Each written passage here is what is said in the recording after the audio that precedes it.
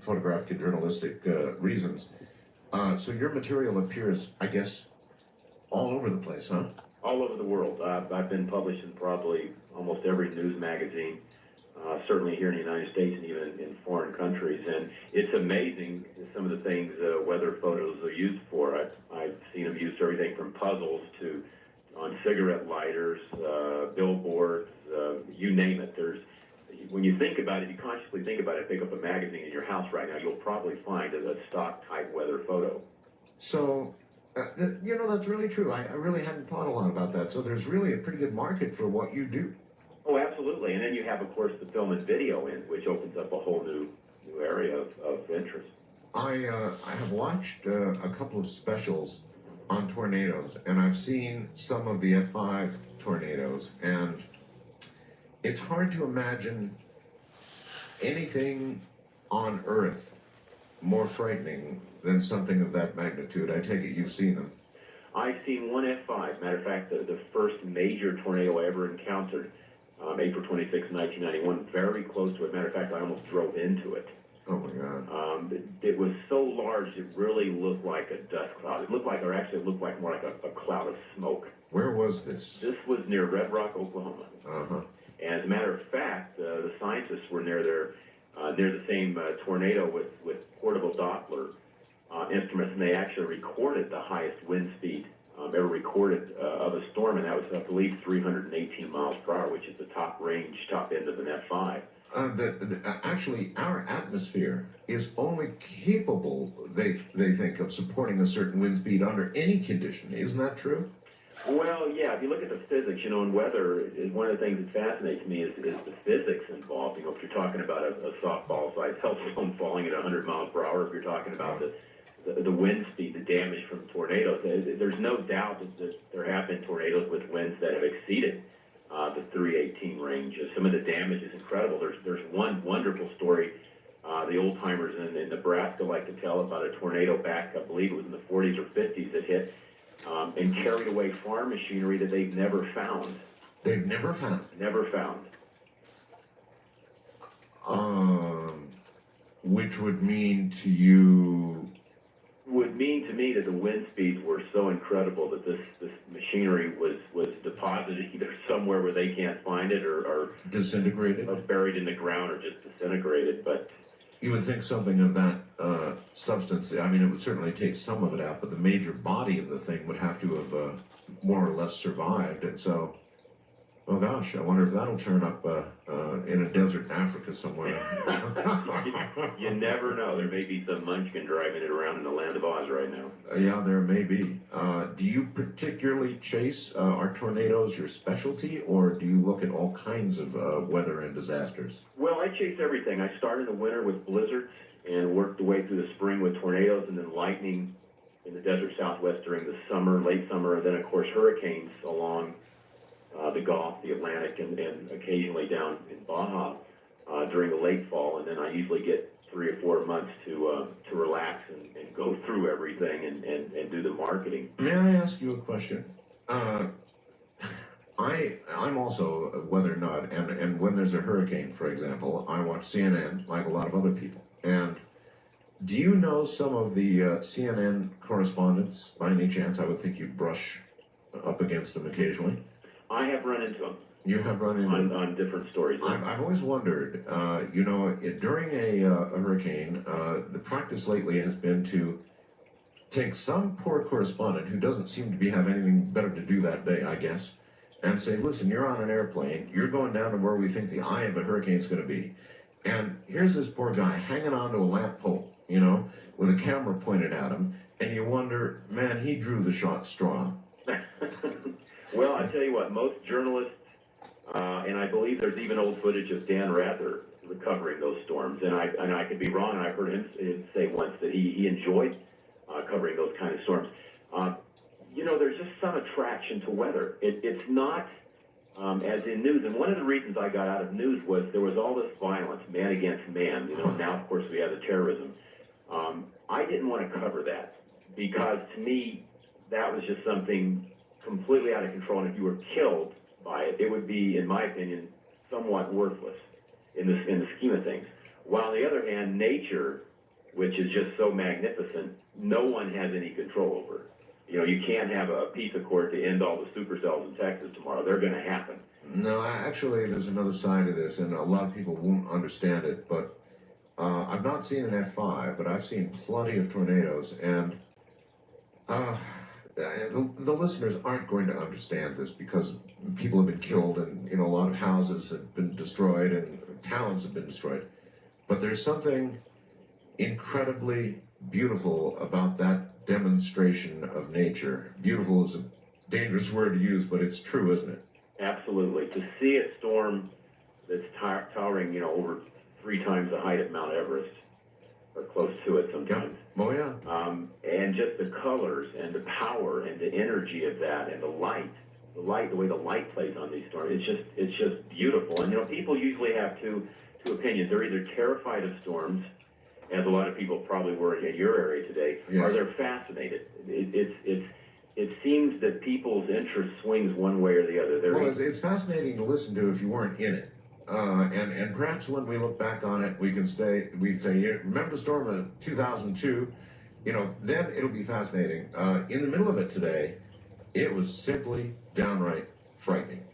And that's the thing about weather. You know, it's interesting, if you've noticed, whenever there's wind damage, and I'm not talking about today, but I'm talking about usually associated with a regular storm where there's Sure. precipitation involved, people will always insist, if there's any damage, that it was a tornado.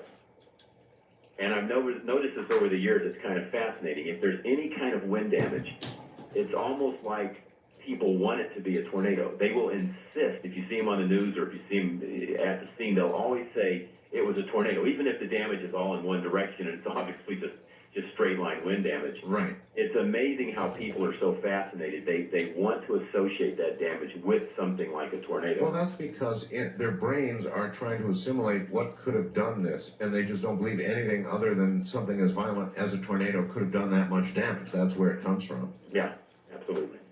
I understand you've got a chase truck, which you call Archangel. Why Archangel?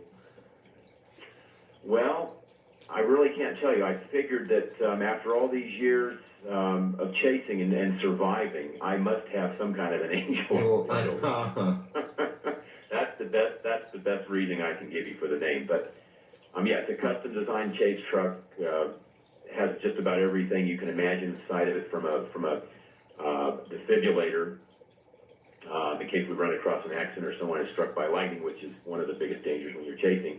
To computers, safety equipment. Has a full 5-point harness system like NASCAR in it, and a roll cage.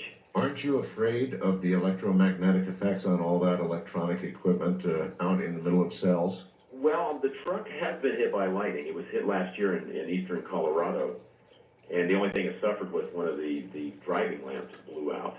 Wow. Scared the living heck out of me, but I think I would much rather have a truck out there that was attracting the lightning with me in it and being relatively safe inside a vehicle, which you are, as opposed to being standing out there and having me be the biggest target. Well, that's true, and I suppose you're sitting on rubber. As long as you're on rubber, you're probably pretty much okay. Yeah, as long as the windows are up and you're not touching anything that's grounded to metal, you're safe. Now, there have been, believe it or not, this is rather bizarre, but there have been instances where people were driving and the tires actually blew out and they lost control of the vehicle. It blew out the tires. It will blow out the tires. That is relatively common when vehicles are hit by lightning, or I should say it's not uncommon. So all 4 tires could go at once? Well, all 4, 1 or 2. So it's something to keep in mind when you're driving in a heavy lightning. In other words, that's actually the lightning then finding its way to ground through the metal of your car and then ultimately through the rubber of the tire and just blowing it up. Well, probably through the rim somehow. I would imagine, this is just a guess, probably superheats the air inside the tire somehow through the process. Either that or just goes straight through the rubber on its way to ground. That may be it too. Well, actually, believe it or not, it usually just goes right to the frame. But again, you get into this physics of storm chasing, which absolutely fascinate me. We used to know, when I would chase the storms out of Amarillo, we'd watch those roll clouds, and we would know when the conditions were just right. Can you feel it too? you can feel it when the conditions are right, but it's very difficult on a big day to predict what will happen. And I remember a couple times last year when we had what's labeled as a moderate risk or a high risk, and that's a level that the Storm Prediction Center uses to grade, in layman's terms, the risk potential on a given day. And you can feel the energy. After chasing this many years, I can tell by the way the sky looks in the morning. I can tell by the way the wind. Sometimes you can tell by the smells. The moisture in here, you can occasionally smell the Gulf as it works its way up into Texas. Oh, my. And those days, you're going to see something. There's a lot of energy in the air and something big is going to happen. Something big is going to happen. Now, there are many days when the atmosphere is capped off.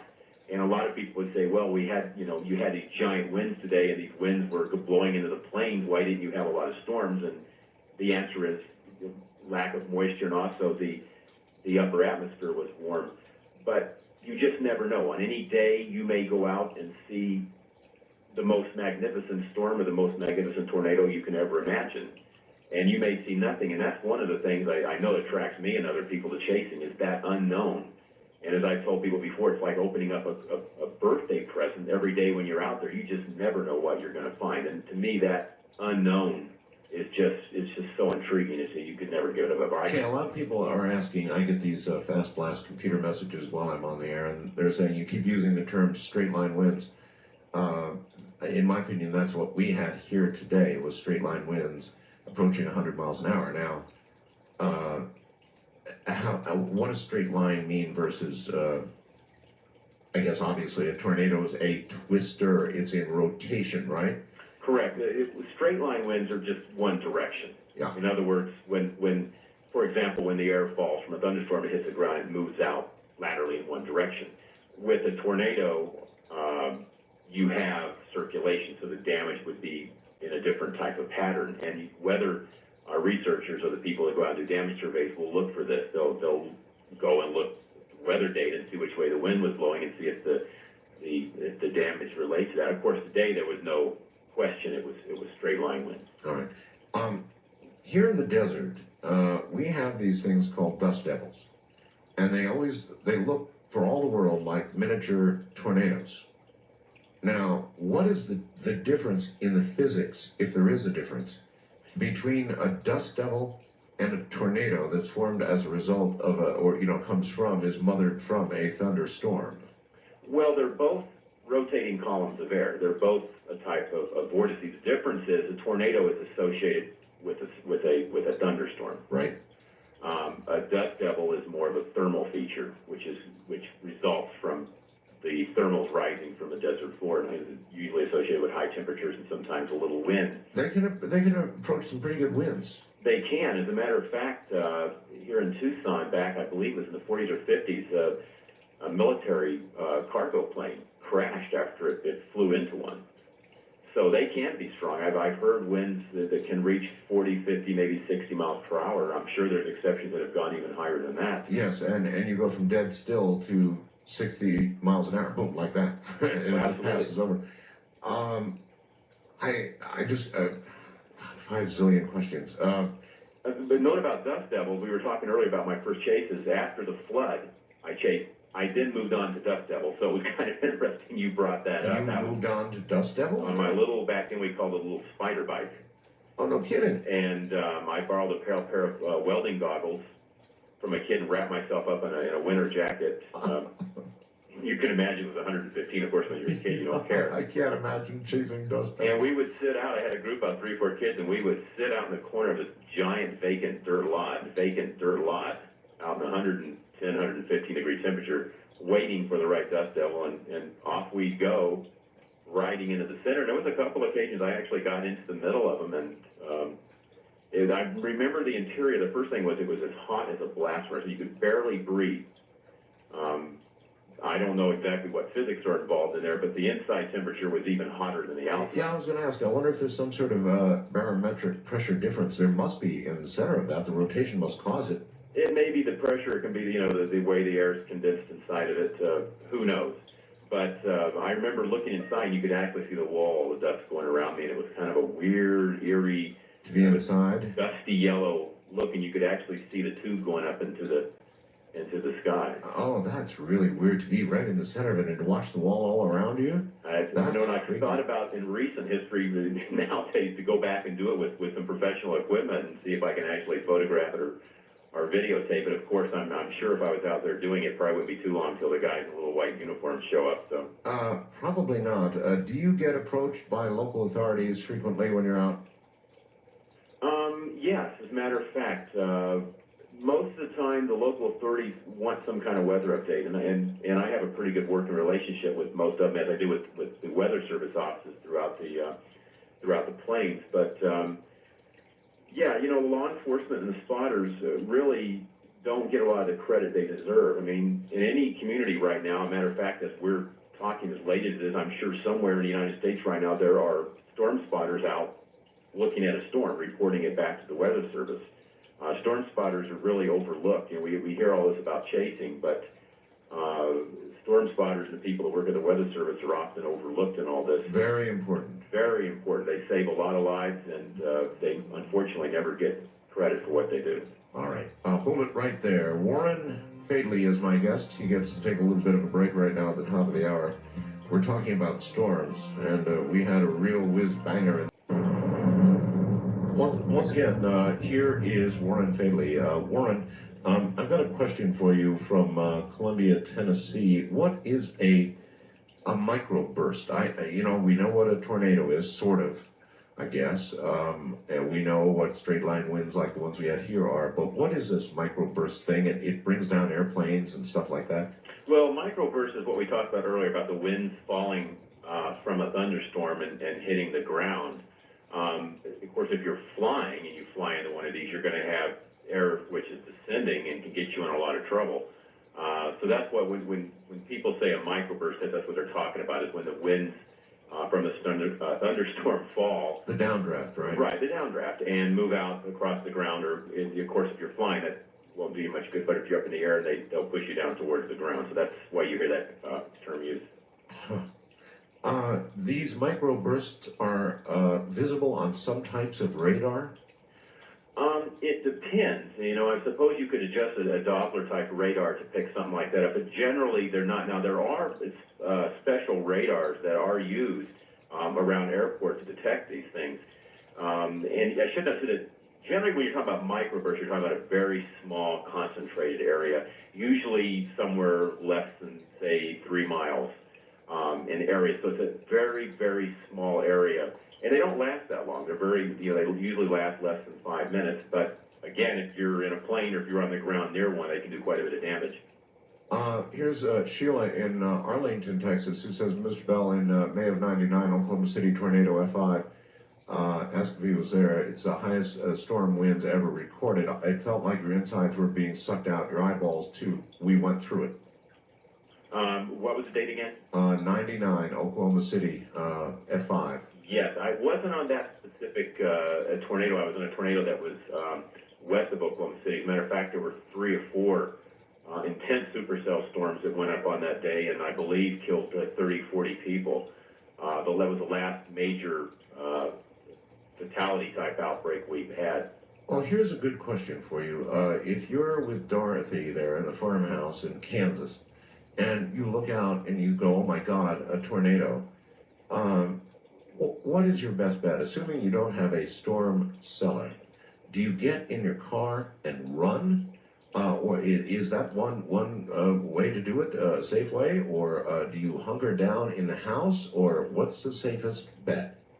Well, as I always tell people, the safest bet is to have planned ahead for that. But if you get in a situation like you just described, the best thing you could do is to find some place underground, no matter what it is. You're always going to be safer underground, in a basement, in a depression. If you were an experienced storm chaser, there's a chance you could get in a car and drive away if you knew what you were doing. Right. But most people, when they see a tornado coming towards them, they panic. I mean, they lose their mind.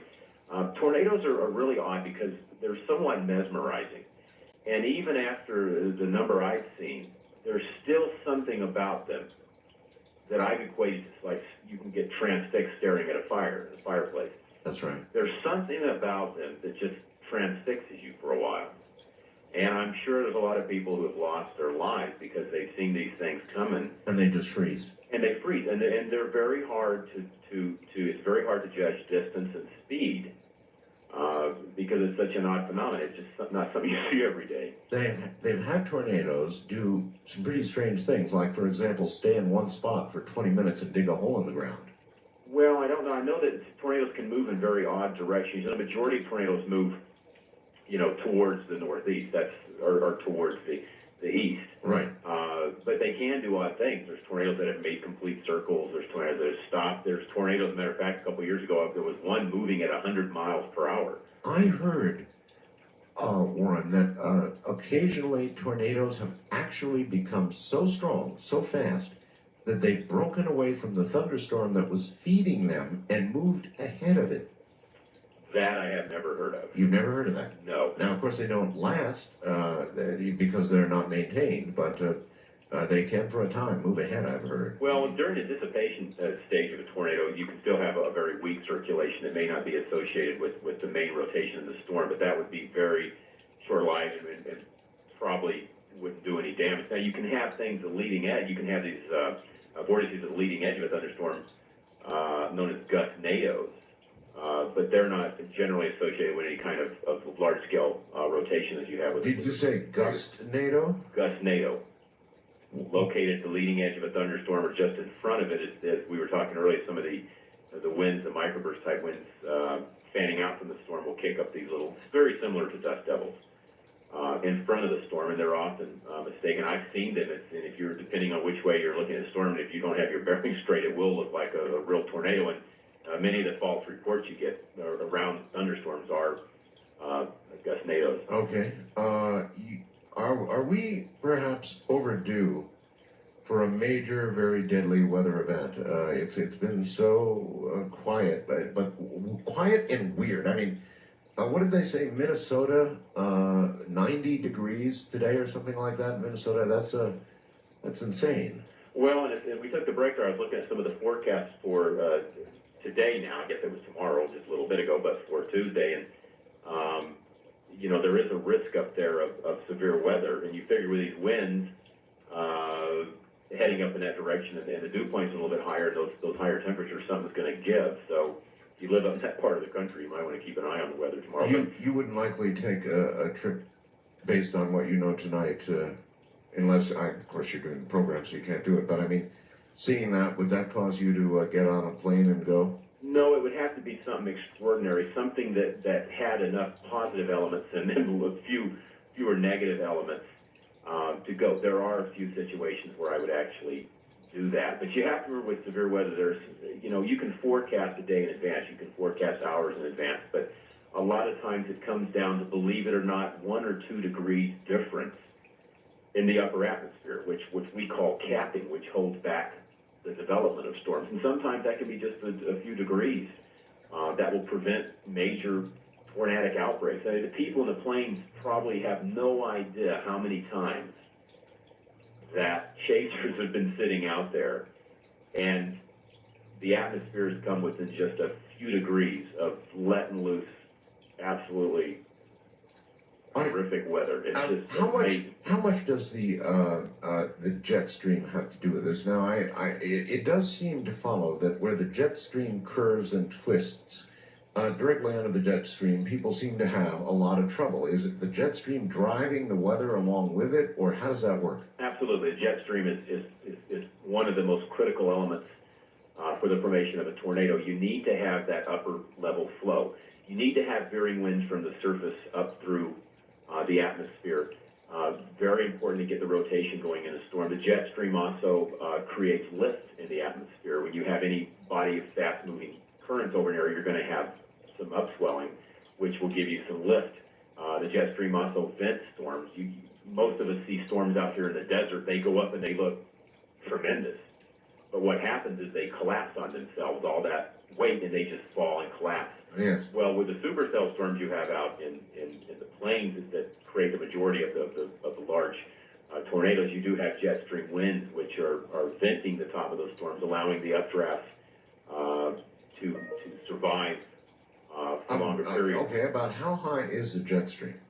Well, the jet stream generally, when you hear someone referring to the jet stream, they're talking about somewhere in the range of anywhere from probably 10,000 feet on up to 40, 50, 60,000 feet. All right, the reason I ask that is because when you start talking about the supercells you and I have been talking about, the kind that form out the Panhandle and up into Oklahoma, those supercells, I believe, can get as high as 50 or 60,000 feet, can't they? Oh yeah, it's not unusual for them to be well over 50,000 feet. So then that means it's going right through the jet stream.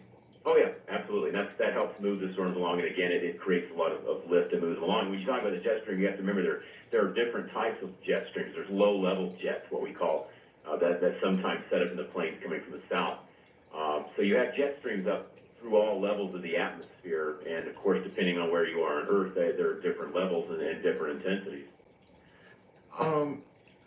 You keep talking about the physics of all of this. Do we really completely understand the physics of all this? One would almost think no, or we'd be able to have completely accurate forecasts, which we certainly do not. Well, weather forecasting is kind of interesting because of all the sciences, it's probably one of the ones that has not really advanced as fast as a lot of other science. I think. But why not? I mean, there's a good reason for that, and that is Okay. a lot of the top minds, and there are, trust me, there's some people in tornado research, and people, for example, out of Norman, Oklahoma, who are brilliant. I've met these people, I've read their work, they're absolutely brilliant people. The problem is, in a large scale, I don't think a lot of kids are enticed into meteorology. Huh. People with a brilliant mind seem to go towards the money. They go towards, engineering, law, medicine. Yeah, but you're a good example of somebody who's been able to chase his dream in storms and make money at the same time. But that's true, but I'm not a scientist, although I do admire the science of it immensely. It just doesn't attract, meteorology doesn't attract, I think, the most brilliant, the large pools of brilliant people, although it certainly has a few people, but many people who are gifted, but it doesn't attract the kind of people, I think, who are looking for money. I just can't figure that. I mean, it has one of the most profound effects on our planet.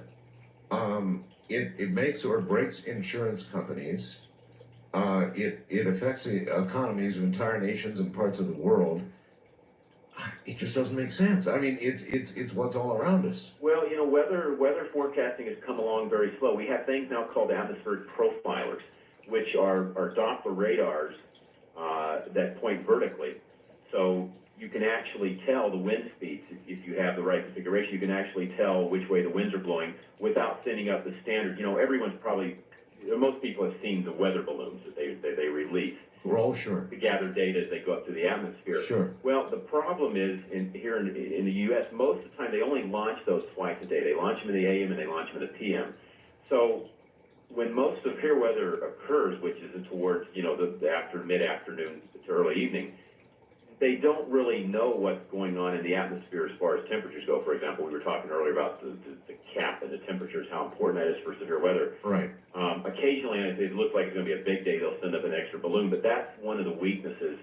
It's just an example of one of the weaknesses in forecasting is there's that large void of data between certain hours that prevent forecasters from making a really, really positive forecast. And there's other little things like that. So I think, at some point, somebody has to be willing to put the money and the technology into it to make more accurate forecasts. Although, of course, nowadays I think you can say the forecasting is a lot more accurate than it was, say, 10 or 20 years ago. Well, I'm going to go to my experience here over the last, say, month. A lot of times they will forecast 40 mile per hour better winds, perhaps gusts to 60, and it just doesn't happen. And it doesn't happen 4 or 5 times. And then suddenly, yesterday, it happened. It didn't just happen, it happened beyond their wildest expectations of the forecast. I mean, we had almost 100 mile an hour winds here, and they were talking about maybe gusts to 60. So they seem to miss it on one side or the other. And that causes people, after you cry wolf about 3 or 4 times, people go, oh, yeah, right. We're used to wind here in the desert, no big deal. And then you get the almost 100 mile an hour winds that destroy things. Well, it's very difficult to forecast, and it's not because of negligence. With the tools that the forecasters have, and I think the technology, they do the best they can with what they have. But weather is fickle. It's really bizarre. You just never know from one day to the next what's going to happen, and you do the best you can. But there's no foolproof method yet. Within really a few hours to forecast, of course, with Doppler radar, which is one of the greatest, in my opinion, tools that the Weather Service has nowadays. You can dissect the storm and tell if it has tornadic potential sometimes an hour in advance when the storm first. Okay, listen, I don't want to crash your site, but I'm on your site right now, stormchaser.com. We've got a link up under your name on my website right now, artbell.com, if people want to follow it. Stormchaser.com is the website. And I'm looking at a photograph, this month's amazing storm chasing weather picture, courtesy of Storm Chaser Picture of the Month homepage. Okay, well, here is this tornado.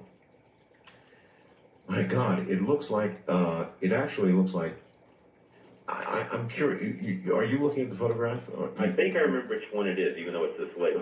It almost looks like there's 3 other tornadoes visible, or 3 other little arms that could be tornadoes or part of the, I can't quite make out the configuration of what I'm seeing. It's very interesting. Okay, this is, someone earlier had emailed you about the 1999 outbreak in Oklahoma. This is one of the tornadoes from that day of a western storm. Holy smokes. West of Oklahoma City. And that just missed, you can see that little house down there. Of course, people listening can't see it, but the tornado's passing right next to a farmhouse and probably missed it. It looks like probably about a quarter of a mile. Wow. From nailing that. As a matter of fact, when I was sitting there videotaping that, there was a group of people, local people there, talking about the people that lived there. They actually knew the family. Let me ask again about the apparent additional tornadoes or additional rotational things that are sticking down, not all the way to the ground. What have we got there? Well, you have to remember that the majority of tornadoes are made up of individual vortices within that circulation. Right. So when you see on television a tornado, it's not just usually one large circulation. It's a series of sub-vortices within that circulation, which you think of it, the damage that does, instead of having one area of circulation, you may have numerous areas and they're spinning, 200 or 300 miles per hour. You can imagine the efficiency of the damage. And also why you have sometimes unusual damage. One building will be destroyed, the one next to it is not, because of the way the physics of the structure of that vortice. This one you can see there's the main one on the ground, and that circulation around that area is actually some of the other vortices that are spinning off of it. And sometimes you'll see them, they'll come out horizontally. There was, matter of fact, from that same day in Oklahoma City, there's a classic shot of a large tornado on the ground with a horizontal tube coming out the side of it, a smaller one. Again, the physics are just amazing. Do we really understand completely, do you believe, the physics involved? There's some researchers in Oklahoma that are doing that right now. A couple years ago, they had Operation Vortex, which went out, massive research project. They were using planes and research vehicles. And the data from that is just fantastic to read because they've learned so much now, especially with the portable Dopplers, which they're taking out into the field, able to dissect storms up close and personal to get all kinds of different readings at different levels to see why these things form, why they dissipate, why sometimes the perfect storm does not create a tornado, which can be just as important as the ones that do. Oh, that's an interesting term. So they're learning. I mean, for example, they found out that a lot of the tornadoes are the result of boundaries left over from other storms.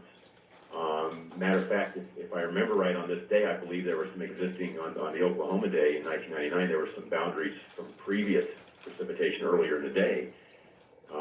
Just as a matter of interest, since you do this as a full-time profession, when things are totally calm, and it's a beautiful day and the birds are singing and there's no bad weather anywhere, do you sit around and tout or what? No, I enjoy that. You really enjoy a nice day? I really do. I don't enjoy the death and destruction. Hold on. We're at the bottom of the hour. I was just wondering, what does a full-time photojournalist do? on a really nice day.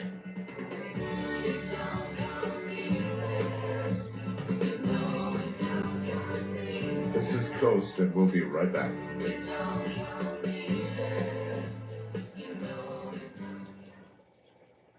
Now, this should begin to get very interesting. Warren, you mentioned a phrase a little while ago that keyed in memory for me, perfect storm. Of course, there was a movie called Perfect Storm. And occasionally, storms can sort of come together, can't they? It doesn't happen all that frequently, but large storms can come together and become one. You know, the elements that help create the large storm systems, like the perfect storm, for example, it's really a timing of elements coming together at the right time. Whether you're talking about the wind you had today or the perfect storm, you know, it's like a machine. Everything has to work the right time and come together at the right place to create. Or the wrong way, depending on your point of view. Wrong way, correct. And as a matter of fact, I just noticed here, this is kind of interesting.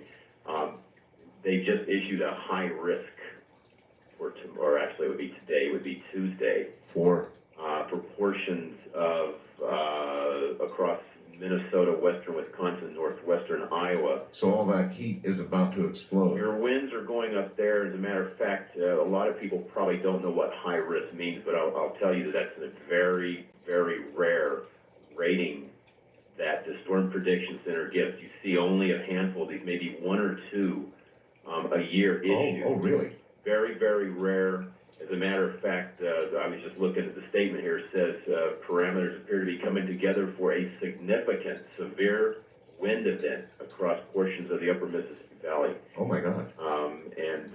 Yeah, well, we heard the 90s in Minnesota, so in other words, all of that heat is about to meet up with something. Absolutely. The moisture up there and the heat and the winds are going to come together tomorrow, and if you live up in that portion of the country, you'll want to really watch the weather tomorrow, the forecasting. Again, that's very rare they issue these. And I saw the red come up on the screen. As a matter of fact, if you go to my, we were talking about the stormchaser.com, on the left-hand side, there's actually a little graphic there from the SPC, and you can click on there, and it'll give you all the data. Where is it? I'm on your page.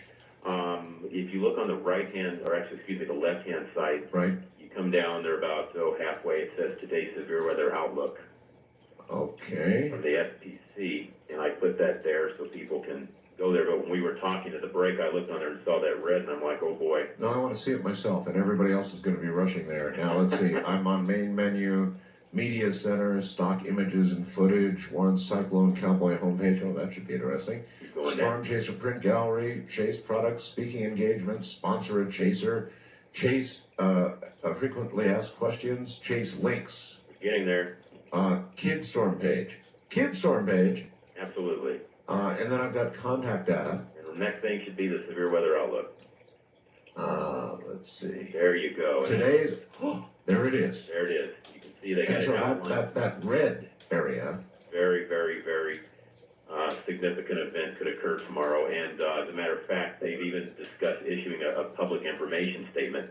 And that's another rarity when they actually issue that kind of a statement. Now, I want to point out this could change. This is preliminary. This is early. Well, what does this likely mean, though? I mean, are they looking at the possibility of tornadoes there, severe thunderstorms, or is this just going to be like what happened to us today?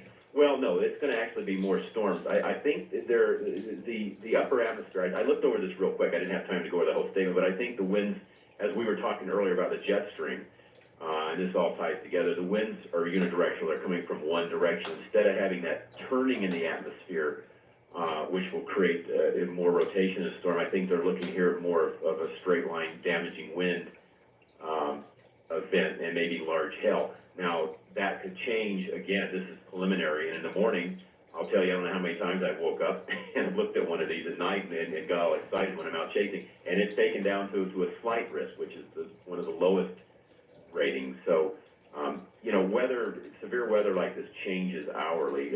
Yeah, I see. It says parameters. A lot of it seems awfully technical here for people like yourself, but it says parameters appear to be coming together for a significant severe wind event across portions of the upper Mississippi Valley on Tuesday. Oh, wow. So all of that energy is about to be converted. Does that mean that it's going to suddenly, after all this happens, get cool? I don't remember there being a real strong cold front associated as you normally have this time of year with this system. This is more the dynamic system as opposed to say what you associate with a cold front coming down and sweeping across the country. This is a very intense low pressure system. The one you had again is working its way up there, and when it hits that moisture.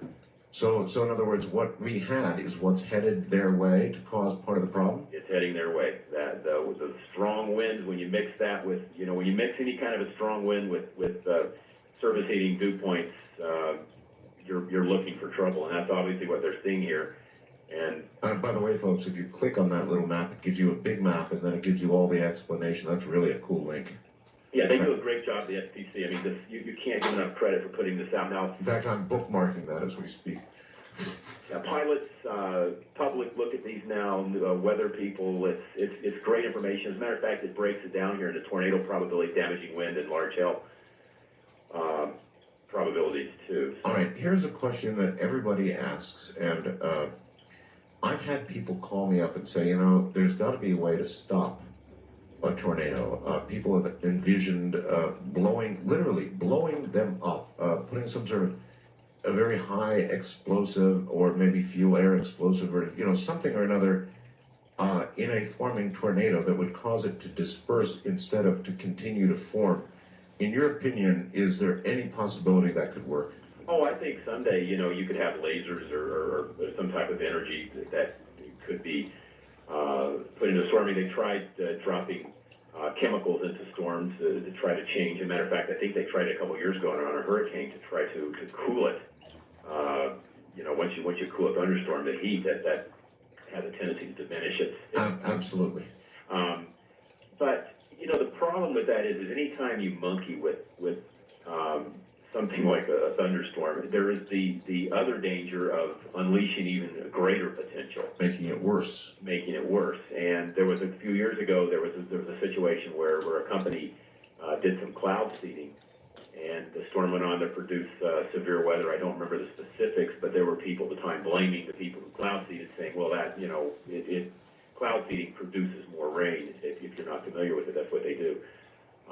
But the storm went on to become more severe. Now, it may have been more severe even without the cloud seeding, but you have to be very careful because once you start... so that probably discourages those kinds of efforts. Absolutely, because people are going to be suspect anytime you try to change a storm. But you have to remember, storms is, it's a very large-scale system. It's very difficult. I mean, how are you going to pick which storm? It's not uncommon on the big severe weather days to have lines of storms or squall lines that can stretch almost across the whole country. So I think at this point it would be very difficult. But someday, who knows? And of course that'll put me out of business. But that'll be I'll go retire. Warren, that leads us into even a touchier couple of areas here.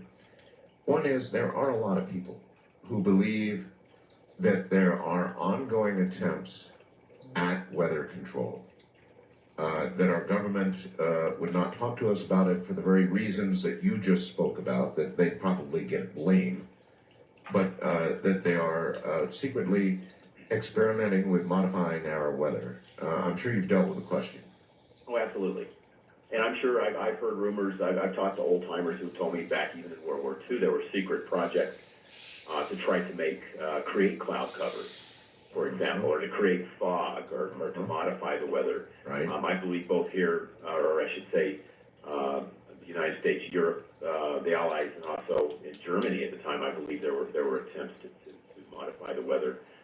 But again, the amount of energy it would take, I think, to change any kind of weather system, it is not available now. There's just nothing. Well, I'll tell you about an interesting story that you may or may not be aware of. But when there were tragic, terrible fires going on in Southeast Asia, Russia offered to produce a cyclone.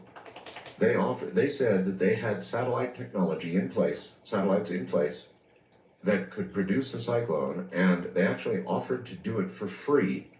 I believe it was for Malaysia, if I'm remembering correctly. They offered to do it for free once, but would charge for it after. Pretty wild story.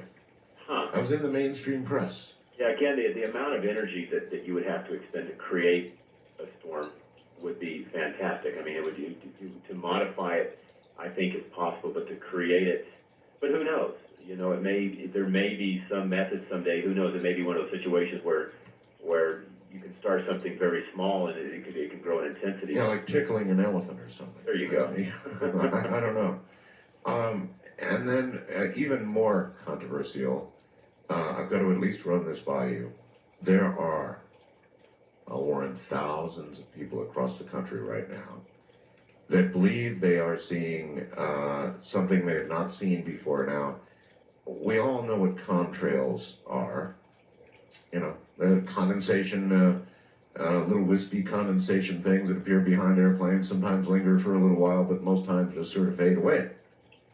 In recent years, on my program and many others, people have begun to talk of what they are calling chemtrails. And they believe that something is, I guess that means that you're not too familiar with this, or it's just too controversial. No, I've heard it's a donut-shaped contrail, which some people theorize are pulse-type experimental aircraft engines. Yes. No, these are, and I've seen them myself, so I can describe it to you. On an otherwise not cloudy day, you will see many jets laying out patterns, frequently an X-type pattern. And instead of the normal dispersal of the contrails that you would see, just a slow wisping away, these grow sort of a dirtier color, they expand, and they actually become kind of a dirty, cloudy day. And there are many people who believe that there are ongoing experiments, for what reason we're not sure, whether modification or something else, that's being performed by some jet aircraft. Pretty wild stuff, I know, but believe me, many people have seen and believe this to be true. Well, there's even been theory that the jet contrails actually change the weather. When you have enough of them, right, you can actually change the weather with that. So, you know, who knows? Any possibility there could be something to that? Well, you know, I personally haven't heard that, and I personally haven't seen anything. You know, I've seen contrails that'll fan out depending on what the atmosphere is doing.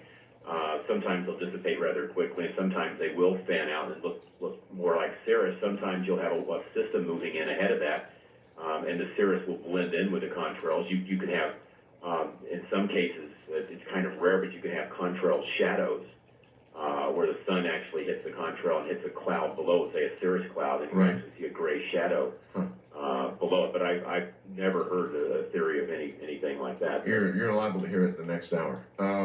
So then, is it fair to say, do you think, that if attempts at weather modification are going on, either in the private sector or in the government sector, they probably wouldn't do a lot of talking about it?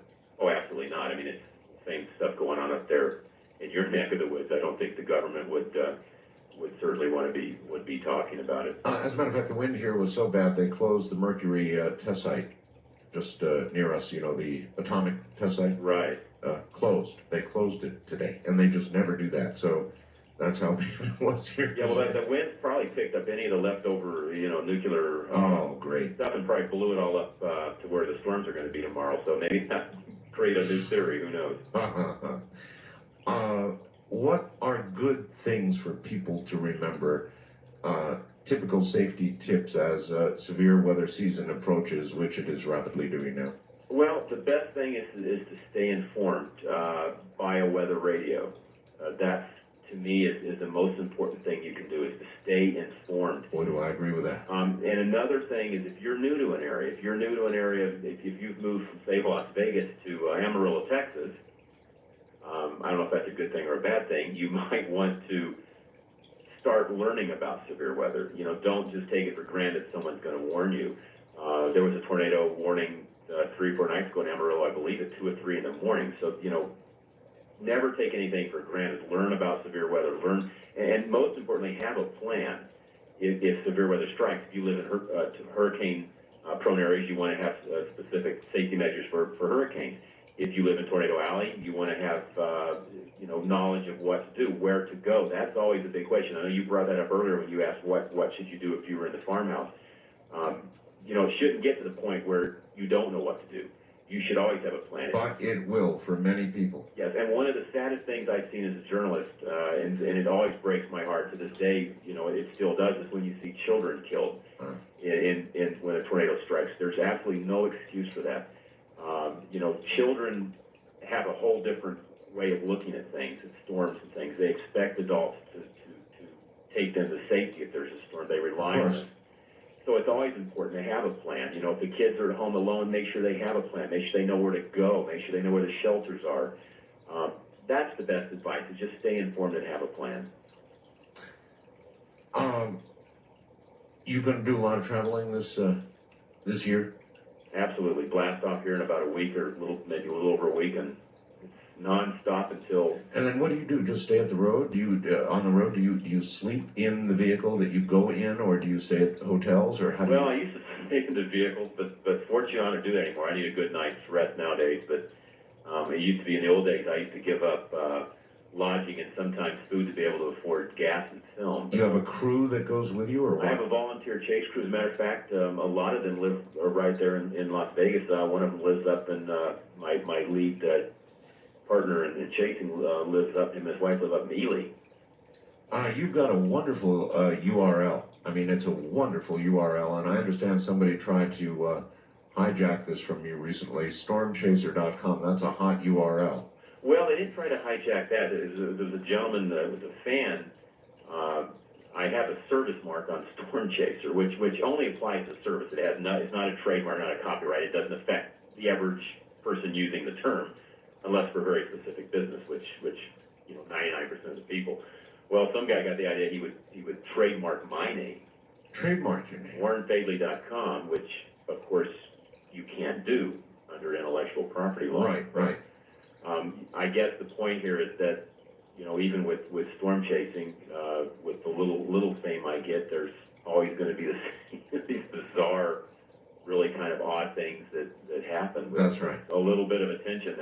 So I take it you were able to straighten that out. I know there are laws that don't really allow that kind of thing. You've got to chase it down. It was a real pain to have to do it, and I can tell anyone listening out there, if you haven't registered your own name, go out and do it. It's a lot easier and saves the frustration of having to deal with attorneys and the related expenses. You know, when you're in the field, do you have internet capability of one sort or another? Oh, absolutely. You know, a laptop computer is really modern. Well, how do you do it, though? I mean, there's not all that much reliable out there. Well, believe it or not, with a laptop and a really good cell phone company that has a nationwide type, plant you can use in any location, I can get data. Last year, for example, there were only 1 or 2 times, and we're talking about, Chase area covers, the Chaseville area, Tornado Valley covers like 100,000 miles of area. Right. There were only 1 or 2 times when I was in the absolute middle of nowhere where I couldn't acquire data. And you get data rates that are useful? Oh, yeah. Yeah, I mean, it's I'm able to download, now full color radar, I'm not going to be able to, I'd have to sit there and wait quite a while, or the connection may not be stable enough, but generally what I'm looking for, or what any chaser's looking for when they're out there, are surface data. Yes. And the outlook, like we just discussed here for tomorrow. That kind of written text data is generally what you're looking for. So the people in Minnesota, as a general precaution, with this sort of thing, should be battening down the hatches, huh? I would definitely say bring in the lounge chairs and anything loose out there that might fly around tomorrow. And again, it could change. I've seen many days like this when you think, oh, heck's going to break loose. And it doesn't. It doesn't. One element fails to arrive at the right time. See, that's the danger of what happened to us. They give us these big wind forecasts a lot, and it never happens. And so people get complacent. They think, oh, yeah, right. And then all of a sudden it exceeds the forecast, and nobody was ready. There was some of that went on in our area today. Warren, hold on. We'll go to the phones when we get back. How about that? Okay. All right, done deal. We will be right back.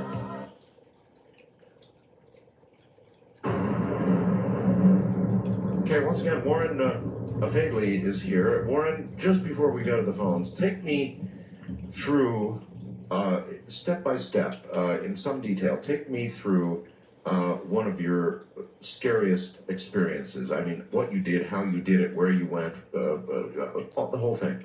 Well, the first thing that comes to mind is the hail. A lot of people think, well, it was, probably an experience with a tornado. I mean, even Hurricane Andrew was scary at times. But when I think of sheer terror, when I think of actually really, really, really being afraid, it would have to be a hailstorm. Yeah, hail. And you're talking about a softball-sized hailstone. Did you say softball? Softball-sized hail. I've wondered about that for a long time. If you have something the size of a softball that is solid ice, and it's falling at terminal velocity, what, about 100 miles an hour? Yeah, but softball falls about 100 miles per hour. 100 miles an hour.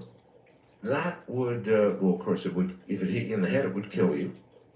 Oh, yeah, and there was someone recently killed, I believe it was Dallas, Texas, if I remember right. I was hit in the head by a hailstone. So you got into a hailstorm? We were driving in southwest Kansas back, I believe it was June of 1993. Right. And just made a mistake, tried to cut in front of a storm and get to the back side of it. And first it was rain, but you could see that ugly green, kind of sick green color off to the right of us. And we knew we were in big trouble. And of course, being out there in the middle of Kansas, in the middle of the field with no shelter, we had no choice but to drive through it. So it's kind of green, you say? It's kind of a very greenish color.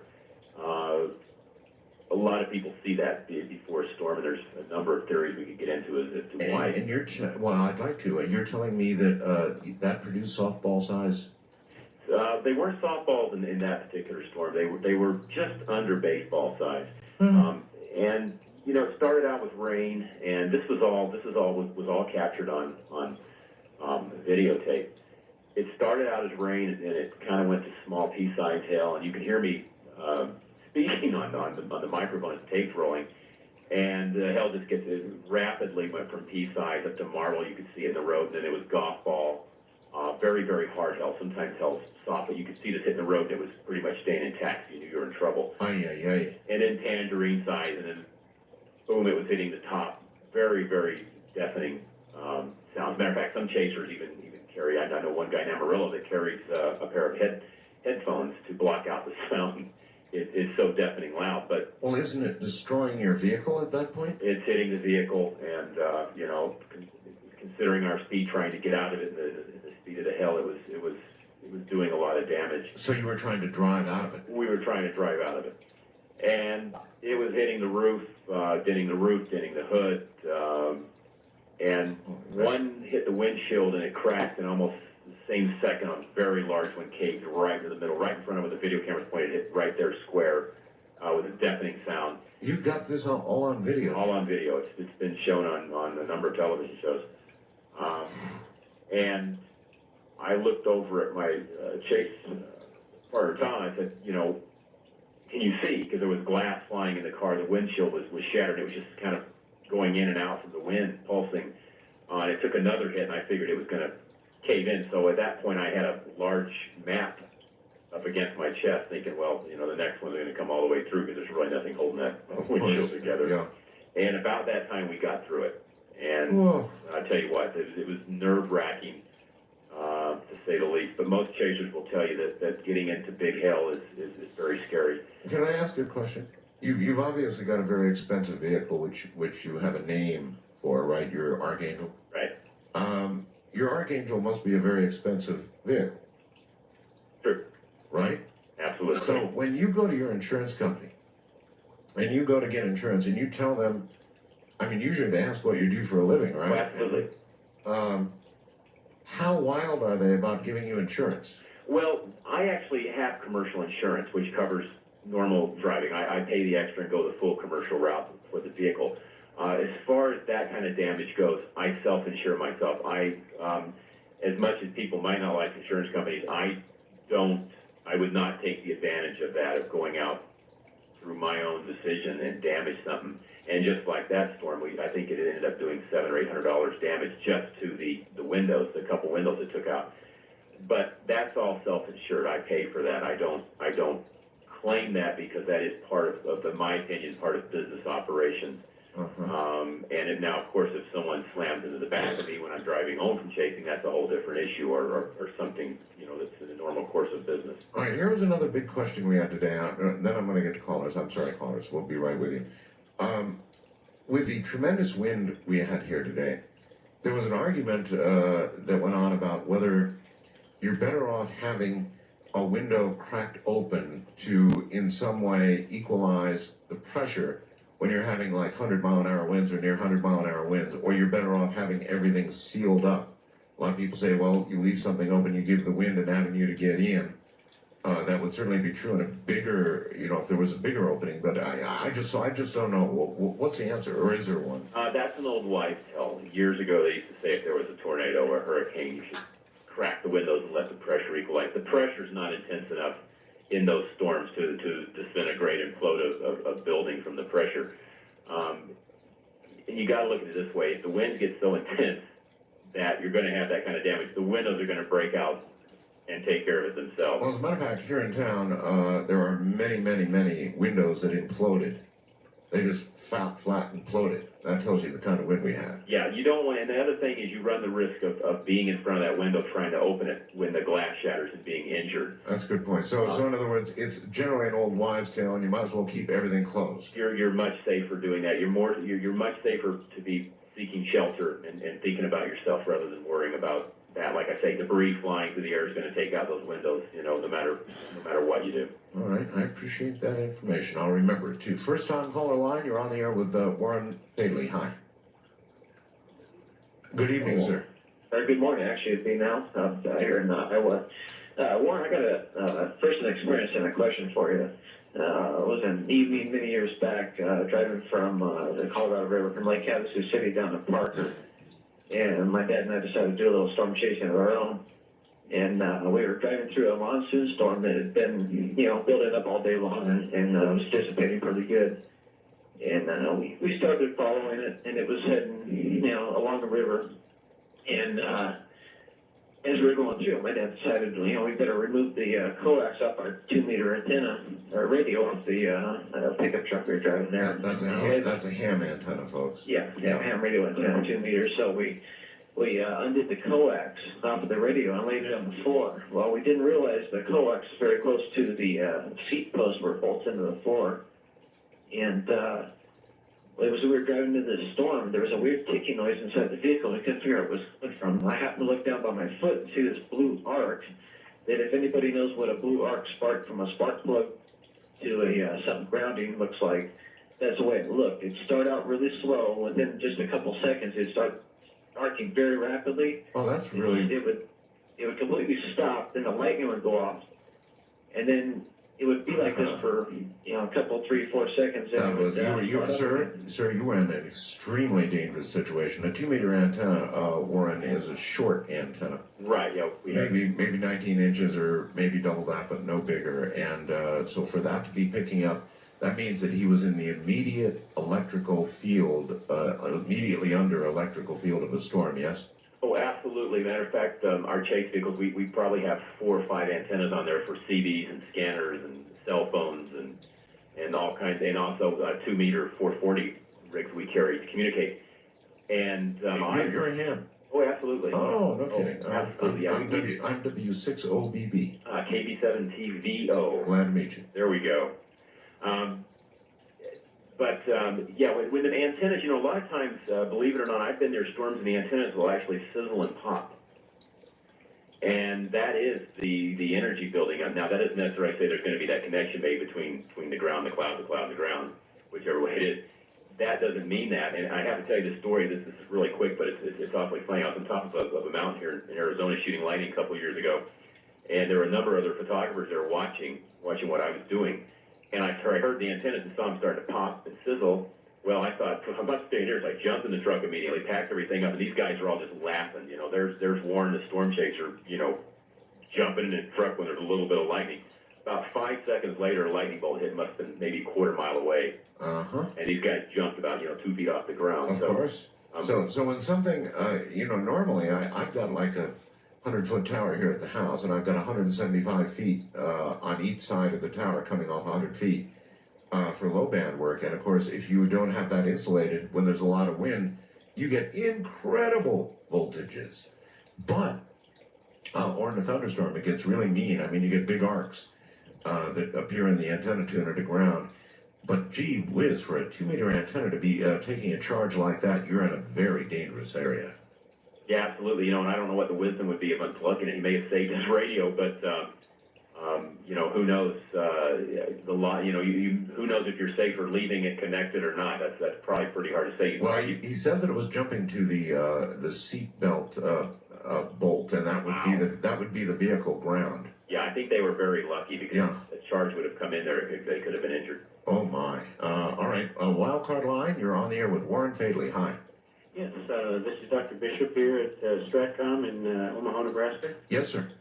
Yes, I don't know if you're aware, I had a comment and then a question. First of all, that you were asking about the predictability of weather, that the actual theory of chaos actually came out of weather prediction by Dr. Lorenzo. That sounds correct, yes. Okay. And my question was concerning tornadoes. We had a paper that came around, everybody read, and I think they sent it originally to NASA, that were telling everybody that it was written by an aeronautical engineer, and he was postulating that a tornado was actually where it gets its power is where it intersects the Earth's magnetic field and actually turns itself into an electric motor. Have you heard that before? No, I don't think I have, but it's interesting. Warren? Never heard that before, and I don't know if there's any scientific, fact to it. I personally, from what I know and what I've seen, I would doubt that would have any effect on it because the scientists have nailed down probably, better than 50, maybe 60% of what's happening. But again, who knows? You say they've nailed down 50 or 60%. I would say so. So that means there's 40 or 50% they don't understand. Absolutely, because there's still a lot of tornadoes that are produced in storms that you wouldn't think so. But again, so in other words, there could be some physics that are at work that they don't yet know about, right? I don't know that so much as physics involved as some of the mechanisms which may actually lead to the formation of a tornado. I think they're very close to unlocking it. A couple of researchers in Norman, Oklahoma, I think, are very close to figuring out. But one of the problems is, why doesn't the perfect storm produce a tornado? And they've done. Yeah, that is a very good question. Why not? You can have, and that's one of the big mysteries. You can have a storm. I was on one last year that, if you looked at a radar loop, it was the best storm in the Panhandle. There was tornado warnings, and the thing was perfect, but it would not produce one brief tornado. You've got to understand, folks. Translate, when he says best, it means worst.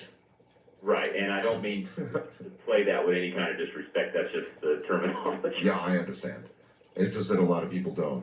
They don't look at storms the same way a chaser does at all. That's probably true, but that is one of the mysteries: is why, when you have that storm that looks perfect on radar, why wouldn't it produce? Why wouldn't it produce a tornado?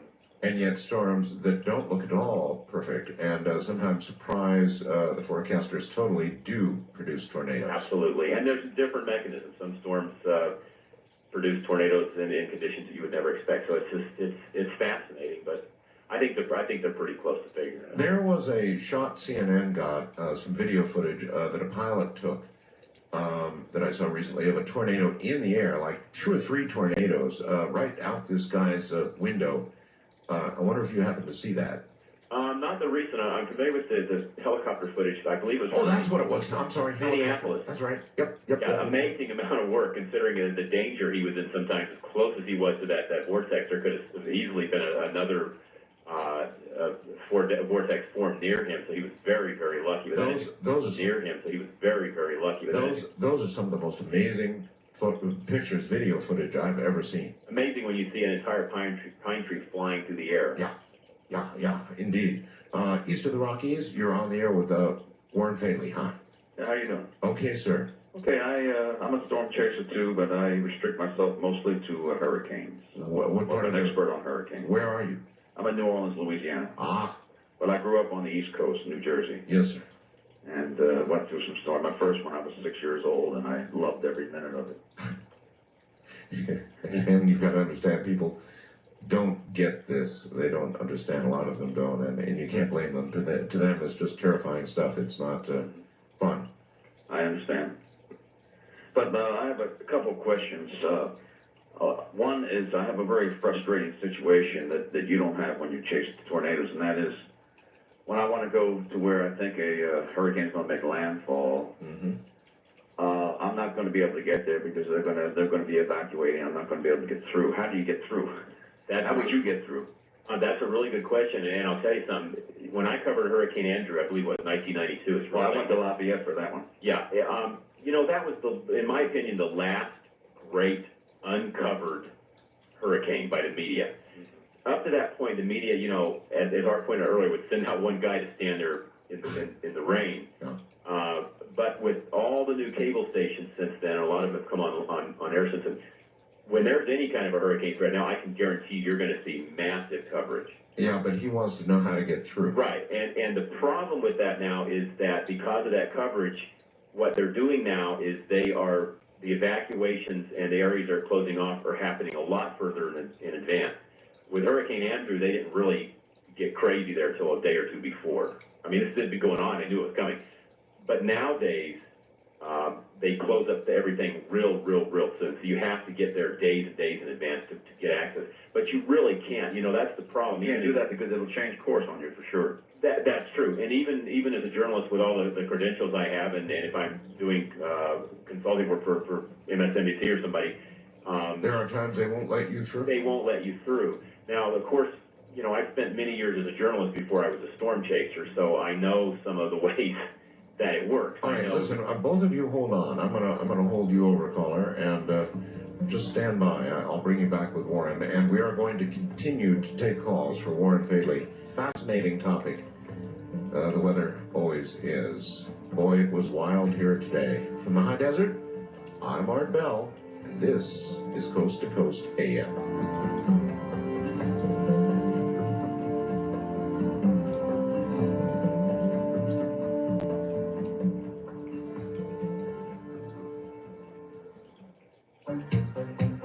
Welcome to Art Bell Somewhere in Time, tonight featuring Coast to Coast AM from December 10th, 2001. From the high desert in the great American Southwest, I bid you all good evening, good morning, or good afternoon, wherever you may be in the 24 time zones of our great globe, our ever-shrinking globe. Actually, I'm Art Bell, and this is Coast to Coast AM for the beginning of the week.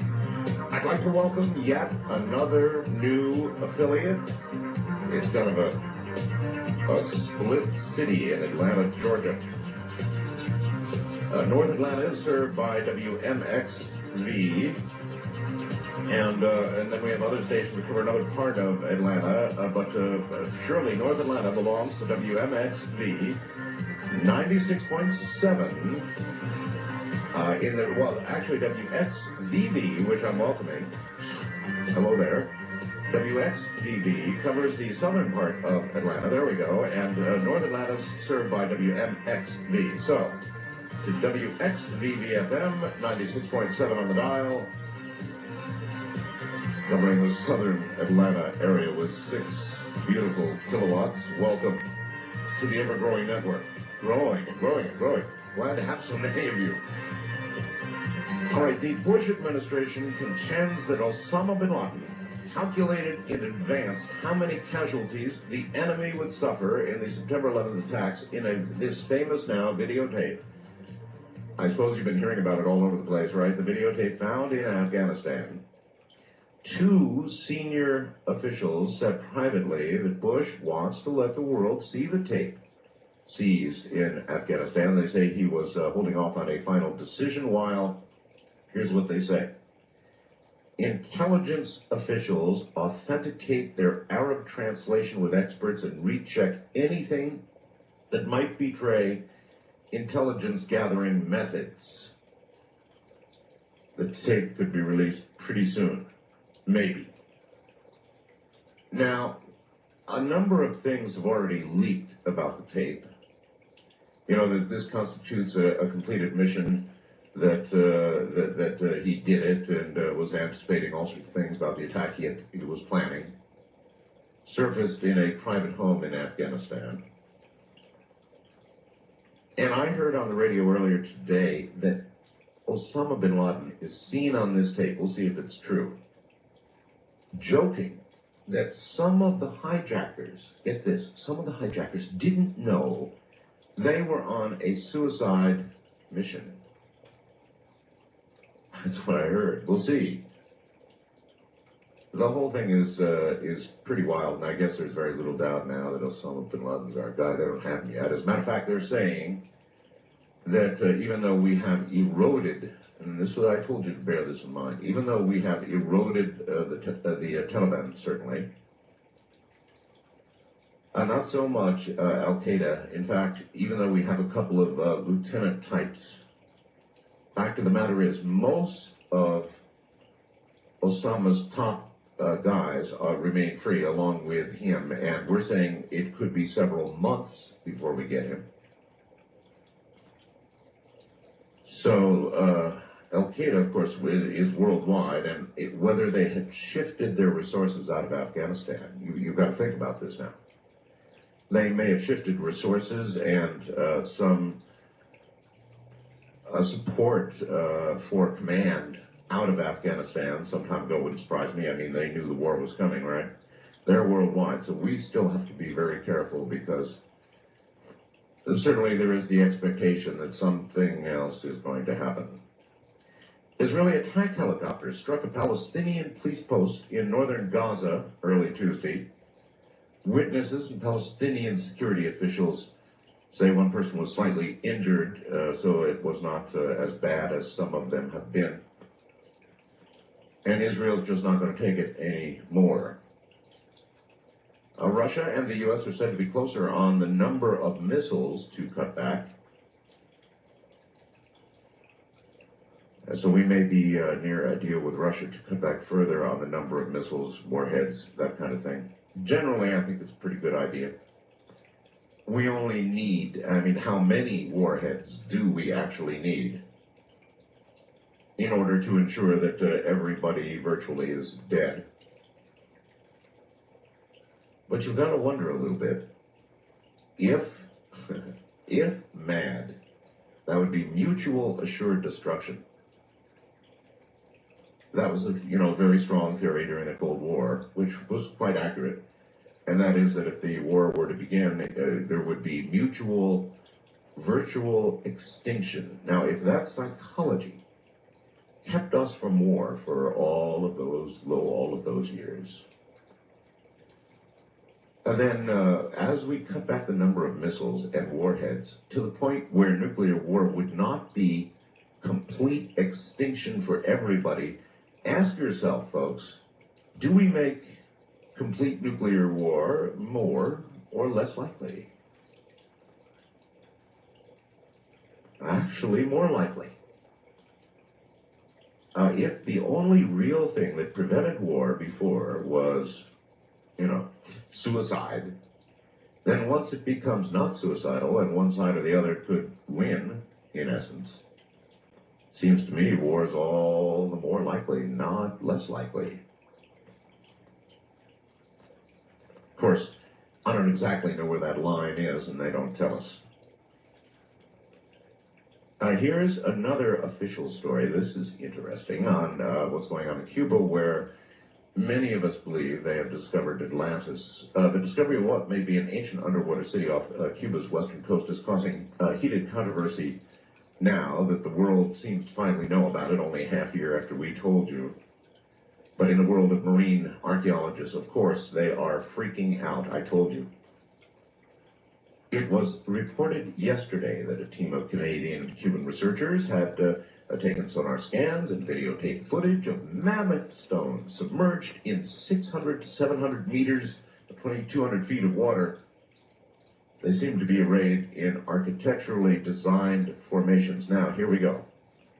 Paul Weinsberg, a member of the Havana-based Advanced Digital Communications, which is conducting the site exploration, said that some of the structures resemble Mayan temples. This is going to... he goes on, and then we'll get to the rest of it. The megalithic stones, he said, may date from as early as 4000 BC. His wife, project director Paulina Zalitsky, who we've heard interviewed here by Linda, said the structure looks like it could have been a large urban center. But here it comes, inevitably. Martin Dean, director of the University of Britain's St. Andrews Marine Archaeological Unit, British fellow, said yesterday, the world's seas and oceans are full of underwater limestone formations. Some of them cover as many square miles, which are mistakenly interpreted as sunken cities with monotonous regularity. You can imagine how he said it. Rather monotonous regularity. I'm sure he said it that way. Another critic, Alistair Crame, C-R-A-M-E, head of the Geological Sciences Division of the British Antarctic Survey in Cambridge, claimed why the site is too deep to have any structures fashioned by humans. He goes on, it's very unlikely the seabed would drop 650 meters in 6,000 years. The 650 meter depth he adds is 550 below the lowest global sea level is experienced over the past million years. Duh. However, Ms. Zalitsky, a Soviet-trained offshore engineer, rebuffed the criticism, saying, quote, I'm here in Cuba, and what we found is here. It's local, not in the United Kingdom, and it's not a matter of opinion, it's objective reality. Those are her words. Objective reality. So it begins. Oh, speaking of war, North Korea is starting to make noise. And they're saying the U.S. is trying to start a war against the communist state, and it will respond to Korea to war with war. Saturday's statement coming after the president issuing a fresh warning last week to Iraq and North Korea that there would be consequences if they produce weapons of mass destruction. Bush demanded that the North allow UN experts to inspect its suspected nuclear weapons program. The North Stalinist regime regularly issues strident, hardline statements against the U.S.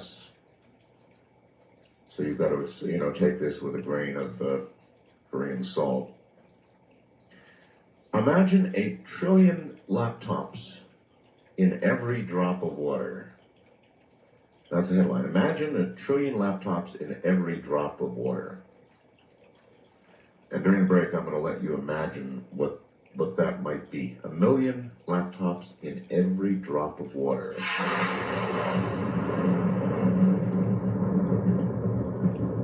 Millions upon millions of computers have been squeezed into a droplet of water. That's right, paving the way for the creation of biocomputers that can operate within the human body and will have unique uses in medicine. The biological nanocomputer uses DNA as its software. DNA as its software. I guess some DNA would be better than others, right? Like some operating systems from some certain companies that start with M are better than others. So if you got good DNA, you'd have a really cool processor, and if your DNA was, well, wait a minute, I'm drifting from the story here. Uses DNA as its hardware, and is so small that 1 trillion of them can work simultaneously in a single drop. Theory suggests the so-called DNA computers will have the edge over silicon chips in their ability to carry out many calculations at once. Now an Israeli team, figures, right, has taken this idea forward by investigating how to make these computers work in a biological environment such as a cell. Though these computers have a long way to go before they become practical, research published in the journal Nature is suggesting that they may one day be able to screen genetic material for faulty genes or even be used inside cells where they could sense abnormalities and manufacture a drug in response. Now, is that cool or what? Let's think about that. Something, a group of machines that go into your body, and they go circulating around in there, and they're not doing anything unless something comes along that they've been programmed to notice. You know? Oh, here comes cancer. Here comes some cancer cells. Wait a minute, these cells shouldn't be dividing at this rate. Attack, attack. And these machines would attack the instant the cellular division got out of control, which of course you'd never notice until it gets to be a big lump or something. But these would do it at the very instant something like this got started, and they'd stop it, or maybe they'd notice that one of, I don't know, the walls of a blood vessel in your head were beginning to get thin, and they'd go to work making it thicker, or they'd notice perhaps that your heart wasn't beating correctly, or there was a barely perceptible abnormality of some sort in the heart, and they would go and fix it before anything happened. That's what they're talking about here. Billions of computers inside one drop of rain. That's the kind of technology that we're moving toward. Can you close your eyes and imagine that? We're actually pretty close. How could we have gone this fast? How could we have gone this fast? Have you ever wondered about that? How we could have gone this fast? In other words, I'm, 56 years old, right? And I remember television. I remember that's probably one of my earliest memories of my dad proudly carrying home this television set. It was gigantic, and it had this little tiny round 7-inch picture. And so we were one of the first peoples on our block with TV. And the reason I bring this up is, in our lifetimes, it's probable that we're going from the invention of television, which is a pretty early technological stage, when you're talking about in a lifetime, getting to the possibility of billions of tiny computers in one droplet of water, or droplet of anything. Billions of tiny computers. Now, doesn't that seem like suspiciously fast development to you? I mean, you're looking at one lifetime here, yours, mine, right? But before it took so long for mankind to so consider the quickening, the pace of technology. It is suspiciously quick. Those are my comments. All right, open lines for the balance. Oh, Richard C. Hoagland was going to be here tonight, but he's a little bit under the weather, and so we'll put it off a couple of days. He was going to be here in the first hour, and he was going to talk about Mars. For one thing, he's got a couple of subjects, but certainly Mars.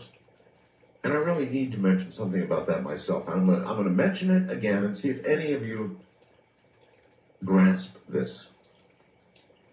The big news last week, and it only had to do with Mars, the news.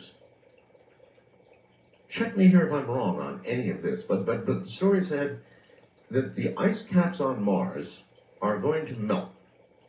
And they're doing so because the sun is getting hotter. The sun is getting hotter, and the ice caps on Mars are going to melt. Now, what hit me about the story, and that's the way they covered it in the media, and you're probably either going, well, Mars, who cares? That's Mars. Worry about our own damn planet. A lot of people have that attitude. Well, maybe you ought to.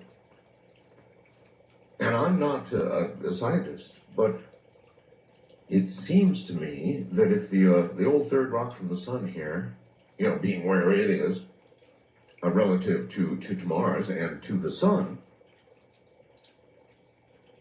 well, this seems to me the story might have focused a little bit on exactly what this would mean for good old Earth.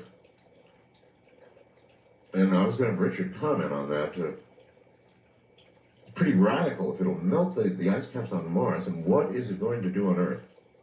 And somehow the major media just absolutely completely missed, the whole question, even the question of what it would do to Earth. And I was pondering that, and hardly anybody asked the question. I did. I looked at it and said, oh, wait a minute here. This is a really interesting story about Mars, but it seems to me it's a much bigger story about what would happen to the Earth, and nobody asked the question. So what does that tell you about the state of our media today? Pretty pathetic, huh? Okay. Open lines. West of the Rockies, you're on the air. Hello. Hi, this is Maureen from San Diego. Well, hi. Hi, how are you? Okay. I haven't spoke to you since October. That's a while. Yeah, I talked to you about when the GIS were on. The Ghost Investigators Society, and they'll be on, of course, again, too. What's up, hon? We don't have a lot of time for the break here. Okay, I was wanted to let you know that I've been feeling a presence that's been with me ever since I moved into my first apartment in 1995. This is kind of an extension of the entities we were talking about on Friday? So I couldn't get on yesterday. Friday, you mean? Yes, we were talking about entities attacking. Now, you haven't been attacked, have you? No, well, as soon as I moved into my first apartment here in La Mesa in San Diego, I was making like lunch or something on the counter, and then I heard this woman's voice call my name. All right, hold on. What was your name? It's on Mars or here?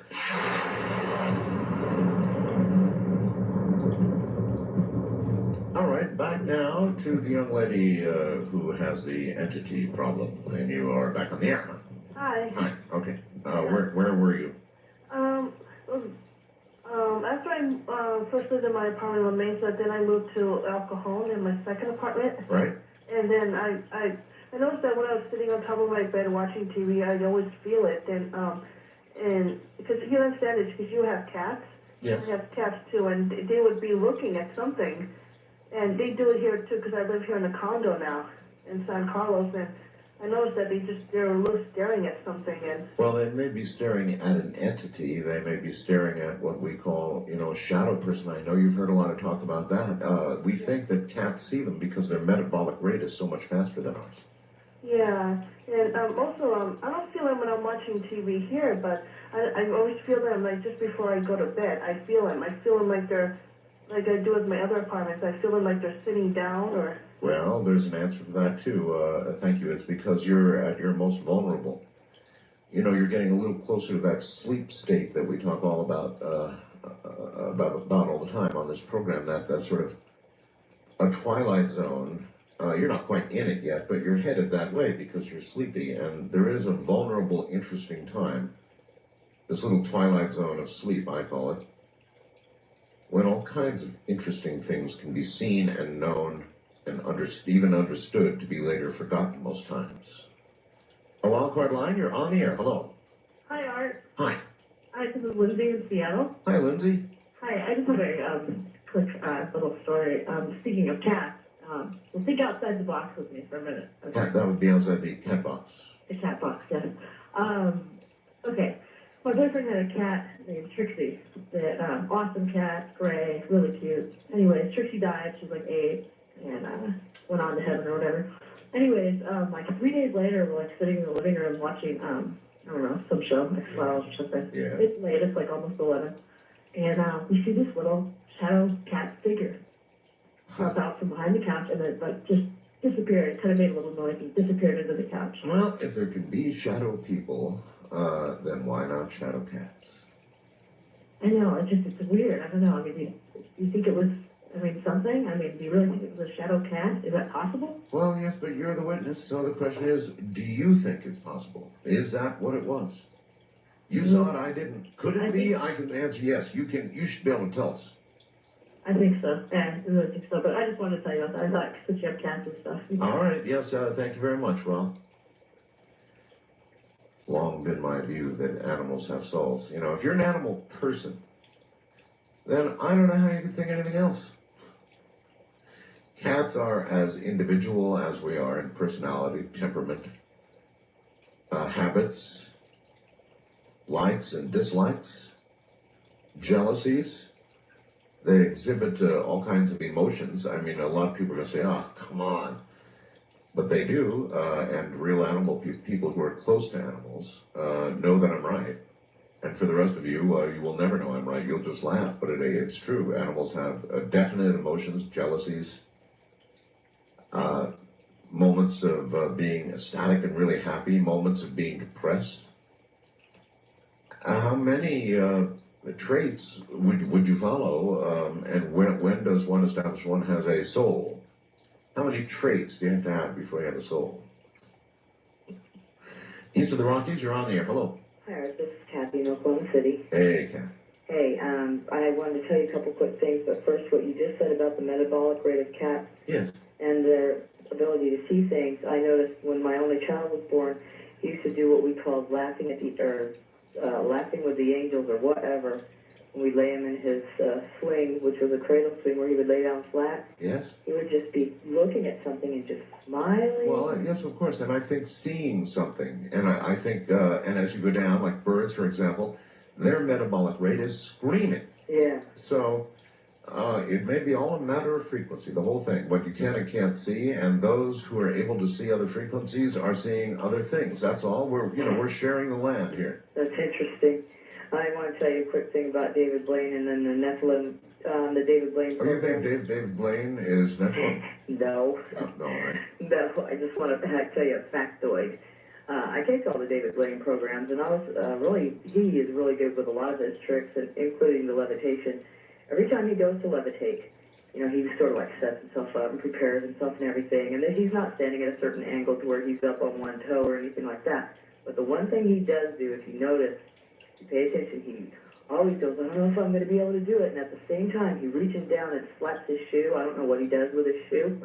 I haven't seen this, so I don't know. Right, but you'll like it when you do. But anyway, he does do that every time, and then afterwards, he acts like he expends a huge amount of energy, and he always leans over and like grabs the ground or his shoe or whatever. So I thought perhaps a plexiglass thing coming out of his shoe or something like that. But it's not an it's an optical illusion, but not in the way that other guy was talking about. Well, you're claiming that he does not go up on one toe, right? Right, both feet are off the ground. Listen, one of my, I know, I believe that. I mean, Right. I saw the photo, Yeah. and I don't think any toes were on the ground. However, one of my listeners sent me in a video, which you can see on my website if you've got a computer, in which he simulates what Blaine did, and it looks pretty damn good. But not as good as Blaine's. Right. Blaine's is mystifying. I'd like to interview Blaine. Do you think he'd be an interesting interview? He would be, but the only thing is he probably wouldn't give away any secrets, and that's the main thing we would all love to know. Well, yeah, but he doesn't claim their secrets, does he? In other words, Well, let me tell you this. does Blaine say they're tricks, or does Blaine say he's levitating? That's a gigantic distinction. He says he performs magic. A quick example. There you are. One of the tricks he does is you pick a card, he doesn't look at it, then he shuffles the deck, throws it at a plate glass window. Yeah. Your card appears on the other side of the glass. This is in a restaurant where people are eating. Yeah, well, that sounds like a magician's trick. Thank you. That sounds like a magician's trick, right? But not the levitation thing. Now, if his claim is that he actually levitates, really, really, really levitates, then I want to speak to him. If his claim is that he's just a very good magician and that it is a trick, I'm talking about his claim now, not what you think. Because I know some of you think he's the absolute legit real thing, others think he's a trickster, magician. I'd be interested in what he has to say. And it would be, you got to admit, it would be an interesting interview to see what claims he actually makes. So, Blaine people, tell Mr. Blaine I would like to speak with him if you know his email address or how to get hold of his production company or his whoever. Just pass along that Art Bell's looking for David Blaine. We'll see. We'll see. I definitely would like to hear what he has to say. West of the Rockies, you are on the air. Good morning. I think we just missed them. East of the Rockies, you're on the air. Good morning. Yes, hi. Hi. Hi. I I've been trying to get through this line for a while now. Well, hallelujah. Here you go. That was hard, I tried on. Make sure your radio is turned off. Yes, Okay, and where are you? I'm in Ontario. Imperial Ontario, Ontario? yes, Canada. Oh, Ontario. No, I thought California for a minute. No. Okay, excellent. What's your first name? Donna, Donna, what's up? what's up? I Yep. hadn't into the, story. Okay. Also, you're talking about the Twilight Zone, and I hear things. Well, the Twilight Zone of sleep. Yes, I heard in the spring of 2000, I heard the trade centers going down. You did? I did. How do you know you did? How do you know?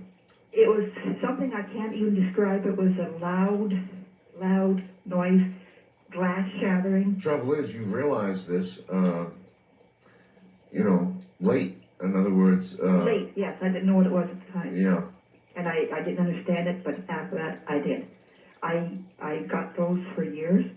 When my stepfather died 8 years ago, I heard him at the same time, but I was 30 miles away, and I was in that state of trying to get to sleep. Oh, there are many instances of that. Many. You know, you communicate with those you love at times of stress and tension. So those sound like very raw talents. You know, if you're hearing something and you don't put it together until after the event happens, then it's somewhat subjective. But when you hear from a relative, that's raw talent that probably most of us have. I think most of us have that. Now, if you want to talk about refined talent, there's Ed Dames coming up at the top of the hour. This is going to be a very interesting program with Ed Dames. Ed Dames, on the other hand, has made some extremely specific predictions on this program. You know, he does it publicly, and that is really sticking your neck out.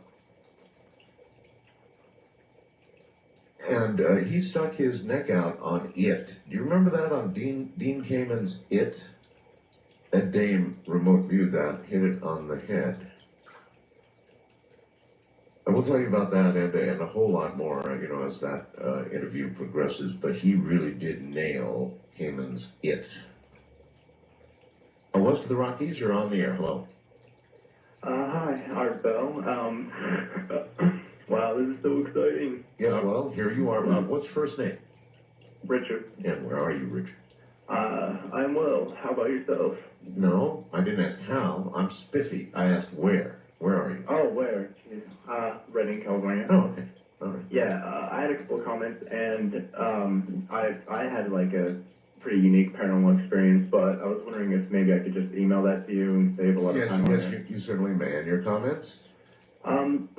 Well, Venus, they theorize, is used to be a planet with a sufficient amount of water or something like that, and Some people. Well, actually, I don't know, scientists and stuff like that. But the point is it once had water and globally warmed. Yeah, it was too close to the sun or whatever, and it began this process where more water molecules or whatever, more greenhouse gases escaped from the water and leached from the rock. Yes. I mean, that's all right. And that process would seem to be underway, they're suggesting, for Mars, essentially. And I still screech and scream, why is nobody asking what this means for Earth? No kidding. I think it's because they know what it means for Earth. They want to accept it. I know, but we're supposed to listen to a story that's all about how Mars ice caps are going to melt. It's going to get to be shirt-sleeve weather on Mars, they say. And they don't even say what's going to happen here. I know, it'd be a great vacation plan, except we won't be able to go back home. Incredible. I don't know. And we should all, petition or something like that. Like freedom for, information, Like, tell us what the hell is going on. Yeah. Petition, right? Yeah, like that. You know how if the 18-year-old, 19-year-old kid can, a grown-up or whatever, can get the information from the government, I wonder what the hell an entire, army of, mad people who are tired of being suppressed could do. I'm not talking about, I'm not talking about taking over the government, but, I don't know. I think that there would have to, FBI is I don't know. I'm really nervous, but... That's all right. Nerves cause you to stall.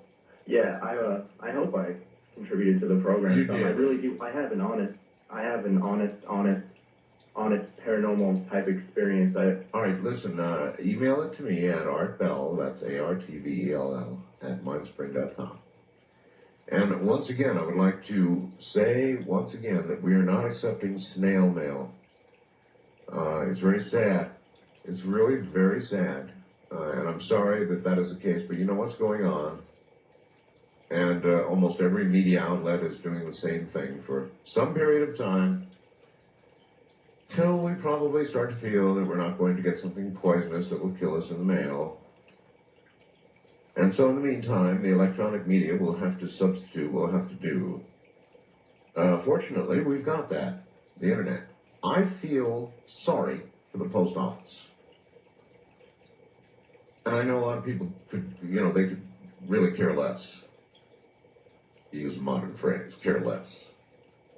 They just don't care about the post office, but they have served us faithfully and well for certainly all my life, and I grieve for their present position.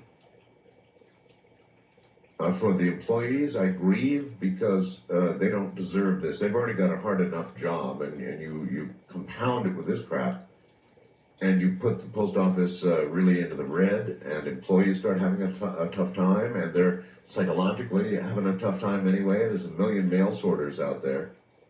The whole thing stinks. West of the Rockies, you're on the air. Hello. Yeah, hi, Art. This is Sheila from Great Bend, Kansas. On a cell phone. Yes, sir, out here in Wheeling, West Virginia, in a big truck. All right, Sheila, welcome. Well, I need to tell you, sir, that I am fanatical about your show. You have rode with me so many miles. But I got a question for you. Fire away. Do you remember here a couple years ago, you had a guy send you a fax letter about this dissertation that he was going to do about semi-conductivity with his daughter and a cat, taping toast to the cat, find out if it landed butterside down or backside up? Yes, I do. I laughed my hoonies off on that. I was in South Dakota, and then the next night, bless it be, I got to hear the second half of he sent you another note. Well, I believe, if I remember correctly, the second half said that if you take a cat and put buttered toast both above and below the cat at the same time, right, that it would hover in midair, defying gravity. And it was so funny because he said, the cat really did not appreciate it, neither did my wife. And I about fell out of the truck on that. Oh, yeah. It was so funny. But you haven't heard anything else kooky like that, have you? Well, these things circulate over the internet like a virus. Actually, very much like a virus. And I believe that's where I originally got it. Now, I thought it was rather unique at the time. We all know that buttered sides bread always land first. But I think, the second part about being able to defy gravity was particularly funny. Well, anyways, bless you. I'm glad your back's feeling great. I prayed for Rush when we were supposed to, and I'm so happy you took care of that loss down in Nashville. Thank you. We'll catch you on the flip side. All right, take care. That's a trucker. Yeah, a lot of truckers out there. Boy, a lot of truckers out there. And I understand, going through the night, music is really nice. And I love music. I mean, it is a deep, important, really important part of my life. In fact, actually profound. However, when you're out there on the highway and you're driving for not just a little while, like we all do short trips, but instead you're spending entire days and part of the nights or all night long in a truck, then the music gets old very quickly. Very quickly. And what keeps you awake instead is mental activation. In other words, exercising your mental lesson. Well, in a moment I'm going to tell you what Dame said on my program about ginger, because you may have forgotten, it, back when everybody was speculating about what it was a long time ago. And he nailed that sucker right on the head. I mean, he flat nailed it. Ed Dames is coming up here in a few moments. He was part of our government's remote viewing program. I was sitting here thinking, I've interviewed, I believe, every single remote viewer that had anything to do with that program. The reason I do a lot of programs on remote viewing is because remote viewing is real. I know it's real, and a lot of other scientists know it's real. That's all there is to it. It's real. Other things we wonder about to some degree, and I'm sure many of you still wonder about remote viewing, but I don't. I have interviewed enough of the people who really knew what was going on, including Ed, but all of them actually, that I know it's real. And I think that's why I pay so much attention to it, and Ed Dames is of particular interest because he tends to look where other remote viewers won't look. You know, he'll look at the negative side of things, and other remote viewers tend to be a little Pollyanna-like.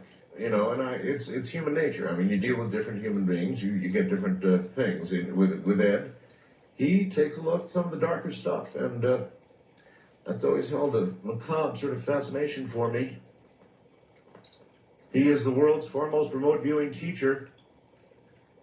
U.S. Army retired now, creator of the technical remote viewing, and co-creator of MindDazzle, an original member of the U.S. Army prototype remote viewing training program. He subsequently served as the Training and Operations Officer for the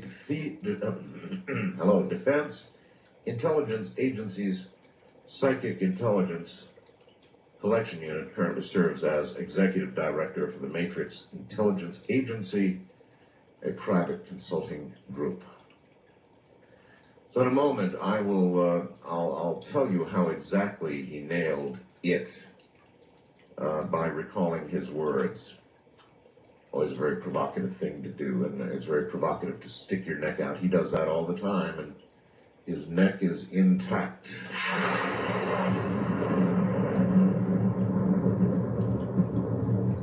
All right, here we go. The following was said, actually, for the record, during the February 13th, 2001 appearance on my program. That was February 13th, folks, of 2001. All right, just so you know. Ed says you asked me if I had remote viewed it. I did, in fact, ask him to remote view it, please. My answer was in the affirmative. I stated I did this not to engage in industrial espionage nor reverse engineer, in other words, theft of somebody else's hard work. He did say that, remember? But to demonstrate that with expert remote viewing, there are no secrets. I only performed a couple of remote viewing sessions and outlined the results on my show, and he sure as hell did. Refer to the show archives, and you all can go back and do that yourself.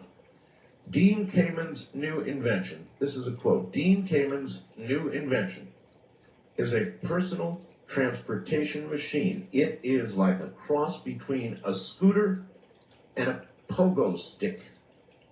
It is a very energy-efficient, electromechanical, non-polluting device. It is extremely stable, incorporating flywheel and gyro technology.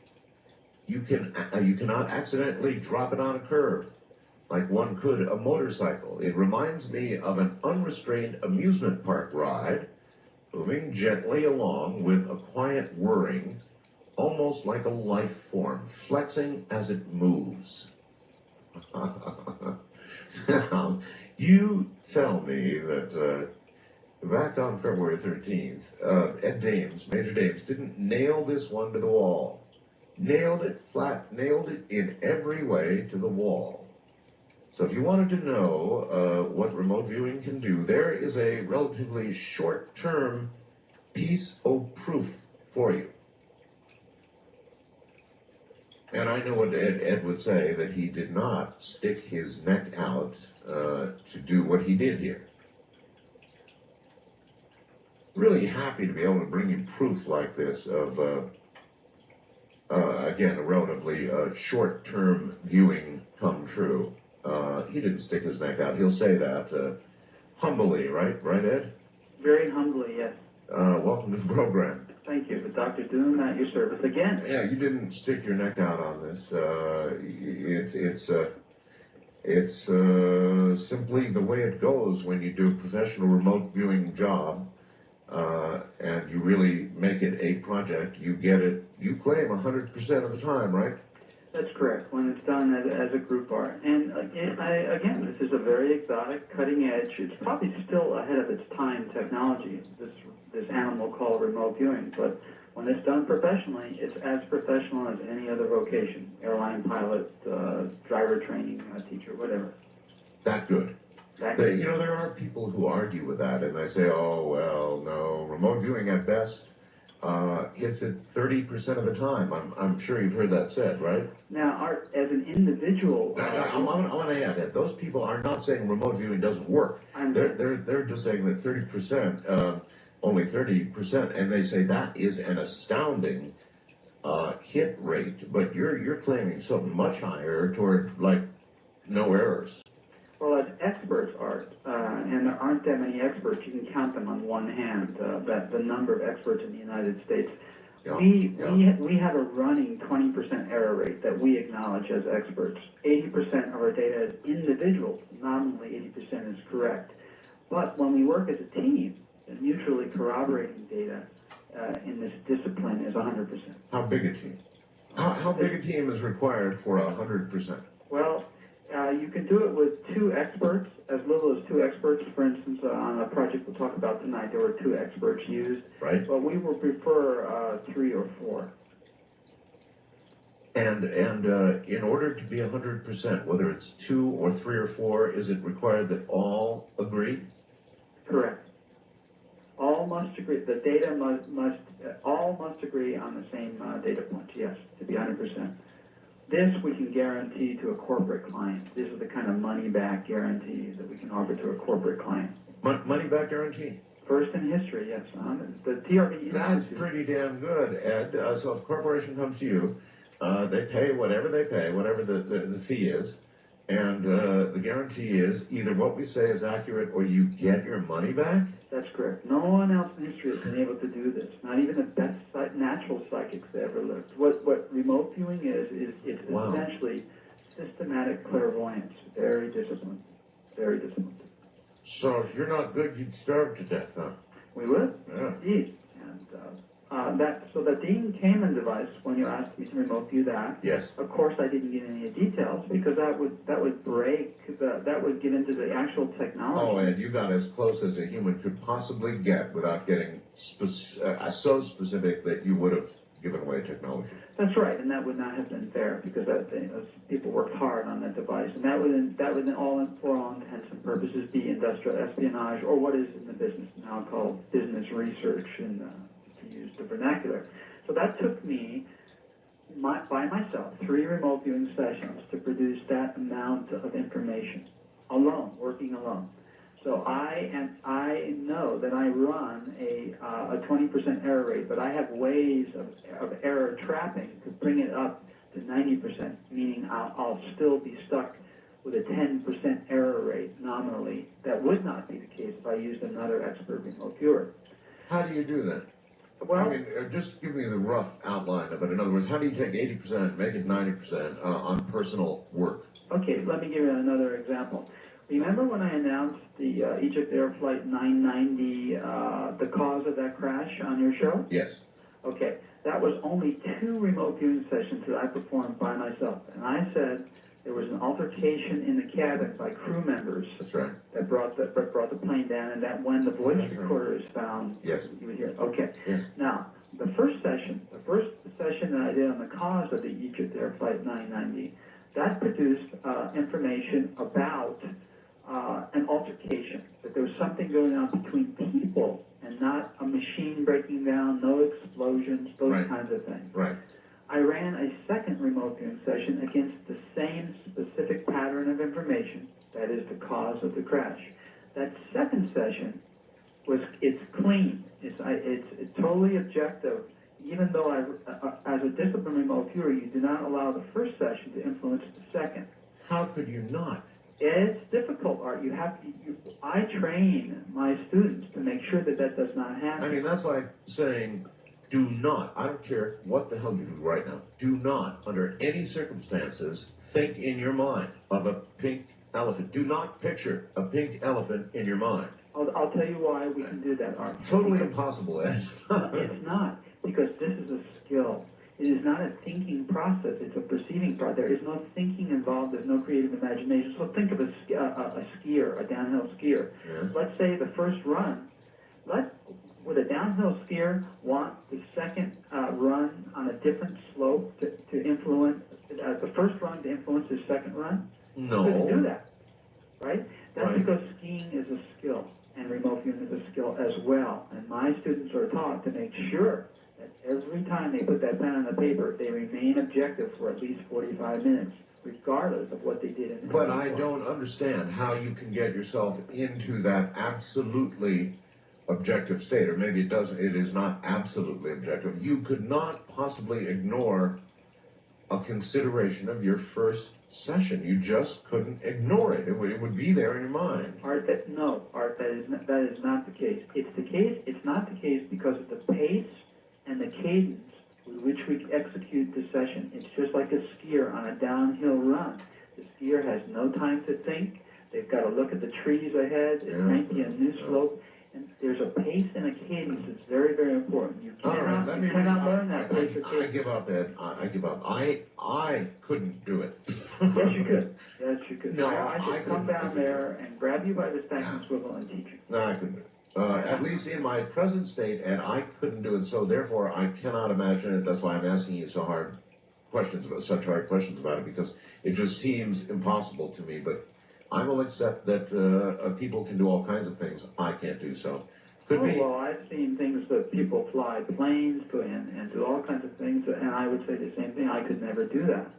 So I know where you're coming from. All right.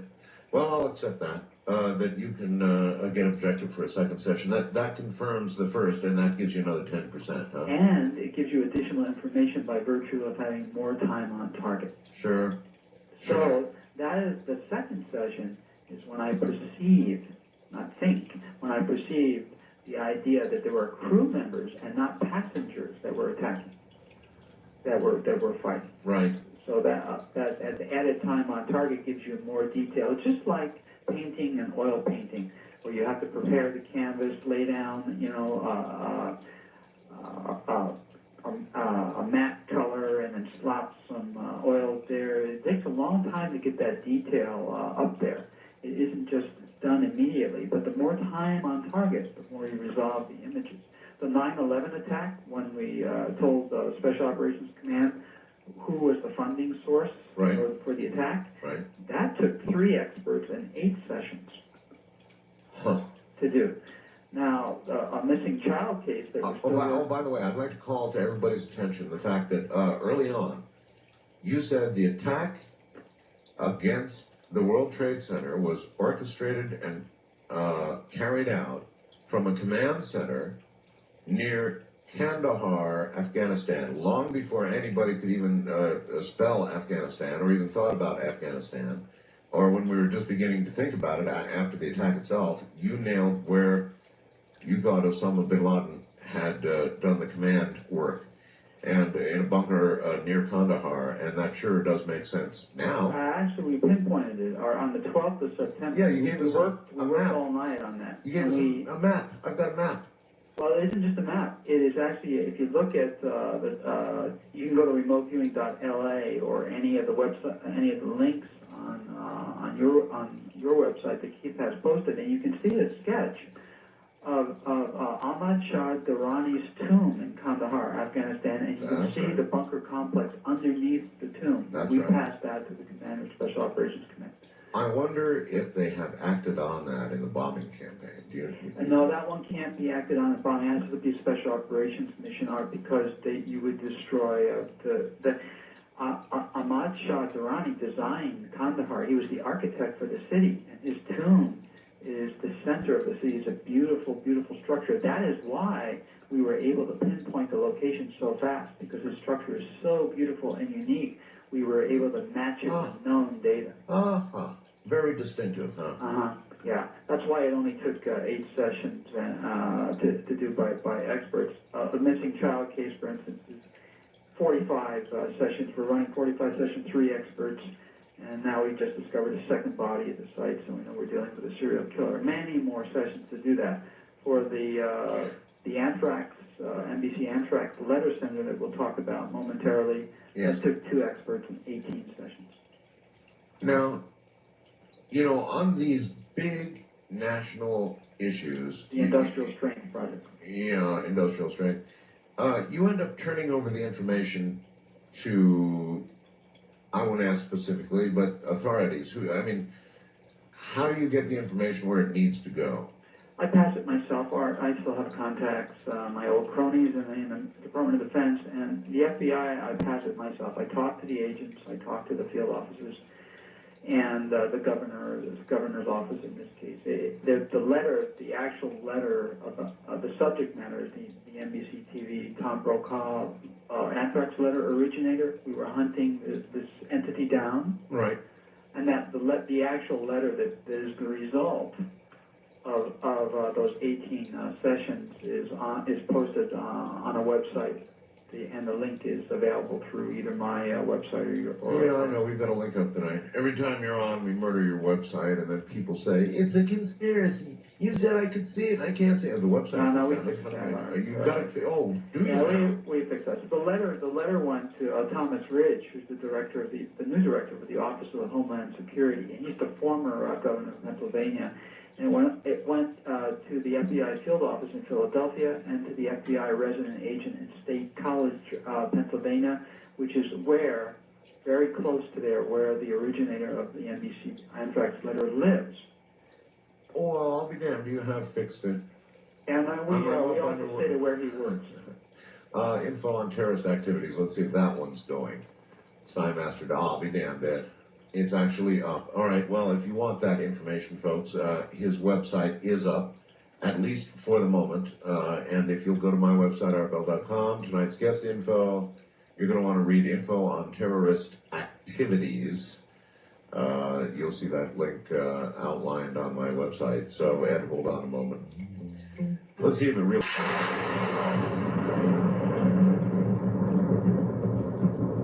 All right, we're going to talk now about specifically about the Tom Brokaw letter. Now, I'm not going to give out all of the information on the air.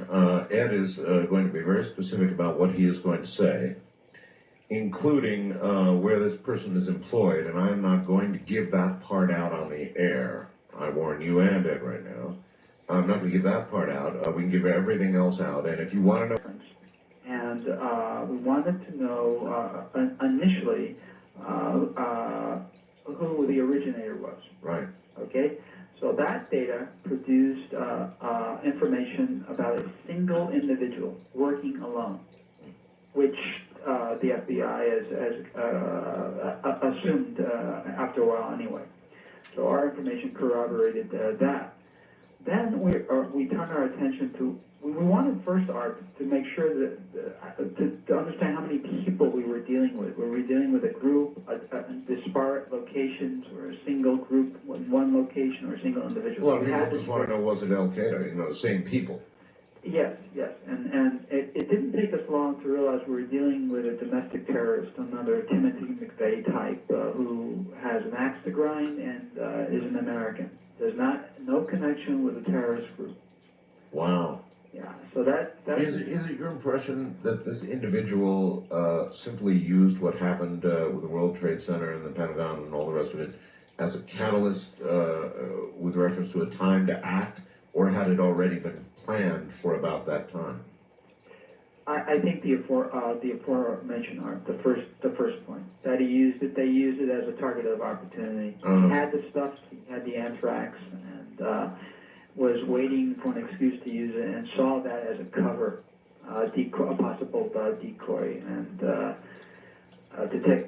take some of the attention that would ordinarily be drawn to a singular act like that was now spread out all over the place, because the authorities were searching for so many things.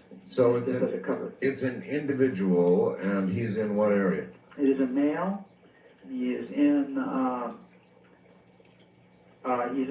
he's within 10 miles of State College, Pennsylvania. State College, Pennsylvania. Yes, near Penn State. That's sticking, well, no, of course for you, you'll say it's not sticking your neck out. Oh, no.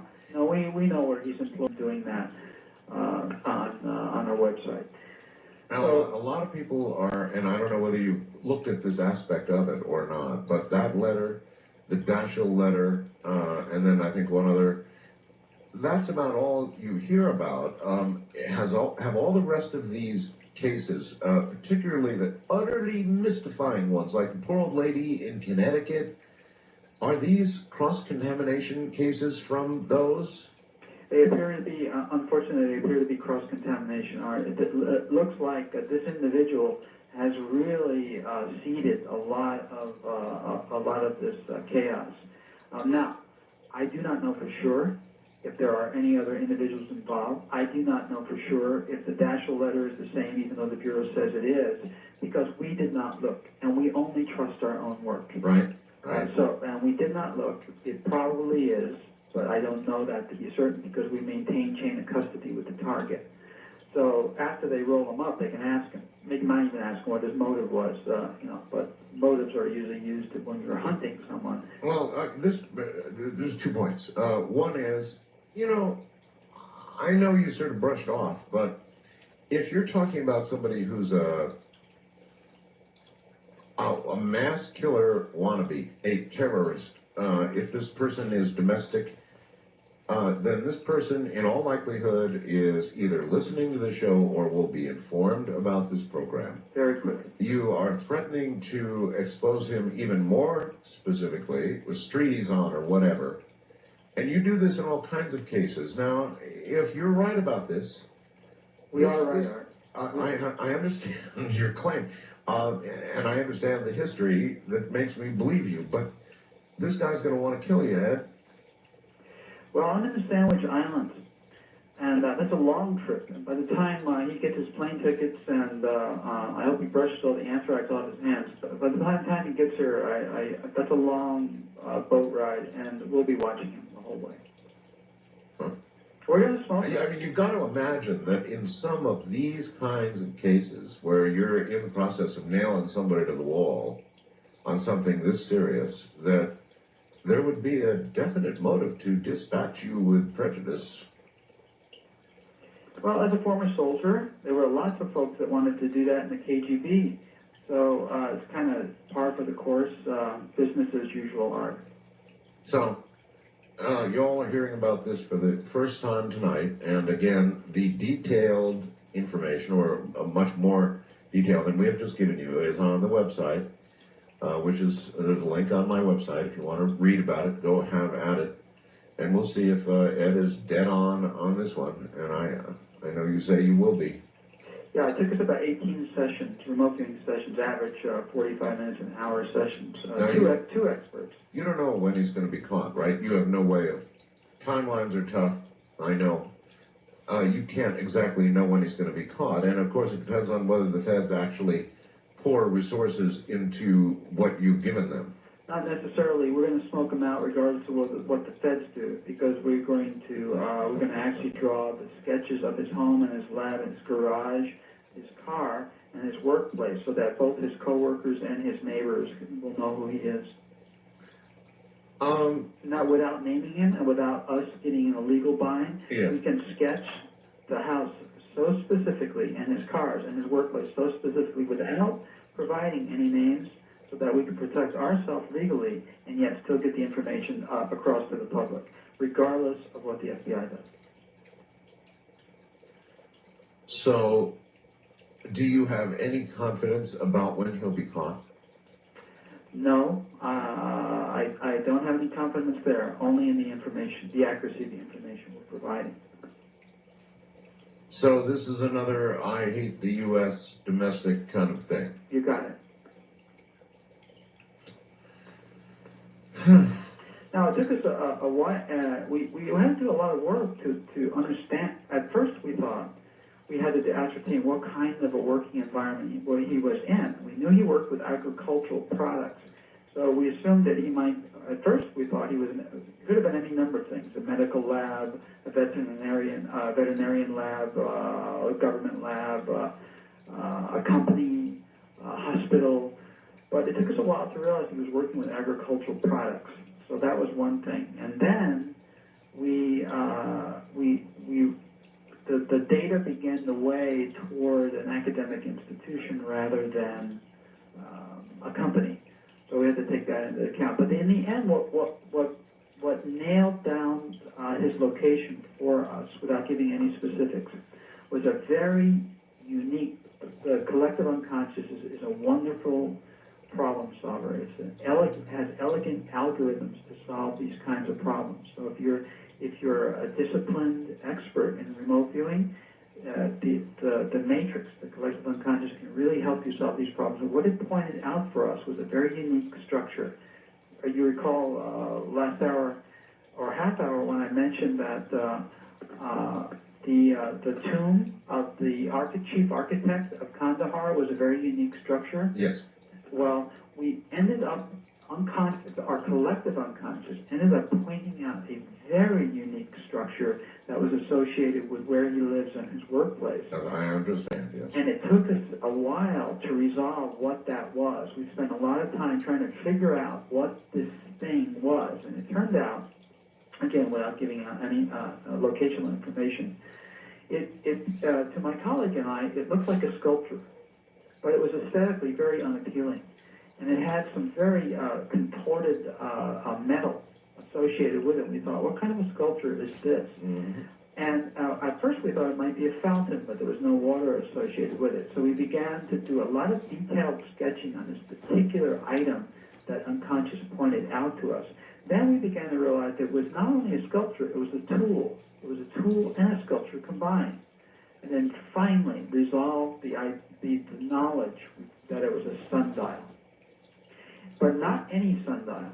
A very unique sundial. Unique to a specific location. Unique to it's a public sundial, and it's unique to a very, very specific location. And this is what gave us the anchor point and nailed down the location. And now our job becomes infinitely easier because we're not looking for a needle in a haystack anymore. We know exactly where we're at geographically in the state of Pennsylvania. We know exactly where we're at.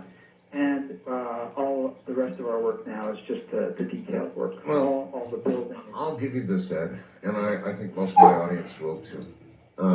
You know, we run a lot of people who claim psychic ability in varying degrees of paranormal capability on the show and blah, blah, blah, blah. But you don't mess around. You lay out exactly and precisely checkable, verifiable things that come along and absolutely get verified. I mean, there's just no escaping it. You do that, and I give you credit for that. Ed, everybody wants to know if the United States is going to is facing an imminent chemical, biological, or nuclear threat as a result of the war we're in right now.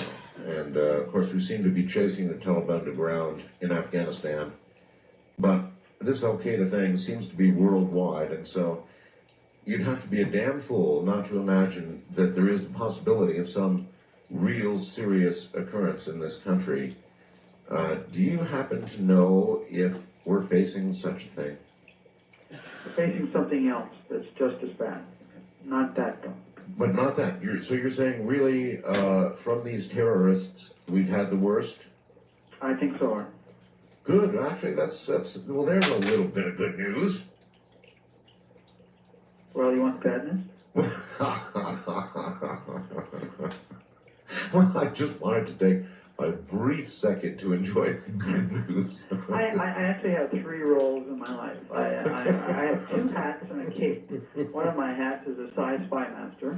I do that, and then I'm a remote viewing teacher. I've been doing that for 18 years. And my cape is the Dr. Doom cape. I have to be a quick change artist on your show. Well, I guess I've had enough enjoyment for the good news. Okay, the bad news is... North Korea. Oh, Oh my God, North Korea. I read a story earlier tonight about North Korea. In fact, Ed, I got a couple of stories here for you, really. Another one that confirms something you said earlier. But yeah, the headline is, and this is the Associated Press, Saturday, December 8th. And of course, you had something to say about North Korea long ago. And here we've got it. North Korea says U.S. being aggressive. North Korea accused the U.S. on Saturday of trying to start a war against the communist state and said it will respond to war with war. And the article goes on from there. But that's the Associated Press. What the hell's going on with North Korea? They're desperate and they're scared, and their time has come. So Kim Jong-il, the son of Kim Il-sung, North Korea has been on the Matrix I'm the executive director of the Matrix Intelligence Agency, it's a private intelligence group. North Korea is number one on our watch list right now, and rightly so. We believe that they're going to spring.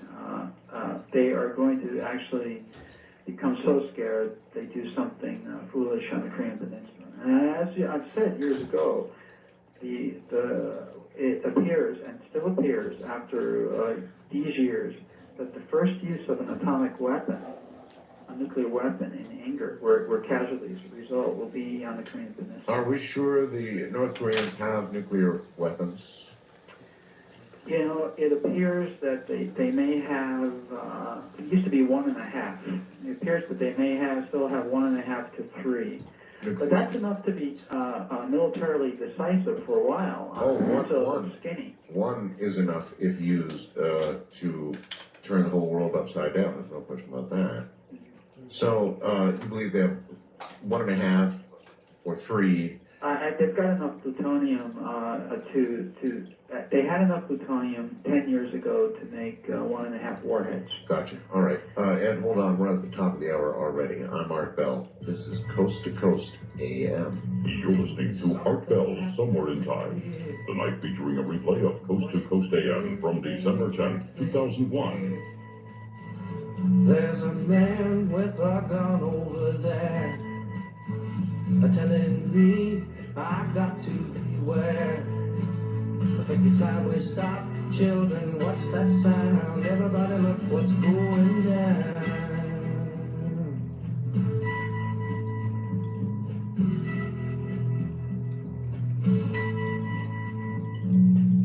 There's battle lines being drawn.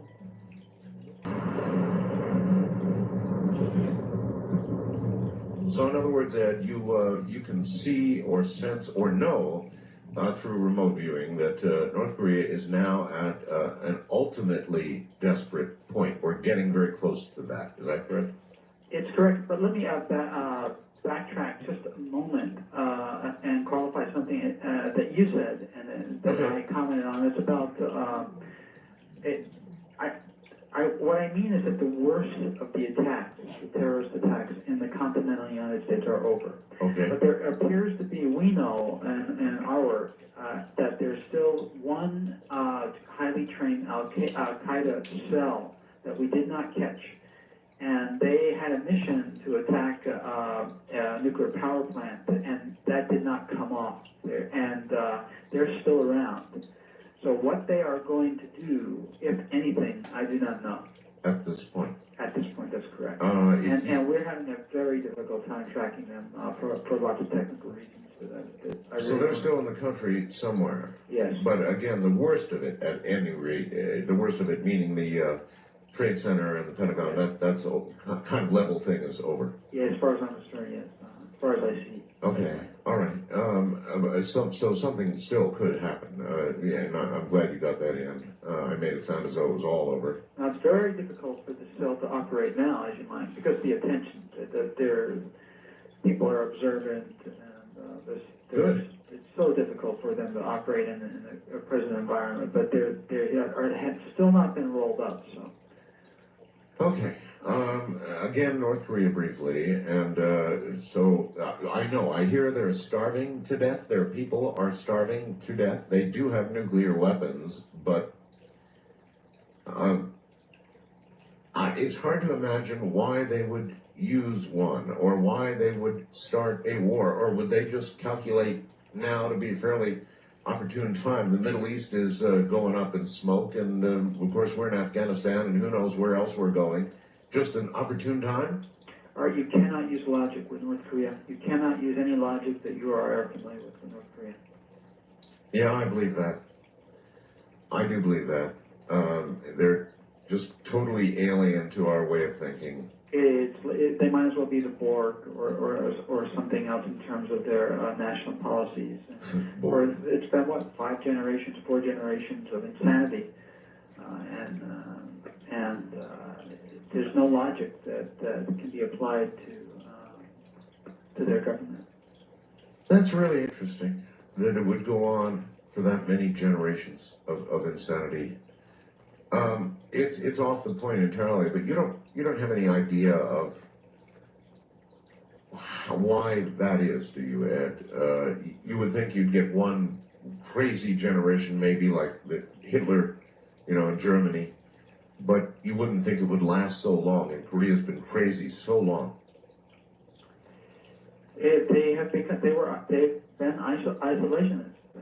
It has to come to an end somehow, in some way. Unfortunately, this way will be war, and not dissolution of government or a decompression of government, as in Cuba, for instance. Cuba would be a comparative example of something that's decompressing over time. All the steam is being released slowly, generation after generation, decade after decade. And now you have a fairly peaceful situation in what was an isolationist environment. Not so in North Korea. The hatreds have been fueled and the pressure pot has been boiling, and there's been no escape valve. All right. I want to read you a story I've got here, and somebody particularly referenced you in the email. They sent the story and then referenced you in the email. And I want to see if this might be on target. It says, hello, didn't Ed Dames talk about a fungus spreading and killing lots of trees and other plants? If you read the whole article, probably the hair will stand up on your neck as it did in mine. Note that this fungus is of and the story begins here, quote, unknown origin. The oak disease, it says, is caused by a recently named fungal organism called, and I'll spell it, Pythropora,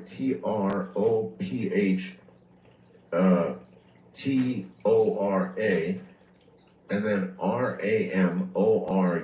I wouldn't endeavor to pronounce that. It also attacks a dozen other tree and plant species, including rhododendron, huckleberry, honeysuckle, coffeeberry, manzanita, buckeye, big leaf maple, bay laurel, evergreen, and mandarin. Continuing, preliminary tests on the disease indicate it enters through the bark of plants and trees rather than the roots, as many species do, and travels, get this, Ed, and travels in raindrops.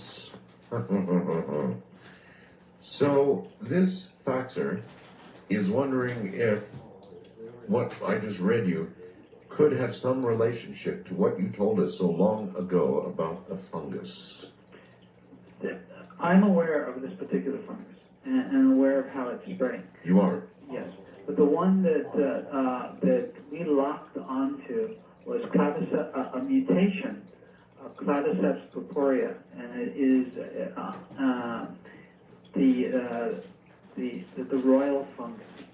So then this attacks the grasses, this particular one. So then it's related to the same first part of the name, anyway. No, I don't think it is. I think they're totally different in phytopathological in terms of phytopathology, they're different species. Okay. This one, the one I'm referring to, attacks grasses, maize, corn, sorghum, wheat, rice, food, human food. Okay. And animal food. And animal food. Yeah, or at least bovine species. All right. Cattle, so no food for cattle and no food for people. In terms of grasses, 80% of the world eats those things that this thing attacks. All right. The climate's under stress. The ecosystem's under stress. When it's under stress, when you get sick, you don't recover easily. You die. That's why young people and old people die faster from things like inhalation, anthrax, Ebola, whatever. Of course. Their immune systems are not necessarily suppressed, but they're weak. Now the entire ecosystem's immune system is suppressed by pollution. And so things like fungi can have a field day. Huh. All right, so that is still ahead of us and to be discovered, or is that underway as we speak, Ed? It's underway now, particularly in Africa. Okay, well, you've always stuck to your guns on all of that. You have remote viewed some global catastrophic event that will affect every single one of us. Most of us alive today have a shared destiny, you write, surrounding this event. That sounds pretty serious. Yes, I think, and there's a pointer in this particular time frame that's pointing at that event. It's a good clue as to what's going to happen to us, and that's that city off the coast of Cuba, that submerged city. Oh, yes. That is a clue to what I am talking about. By the way, Ed, I guess you've heard that the news of that finally is broken in the mainstream press. Yes. Our FM Bonzol and I, a colleague of mine, he teaches workshops with me at the remote viewing campus in Los Angeles. FM and I remote viewed for your show that city to discern whether or not those sonar images were fractal and non-fractal images, as the NASA buzzword for artificial structures, or just natural terrain features. And what we sketched were two very large pyramids on platforms, two of them. And we did some further work, and on this particular these particular features, and to establish connectivity, those kinds of things. Right. Now, we were interested in the civilization also. Who were these people? That was one thing. But before I get into that, I have to mention that this ancient city that's 2,200 feet underwater or so is not millions of years old. It's thousands of years old. Thousands, all right. Not millions, which means that whatever happened to it happened thousands of years ago, not millions of years ago. Well, what happened to it was pretty catastrophic because we put it 2,200 feet under the water. Thank you very much. And we looked at the cause of this city's demise, and the cause is gravity. When you remote view the cause of that city's demise, the cause is gravity. And gravity, when you look at the origin of that, it happens to be a very large passing body that passes by Earth and causes Earth to wobble and tilt. You mean like the famed Nibiru? Yes, exactly so. In fact, right now, again, my team is watching a very significant deep space object that the International Astrophysical Union has termed 2001 KX76. Oh. And it's a good candidate for Nibiru. Oh, really? Yes. Where? Roll over that again. Who observed this? You can check it out on the internet. The International Astrophysical Union has astronomers are looking at this one particular object. It's in the class of big rocks that might be extraplanetary bodies, but as big as planets. Yeah. And this particular one is labeled 2001 KX76. And what do they tell us about? I am saying it is a good. Oh, they're saying that it's a glowing red object. It's a chunk of something orbiting in Pluto's neighborhood,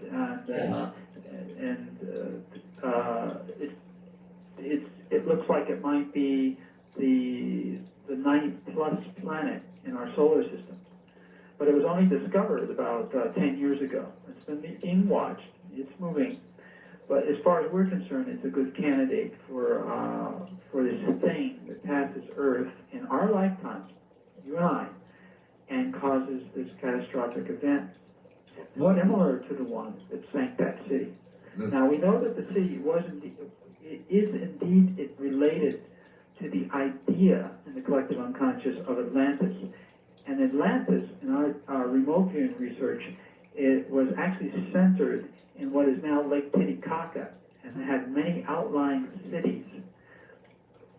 And that the Nazca lines in Peru are actually associated with this particular civilization that built the city that's now submerged off of Cuba.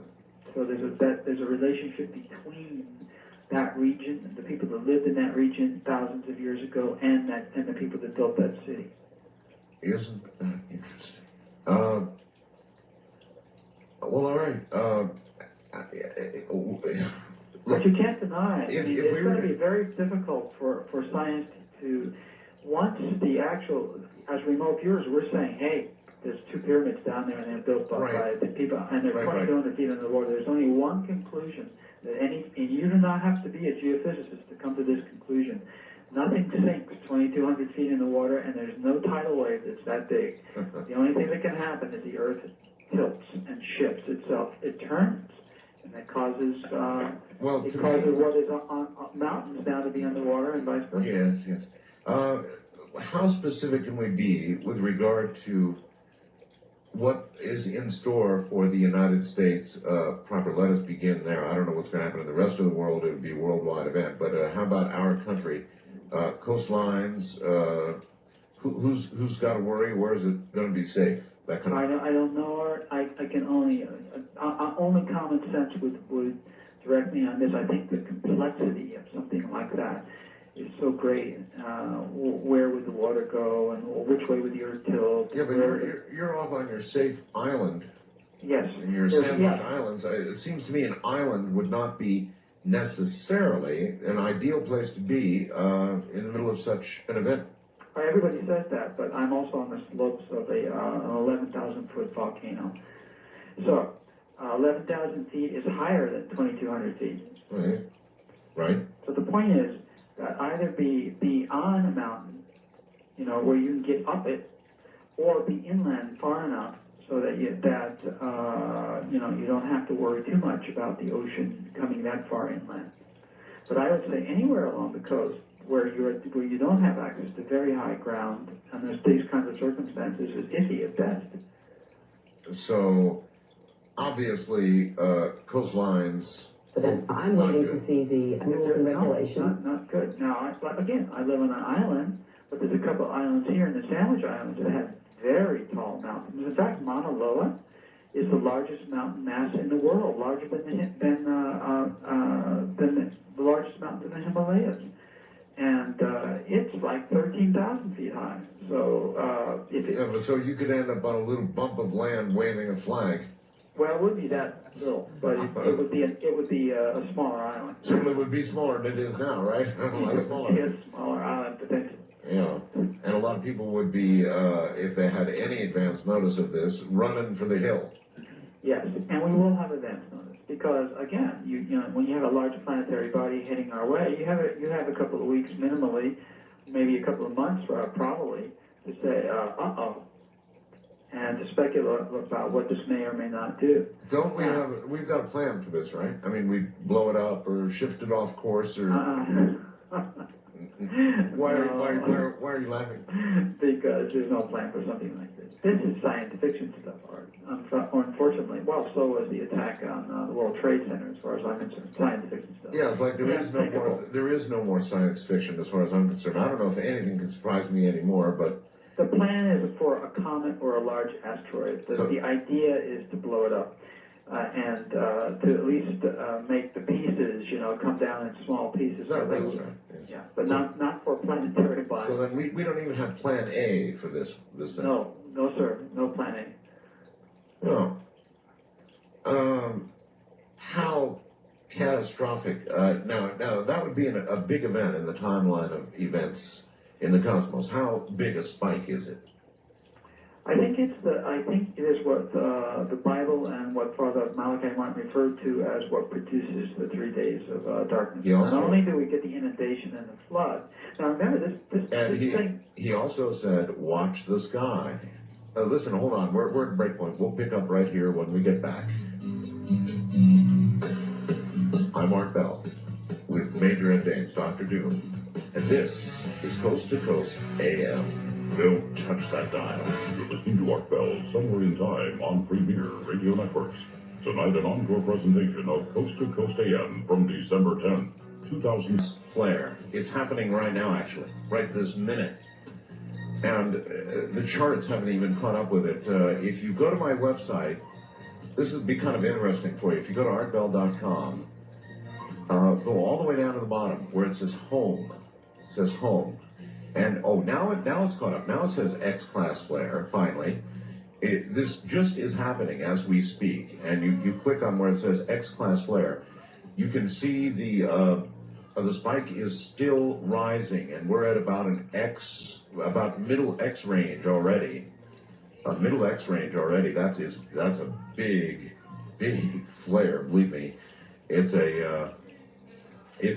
kind of like the earthquake scale. You know, each bump that goes up once you get to X is really a monster. And this one just came out of nowhere. I'd kind of like to see a picture of the sun, too. At any rate, if you want to see it, it's kind of a rare opportunity to see it graphed as it's actually occurring. Artbell.com. And when you get there, just go all the way down to home on the left-hand side there. Click on it, or touch it, if you will, and follow the yellow brick road over to that graph. That's amazing. That's absolutely amazing. So we're having a mother of a flare on the sun right now. God, the sun has been absolutely berserk. In fact, I've got to ask Ed about that. So much territory to cover with Ed tonight, talking about Nibiru, or not necessarily, but something of that scale affecting all of Earth. In the meantime, our sun is really cooking us. I'm telling you, this is wild. And when the sun gets wild, the markets get wild, people get wild, everything gets wild, wars occur, all kinds of wild stuff happens when the sun goes berserk. And so far, as I can see, they have been wrong about this sun cycle. Boy, it does not seem like it's past the peak. In fact, it's just been wild up there. Absolutely wild. Really something to watch. We'll be right back.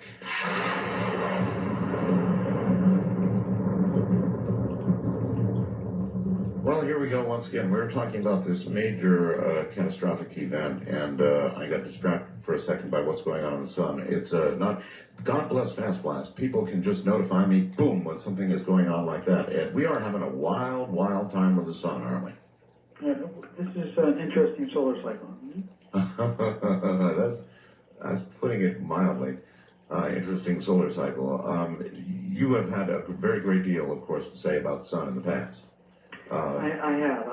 Scientists do not, as professional and remote viewers, we know that there is a much greater link between the sun's activity and the Earth's weather than meteorologists have ever suspected, or just now beginning to suspect. Well, the sun's effect on our ionosphere, on our magnetic field, on just all kinds of things, Ed. On us. Yes, and particularly on it actually accelerates ozone depletion when you have this much activity. There's a study that I led for Lawrence Rockefeller years ago. I've mentioned it on this program, that looked at the consequences of ozone depletion and a projection of what would happen. And it looks like it's going to go all the way. We're going to lose our ozone layer eventually. So I call these kinds of things OBE squared, overcome by, not out-of-body experience, but overcome by events squared, because it's like not just a confluence of events, but a quantum leap, one right after another. I don't suppose that you would like to comment on whether anything is being done to try and mitigate the ozone loss. Yes, there is. I'll tell you how it works from my perspective. If and this gets a little bit esoteric, so bear with me. If you think of the Earth, and as Harold Bloom and others have thought of it for centuries and millennia and of time as Gaia, as a living thing. Each of us, each living thing on its surface, each tree, each human, each dog and cat, is like a corpuscle, a red corpuscle in your own body. If you were a red corpuscle in your body, swimming around in your veins and arteries, and you think, you're arrogant enough to think that, you're the world, and there's all of these billions of other cells around you or other individuals, you might never become cognizant that you're part of this organism that's walking around upright, ever become cognizant of that. It's true. And that's how we are in terms of Earth. Earth continues. We as bodies do not. We die just like the red corpuscles in our body die and are replenished. Earth is an organism that's much bigger than us, and it is intimately connected with the sun. Intimately connected with the sun. So when it's in trouble, we are. when it needs help, think of just bear with me for a moment, and if Earth needed help from its mother, the sun, and it was able in some way that we could never understand, communicate the idea that it's hurting, and that the parent star could assist it in some way. Get the gist here? I get the gist, yes. We are so puny, Art. We're just a ephemeral, transient spike in time, but Earth is not. In our bodies, not our souls, but in terms of our bodies, we are. It's just a little flash in the pan. Earth is not. And our star is very much in connection with this Earth, this gem of a world floating around in space. Well, watching what's going on is, to me, absolutely remarkable. Listen, I know that you wanted to revisit the topic of the Mark of the Beast, and that's of intense interest to so many people out there, Ed. This Mark of the Beast thing. What do you want to tell us about that? Let me back up to the idea of Nibiru for a moment, and this Sitchin idea of the 10th planet, the planet of the crossing, all the different names, Marduk, that have been given to this visitor that periodically, about once every 3,600 years, revisits our solar system. And depending on how close it passes, and don't forget, it gets two cracks at us, one inbound and one outbound. Outbound, right? Yeah. So if depending on the situation of Earth at any given time, or any of the other planets, if that gravitational attraction or pull or a synergy between that passing space body and other planets like Jupiter can affect this wobble on Earth. So it's an interesting perspective, because it looks like that's why the Mayan calendar ends at around 2012. It's real close to the end of this tulpa, this end of this era. So you want me to revisit the idea of Mark of the Beast? I do. Mark of the Beast was an interesting remote viewing topic. All of the topics in Revelation and in the Bible and in many of the older, not necessarily apocalyptic texts, but the prophets of old, the true prophets, who didn't volunteer to be prophets, they were called upon to be prophets, and they wrote what they were given. This idea of the Mark of the Beast, we remote viewed that years ago, and actually I spent a lot of time on it myself, and I stand by what the results are. Anybody who's trained in even some of the intermediate remote viewing skills that we teach can be taught to discern the same results, and that is an AIDS vaccine. The Mark of the Beast turns out to be an AIDS vaccine. Somebody 2,500 years ago was looking 2,500 years in the future And that particular idea is what the only way that they conceptualize it 2,500 years ago was to call it the mark of the beast. Huh. Well, but I guess I don't understand. If it's an AIDS vaccine, why would it even conceptually be thought of as the mark of the beast? An AIDS vaccine would be a good thing, right? I don't want to get into it because it's such a controversial thing, Art. It deals... Are you saying it's going to be an AIDS vaccine gone wrong? Is that where you're going? That I can talk about. I can't talk about what's behind the idea of the mark of the beast. Not on the air. It's too controversial. But yes, what happens is that the people who accept the mark of the beast break out in woesome sores.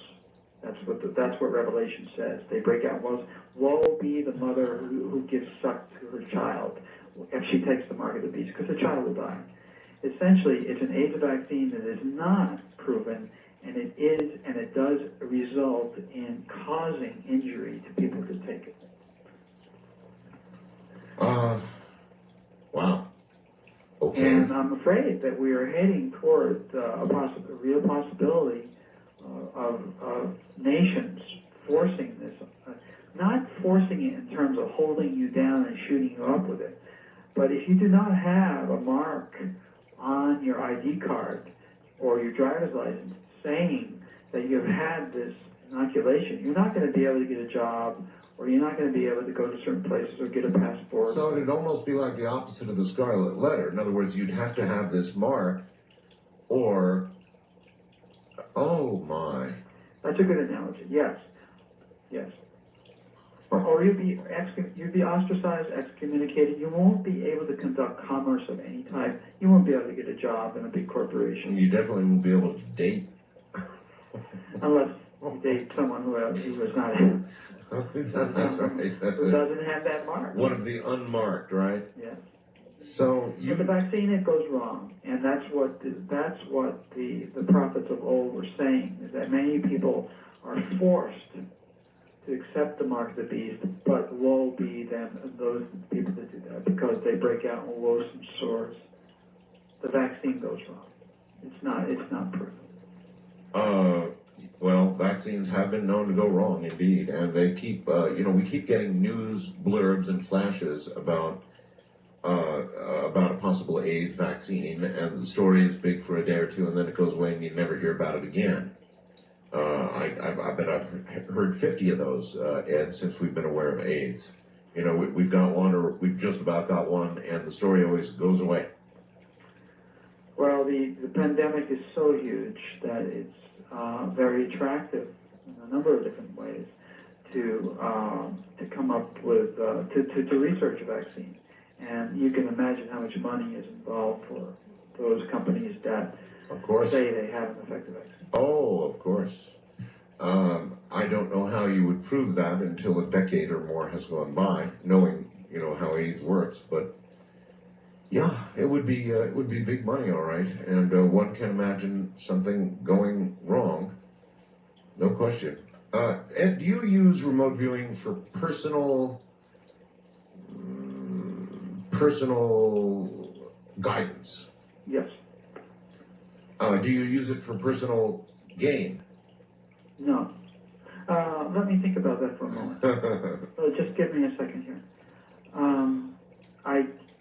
I think, yes, I'd be a liar if I did not say I haven't used it at least once. On the Mind Dazzle kit that I market. Yeah, we're about to talk about that. I have used it to look at the success of that, so I guess I have used it for personal. Oh, so in other words, ahead of time, you remote viewed the concept of the Mind Dazzle kit, trying to decide if it was worth doing as a project.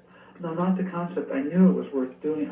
It was an amazing thing, but I wanted to see if it was economically successful, and so I did remote. Oh, that qualifies as personal gain. Yeah, I kind of hate to talk about it because. No, that's okay. No, that's all right, because that's one of the possible uses of remote viewing, period. And MindDazzle is your product, and you absolutely have every right, if not an obligation, to plug it while you're on the show. MindDazzle, I've got MindDazzle, and it's really cool. It is exceptionally, like everything you've done, exceptionally professionally produced, really well done. MindDazzle is a kind of I'll say kit, a remote viewing kit, and it's got, how many sealed envelopes? It's got, let's see, 180 sealed envelopes. It's actually endorsed by Russell Tarr. You had on your show Renowned, doing research. Renowned, yes. Loves it. Everybody loves it. I designed it to be elegantly simple to do. It's high quality. It's inexpensive. It's super fun and effective. It's a wonderful hobby. And it can be a good party item, really. 180 sealed envelopes with these targets, and you, of course, can begin testing your remote viewing skills, or, I don't know, even just playing with it. You can look at it that way, by taking these sealed envelopes with these specific targets, doing as instructed, and trying to see how well you do. You're right, it's an elegant idea, concept. It's really kind of a cool concept, and MindDazzle won't empty your wallet. How much is it? It's $89.95. $89.95. And the way to get MindDazzle. You can order it toll-free in the U.S. and Canada by calling a couple of numbers, or you can order it on the internet. What kind of feedback have you had on MindDazzle? Nothing but people, it blows their socks off, because 5 minutes out of the box, they're doing what is supposed to be impossible. So it's an end run around all the parapsychology laboratories. It's actually becoming a new standard for parapsychology laboratories to use, because all the cards are standardized and the procedures are so simple. It's like Bill Murray and Ghostbusters, you know, with the Zener cards. I mean, this one is far more fun to use. And by the way, there's a national talent search that ends December 31st, end of this month, and the winner gets full tuition paid for TRV 101. Oh my! That's a $2,350 tuition at Texas Remote Viewing Institute on the Remote Viewing campus in Los Angeles. That's actually, in other words, what the contest then is for actually coming to the school.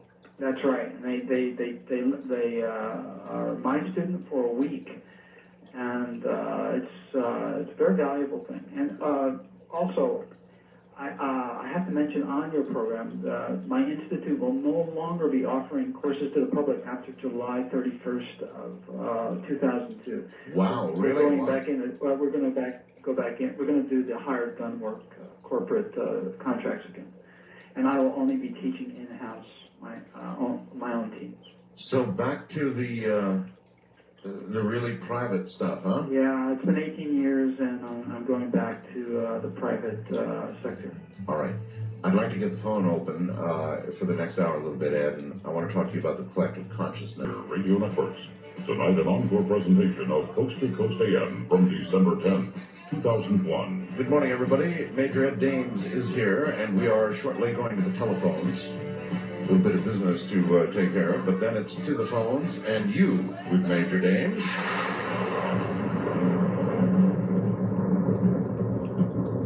Once again, here is Major Ed Dames. And Major Dames, just before we go to the phones, I want to talk for just a second about the collective consciousness. I know that you're very well aware of the experiments that I ran over the years with the weather and healing and that sort of thing. And recently, we had occasion to observe two things. One, the Princeton graph that was given out, which showed what happened hours prior to the September 11th event, then the gigantic spike during it, and then hours after. Which was amazing to me. And then I tried one more experiment, and Dean Radin provided a graph, which just was absolutely astounding, showing this giant, sudden, non-randomness. And all of that just sort of I'm going to be honest with you, Ed, it freaked me out. It has something to do with the collective consciousness. I don't know what. Do you? Not particularly, but we could. I think that we could. We could use expert remote viewing to look at that one of those specific events and then attempt to model the mechanics and the dynamics associated with the event. That's one of the things I love to do in my work. Whether it's, we've learned a lot by doing that, looking at psychokinesis, for instance, that we've learned that a thing, let's say yourself, Yes. you're really not a thing, you're a process. You're in a state of change constantly, and by looking at yourself as a process that's undergoing state changes, it's easier to grasp the idea of how psychokinesis works. It works on this process rather than a thing. Because if you look at a thing, the idea is that the thing is fixed in time, and that's not true. You're a process. You're growing and dying and constantly changing. A glass of water, for instance, the water evaporates. The glass itself is a thing, and over time it disintegrates. So it's more of a process, and we learned that. So we could model that. I deal with the collective unconscious, Art. All right, I understand. But if I could challenge you, you can find the graphs if you need them, if they're a good focal point, on my website. Use them as a target reference, yeah, as a pointer to... Exactly. Yes. I would sure love you to take a look at that, Ed. Okay. I'll take a look at it and see. In this case, it's more difficult than it would be a one-on-one type of psychokinesis or telekinesis experiment because we're dealing with so many people, and I don't want to get into the complexities right now, but yes, I'll explore that. All right. In my work, what we call the matrix or the collective unconscious, yes, that we view in our model as the sum of all of mankind's ideas and knowledge, along with the information about all things through all space and time existing in a collective information field. So in essence, the way that remote viewing works, we think that there's only one global mind field, the matrix, the collective unconscious. We're all immersed in this field. Our brains are. And our brains act as oscillators, and it allows us to tune in by turning our unconscious attention to the target signal and decode these patterns. Right. The process is very analogous to a radio receiver tuned to a station that's broadcasting on a specific frequency in the electromagnetic field. The patterns of information are specific. However, in the case of remote viewing, this transmission is instantaneous through both space and time, so there is no... The time drops out of the equation. Mind is outside of space and time. That's information. All right, well, it just seems like in some ways, the way you describe, or the way I've heard people describe the collective consciousness, it isn't all that different in its collectiveness than the collective unconscious. I mean, it seems to have a lot of the same characteristics. Yes, it actually feeds the unconscious. It feeds the collective consciousness right now on our planet is chaos. It's pure chaos, and that chaos feeds the collective unconscious in a certain way, and that pops up and percolates up in dreams. In fact, the only way that you can really access the unconscious is through disciplined remote viewing or flashes that natural psychics have.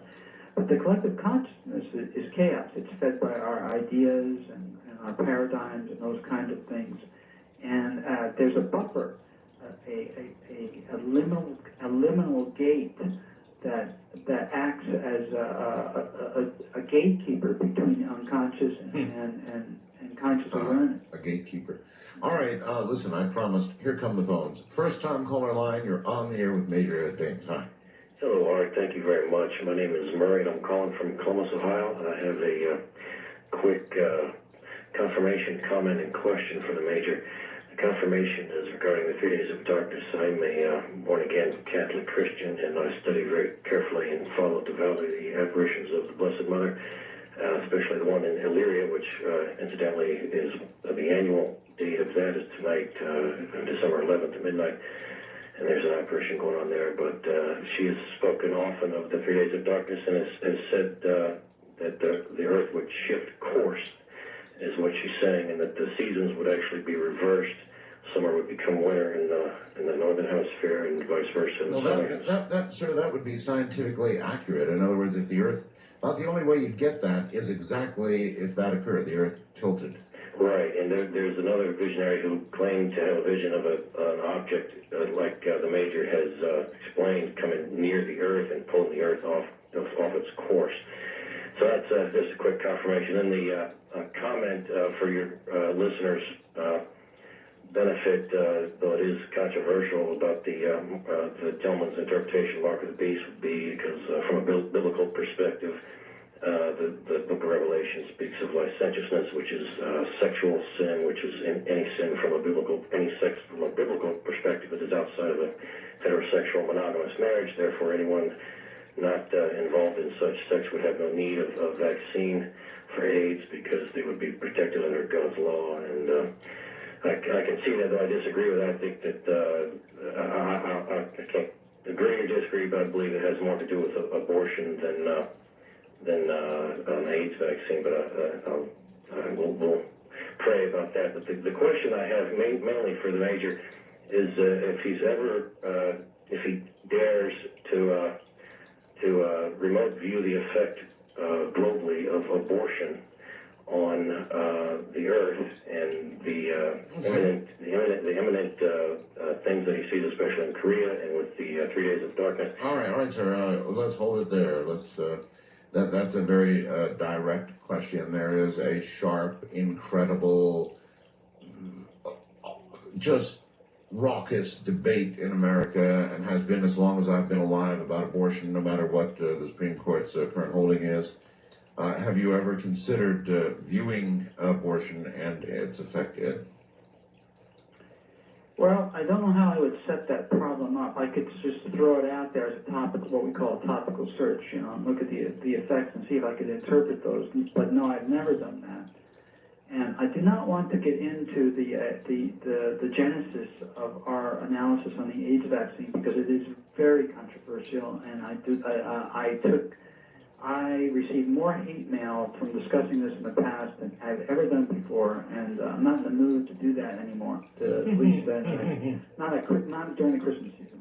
But the 3 days of darkness, you have to realize that, what is the actual physical cause of that? Well, if the Earth shifts, to whatever degree, the winds will pick up the coefficient of friction between the Earth's atmosphere and the mantle, Lots of wind. And there's a time delay. You spin an egg, an uncooked egg, and a raw egg, and it doesn't do anything for a moment, and then the albumin, the yolk, catches up with the shell, and the egg starts to spin. That's right. Well, the Earth does, that's analogous. The shell to the Earth, to the wind, to the atmosphere, and the albumin and the egg yolk to the Earth's core and to the mantle. When that momentum, that energy catches up to the atmosphere, the winds pick up. So when the winds hit 300 miles an hour for a week or so, that's when you get the 3 days of darkness, because at least 3 of those days are going to be pitch black because of the debris and dirt and dust in the air from those high winds. That's what the darkness is from us. Mm-hmm. All right, here we go. Wild Card Line, you're on the air with Major Ed Dames. Hello. Hi, Eric. This is John from Goodland, Minnesota. Hi, John. Ed, I'm a big fan of yours, first I want to say, because I've spent a year of my life digging a root cellar to prepare for the future. And I agree, I think we're headed in the long term towards an ice age and ozone depletion situation with maybe a little wiggle room for individuals or maybe us collectively.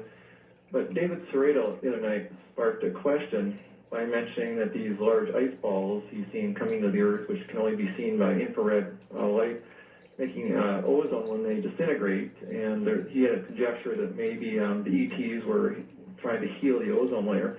But be that as it may, my question really is, do you allow any free agency for, say, archangels or extra-dimensionals or, say, God to pull us back from the brink at the last minute like a parent would to a child? I do allow for that, but also see through history how important responsibility for actions are. I mean, where was God during the bombing of Dresden or Hiroshima or Nagasaki? Nobody pulled us back. So I'll be the first one to tell you I am a firm, absolute believer in angels, including guardian angels. But I they have a prime directive, and I don't think it involves pulling us back without getting, because then we wouldn't recognize the results or consequences of our actions. That's my belief. Okay, thank you. Okay, take care.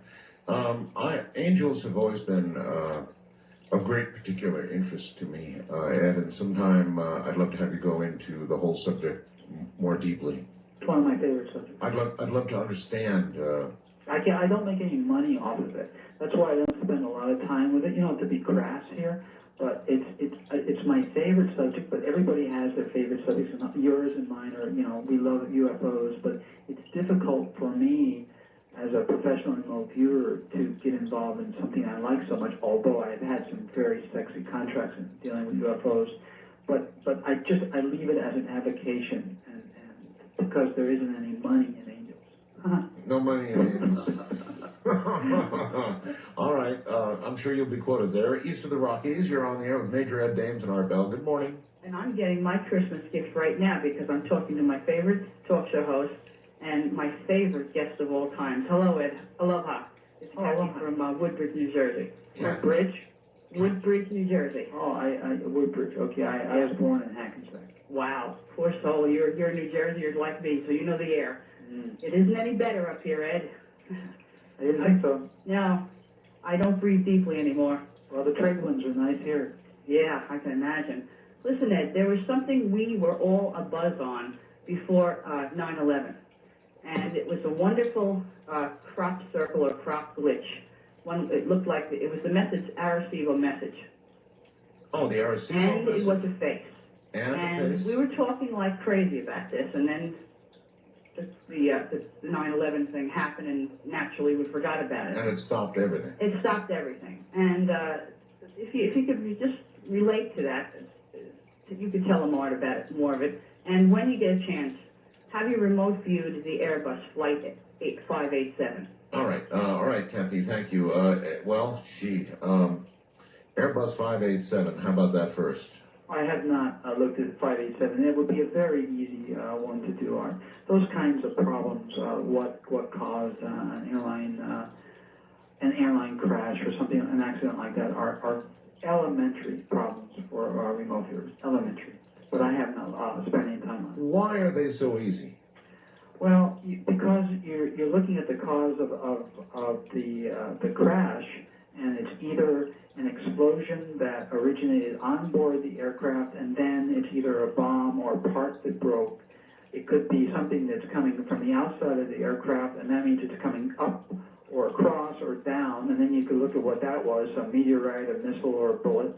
You could look at it, or you're dealing with people fighting in a cabin, a la Egypt Air Flight 990, or you're dealing with an explosion that's a bomb in a cargo pit or something else like that. Some kind of very specific incident. And you go right to it. All right. It's just a piece of cake.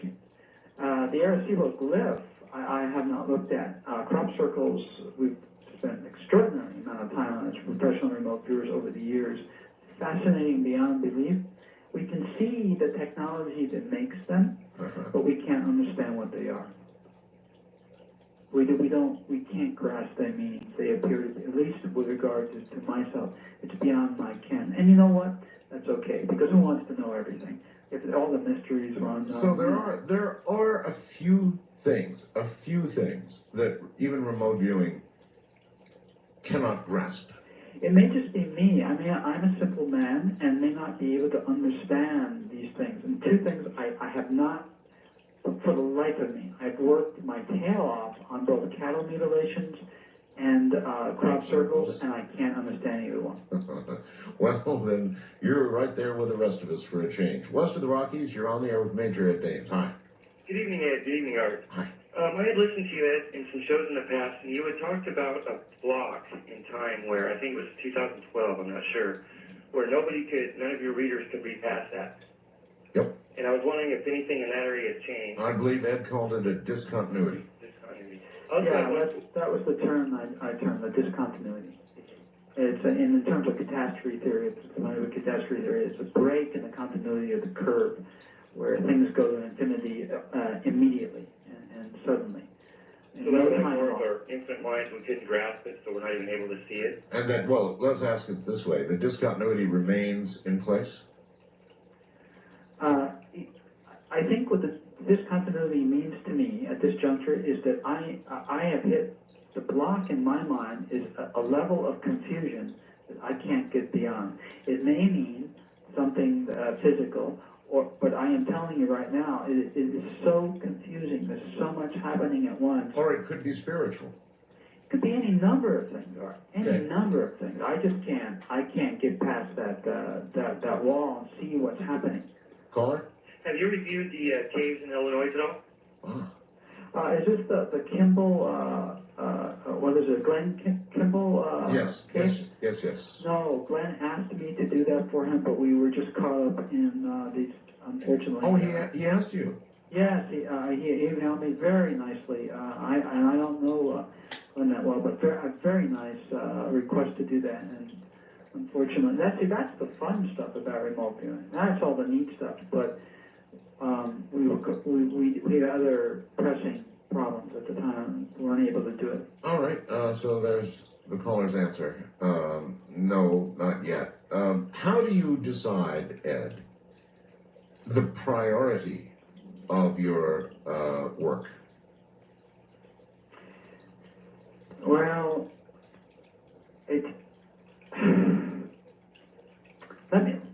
it's a difficult question to answer, but I can give you some insight. Okay. Let's look at, let's say, Osama bin Laden. All right. Okay. Now I passed some information to U.S. Special Operations Command about where the attack was planned because we wanted to know who hurt us. Okay. But the reason we're not continuing that project and locating Osama bin Laden, one of the primary reasons is because, generally speaking, many of my team members have become pacifists over the years. I know this is going to sound strange to you. I mean, I'm a soldier and all of that, but we become pacifists because there's some responsibilities that we have, yes, but when the responsibilities produce data that is going to be used for targeting purposes, and when the bombs are dropped on civilians... You can stop right there. I understand. All right. Hold on. We're at a break point, bottom of the hour. We'll continue with this. I'm Art Bell. This is Coast to Coast AM, and every now and then you just sort of get in a Layla mood. I really like this thing. Just sort of laid back. You're listening to Art Bell, Somewhere in Time on Premier Radio Networks. Tonight, an encore presentation of...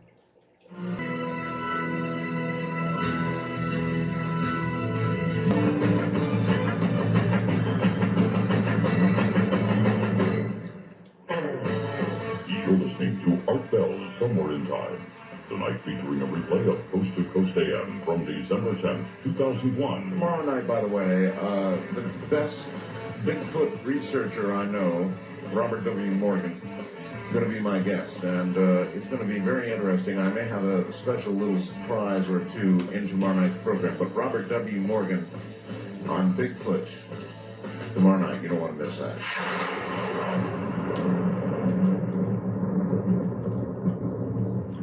When I asked about priorities, I think here's what I meant. Any one person or even a group of people only have so much time, and there are big national priorities like where's the bad guy that crashed the airplanes into the towers and the Pentagon. There are important worldwide questions like the one Ed has been dealing with tonight or the one about Korea. They, too, may not be at all really profitable, frankly, when you think about it. And there are personal questions about a person's own product. And there are, there's projects that Art Bell comes up with. There's all kinds of things and people, I'm sure, that want you to do things, Ed. And so I was just curious, what process you use to sort of triage everything that awaits. Uh-huh. I take them on a case-by-case basis, Art. All right. There's one in particular that I'm very fond of, and it is my favorite one.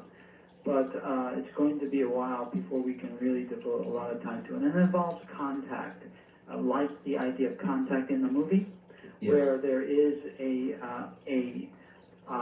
standard beacon that you can build, and you can use the collective unconscious to go in and download the plans for this particular communications device. It's not a transportation device like in the movie, but it is a communication device. That's my favorite part. That's a good one, all right. It's also one of Aaron Donahue, one of my teachers. He and I are working on that together in our spare time. Boy, Ed, I sure would be interested in a follow-up. Oh, it's fascinating because it deals nothing with radio telescopes and SETI or even OSETI. I don't care. If It's a device. it involves contact, I'm interested. Oh yeah, it's the reason we're not hearing anything. The universe is teeming with not only life but intelligent life, but they're using standards that are different than the electromagnetic energy. All right, that's a good teaser. First time caller line, you're on the air with Major Ed. First time callers, area code 775-727-1222. You're not allowed to use your last name. Oh, I'm not. So you made me bleep that out. Oh. I'm sorry I had to bleep that out. Just your first name, please. Name is Ariel. Ariel. From Excellent. Illinois. Okay. Well, first I want to mention that I did buy the Mind Apple kit. Oh. And yes, and I'm having great success, and I thank you, Ed, so much. No, pleasure's mine. No, it's mine. I have fun with it too, but it's I have too much fun with it. Well, it's a fantastic product, and the suggested reading was also fantastic. So, thank you. I also wanted to mention that I may be getting some training from one of your teachers, actually the one that you just mentioned. And my ultimate goal is to be in the Matrix Intelligence Agency. So July or no July, I'm going to do what I can. So this is a landmark day for me, actually. Okay, well, we grandfather our advanced students, so that cutoff doesn't apply to our advanced students. Okay. Well, anyways, my question is, I was curious about the Book of Revelations, if you had a chance to remote view the two prophets that warned against the mark of the beast. No, we haven't. We've been asked to. In fact, the person that asked me was Robert Knight, and Robert Knight was the one that introduced me to Art Bell 5.5 years ago. Actually, 6 years ago, he started asking me to do Art's show. No kidding. Yeah, I said no. And he took him 6 months to convince me to do your show. In October 5.5 years ago. But Robert had asked me to remote view those two individuals. And we haven't. We remote viewed the Antichrist, however, which was fascinating to us. And I've talked about that in earlier shows. Yes, it was also very fascinating. I'm sorry, the false prophet was very fascinating. Which was the television. The false prophet was a machine. It turned out to be something without a soul, and we were assuming it was human. And it turns out to be the thing that convinces everybody to follow the Antichrist. Television. It's television. So, I mean, how would you, 2,500 years ago, describe television? In terms of that 2,500 years ago, it would be very difficult. It would be like a Neanderthal attempting to describe a Cadillac when he couldn't even conceive of the screw. Yeah, it's really funny. When you first said that, I thought, oh, man. But then the more I thought about it, it started to make sense, Ed. Well, that's what you get. I mean, you take what you get in our business, and that's what the Matrix has for us. But I'm sorry, Ariel, I interrupted you. All right, caller. Thank you. Caller, thank you. Thank you. Take care. Wildcard line, you're on the air with Major Ed Dames and Art Bell. Cheerio. Cheerio. Cheers. Yes. Major Dames, Art, how do you do? It's Missing Learjet Tim from Cold Lake, Alberta, Canada. Yes. He's still around. Yes. Still around. Yeah, not like some of our callers in the last 7 years that seem to disappear again of accidents. This is an old time. Well, look, like the song says, 40,000 men and women every day. What's up? Yep, what's up? Yeah. What's up? Last year when you took your predictions, yes. I think number 42 right. is where I played. And what's up? What was your prediction? It was yours, right? Yeah, the space station. The International Space Station. Okay. Yeah. And what did you predict? Remind me. It's just some type of catastrophic event. On the International Space Station. And you know what? What? I just feel like we're right on the doorstep. Right on the door. Well, we would have to be since the year is about to close out, eh? Well, besides that, but I mean like right now. I'm talking like maybe within the next 24 hours or something. Well, gee, there was just this big sun flare.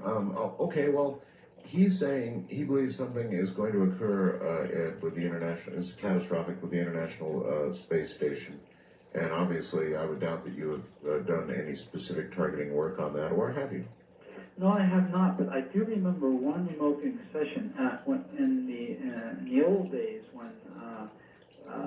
when the CIA took over the remnants of the military program. Right. I hired all the Army remote viewers, all the best and the brightest in the program. I hired them, and one of those viewers, Mel Riley, way back when, did a session that did show, for all intents and purposes, what looked like a space station plummeting to Earth. And I'll never forget that session. We didn't do anything else with it, but there was that one session. Wow. Well, you never know. That's not a high confidence prediction by any means, but there you But it go. was an interesting session by a very, at the time, a very skilled viewer. All right. East of the Rockies, you're on the air with Major Ed Dames. Hi. Hello? Hello. Hello? Hello. Oh, hi. Oh, hi. Suzanne, I'm from New York City. Yes. And I wanted to ask Major James if any of the things that dots that I'm putting together make sense to him. Okay. Okay? Well, North Korea is one thing, but everybody on all the stations are interviewing all Middle East countries constantly, and it all comes back to the same thing. It's all about Israel, and like blame Israel. And also, what's happening, the UN has the human rights in Switzerland. They're bringing up questioning Israel's human rights. Now, also what's been happening, there's been 4 ships that are coming from the Middle East. There's 300 or 400 people on them. And they go they say they're from Afghanistan and then Iraq and then Indonesians.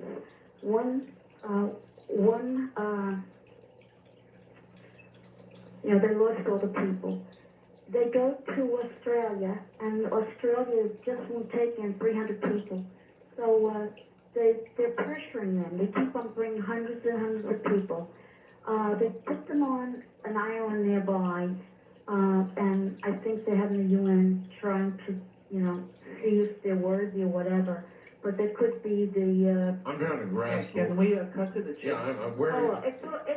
It concerns the UN is now questioning Australia for human rights.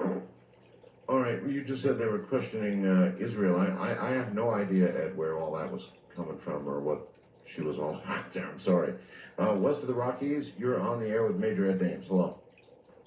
Hello? Yes, hello. Oh, hi, Bart. I got a couple of related questions for Ed. I want to know when he remote viewed the Antichrist, who or what he saw, and I also want to know what he thought, what his take on the prophecies of Nostradamus related to the third Antichrist, if there is such a person. I haven't remote viewed the quatrains dealing with the third Antichrist, so I don't know anything about that. But the Antichrist in general appears to be not necessarily a single person, although in the end it is one man, but it's the idea of a sort of a field effect. It's in everybody, and it's like everyone has a dark and a light side, a shadow part of them. It could be anyone. But in fact, when you do remote view it, you end up describing at least 1 or 2 babies who are born into horrid conditions on the planet contemporarily, and that's what you get. That's what I got 4 or 5 years ago.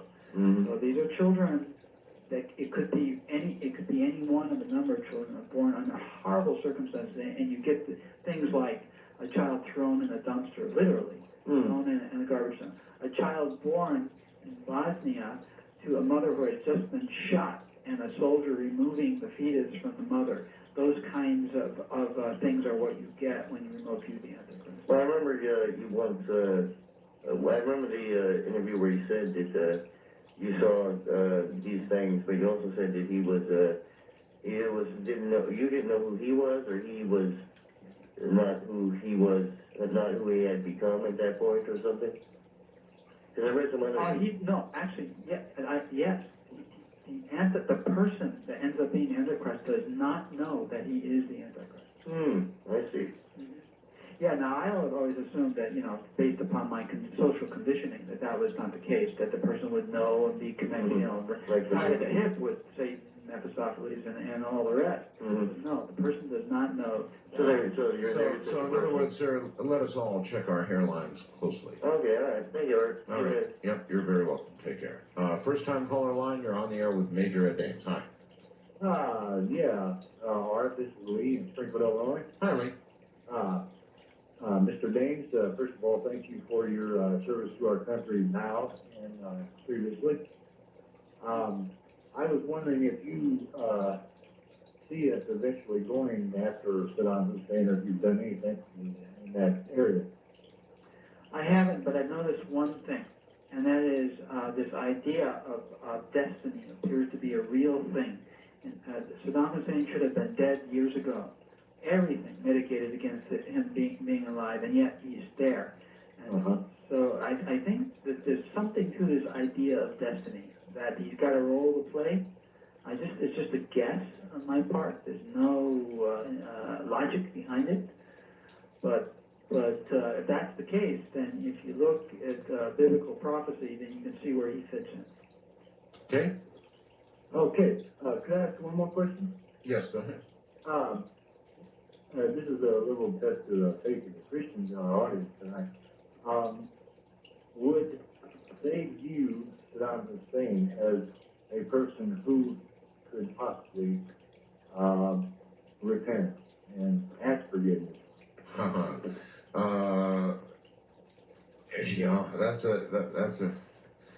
I suppose, an interesting.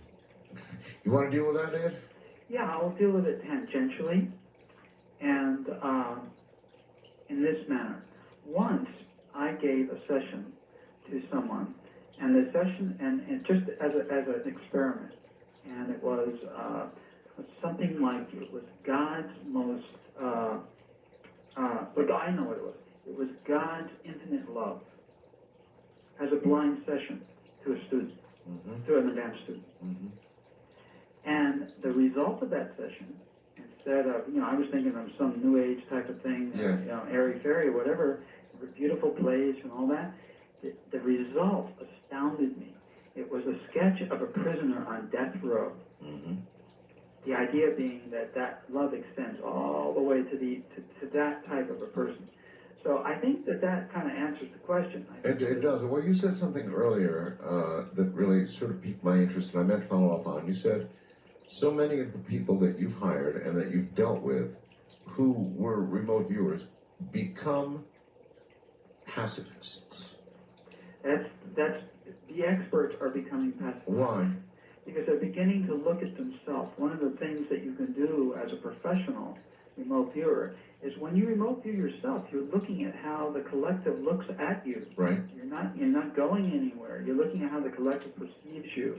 And that is some real insight, and mostly it's insight that you do not want to see about yourself. I'm sure it is, yes. I mean, ego reels at what you and you start to become responsible for a lot of, you realize that the wallet you're carrying around in your pocket that's made out of leather is associated with a violent killing of an animal, and the Matrix sees that. The collective unconscious points to that and says, look, this animal died a horrible death, and those kinds of things. You say, well, it's just a wallet, it's just a piece of skin.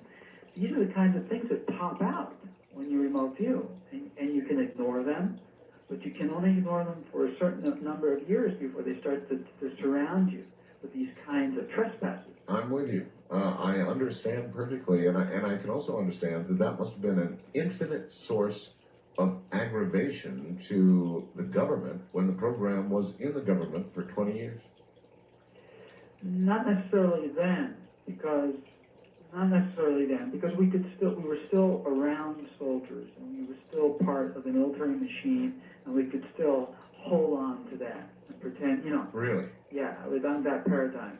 But once you're on your own and you're an expert and you're working alone, then it starts to surround you, and you no longer have that gun to hold on to or that uniform, and you start to realize, whoa, maybe what some of the masters in history have been saying might be true about these kinds of things that we call New Age. And for a soldier, that's not very comfortable. Yeah, I think probably most of us inside at some level know it's true. It's just that we have this world we live in that's violent and real, and we have to deal with it. But yeah, I think most of us know deep inside that that's absolutely true. We might have time for one quick question. Wildcard Line, you're on the air. Hi. Hi. I'd like to thank Major Daines for keeping us appraised of the target. Do the wild thing at 775-727-1295. I'm sure for many others listeners. Well, as you know, it was diverted from that. Yeah, thank God. And Thank God is right. And do you foresee any immediate other targets for the terrorists before the end of the year? All right, well, he's sort of already answered that, sir. This cell is laying low, but I don't know what they're going to do. And it is an Al-Qaeda cell. They are highly trained, and they are, I just think that they're. Could you remote view whether they've been cut off from instruction, Ed? They have been. They have been? Yes, they have been. So they're on their own. In fact, we speculate that they were actually going to hijack another plane and crash it into the dome of a particular reactor, but that it was their own plan now that they didn't have a plane to approach the reactor from the sea, and that is why I warned both the security guard, the FBI, and the Sheriff's Department in that particular place to watch this. Listen, my friend, we've done another program. Thank you, as always, Ed. Thank you so much for being here. Well, I'm happy to be.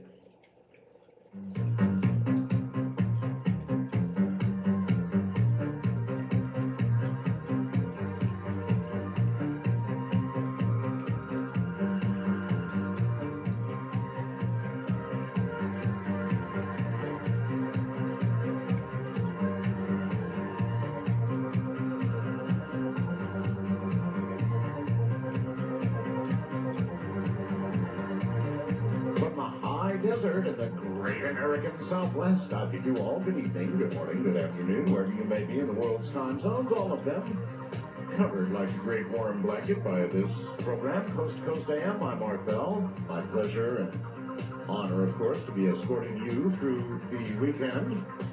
Many, many, many of you, after the declarations of the amount of rain I made that we had last week, said, hey, Art, why don't you go take a picture of the desert? So I went to a little BLM land. That's unattended land, government land, a lot of it here, immediately adjacent to my home, and took a photograph. And that is what you will find now on my webcam, Mark's webcam. Now, it's a pretty amazing picture. You've got to understand where I'm located is about 20 miles from the Valley of Death, Death Valley. And so there you have it. The picture is worth 1,000 words. I told you we had a lot of rain. Take a look at that. It's like a golf course. All right. The boxing saga, $1 Million Baby, seems to have won the Academy Awards Heavyweight Sunday, claiming Best Picture and 3 other trophies, including honors for director Clint Eastwood, lead actress Hilary Swank, and supporting actor Morgan Freeman. Martin Scorsese's The Aviator came away with most Oscars, gets 5 awards, including the supporting actress prize for Cate Blanchett. So there you have it. Not too many surprises, really. The man arrested on suspicion of being the BTK serial killer has confessed to at least 6 of the killings, and might be responsible for as many as 13 more, including one, by the way, that could carry the death penalty. Iraqi officials said Sunday that Syria captured and handed over Saddam Hussein's half-brother, a most wanted leader in the Sunni-based insurgency, ending months now of Syrian denials that it was harboring fugitives from the ousted Saddam regime. So there you go, they had his half-brother all along. Israeli Prime Minister Ariel Sharon threatened Sunday to freeze peace efforts if the Palestinian leadership doesn't crack down on militant groups after a weekend suicide bombing in Tel Aviv that killed 4 Israelis and wounded dozens. Searchers spent a 4th day scouring roads and looking for that little 9-year-old Jessica Marie Lunsford, last seen Wednesday night in her bedroom. Father discovered she was missing next morning. Police have said a door at the home was unlocked and one of the 3rd grader's dolls also gone. Iran and Russia ignored U.S. objections, and it seems they have now signed a nuclear fuel agreement. They did that today. It is a key to bringing Tehran's first reactor online by mid-2006. Worth asking, I suppose, why the Iranians need or would want a nuclear reactor. Well, you might say they need power too. Well, they have more oil than just about any of us, so why do they need nuclear power? There's an obvious answer to that. In a moment, a little of the other news. There's a headline here that worries me, though it comes from the India Daily. The headline says, evidence of extreme disturbance in Earth's core. That's right, Earth's core. We'll get to it in a moment.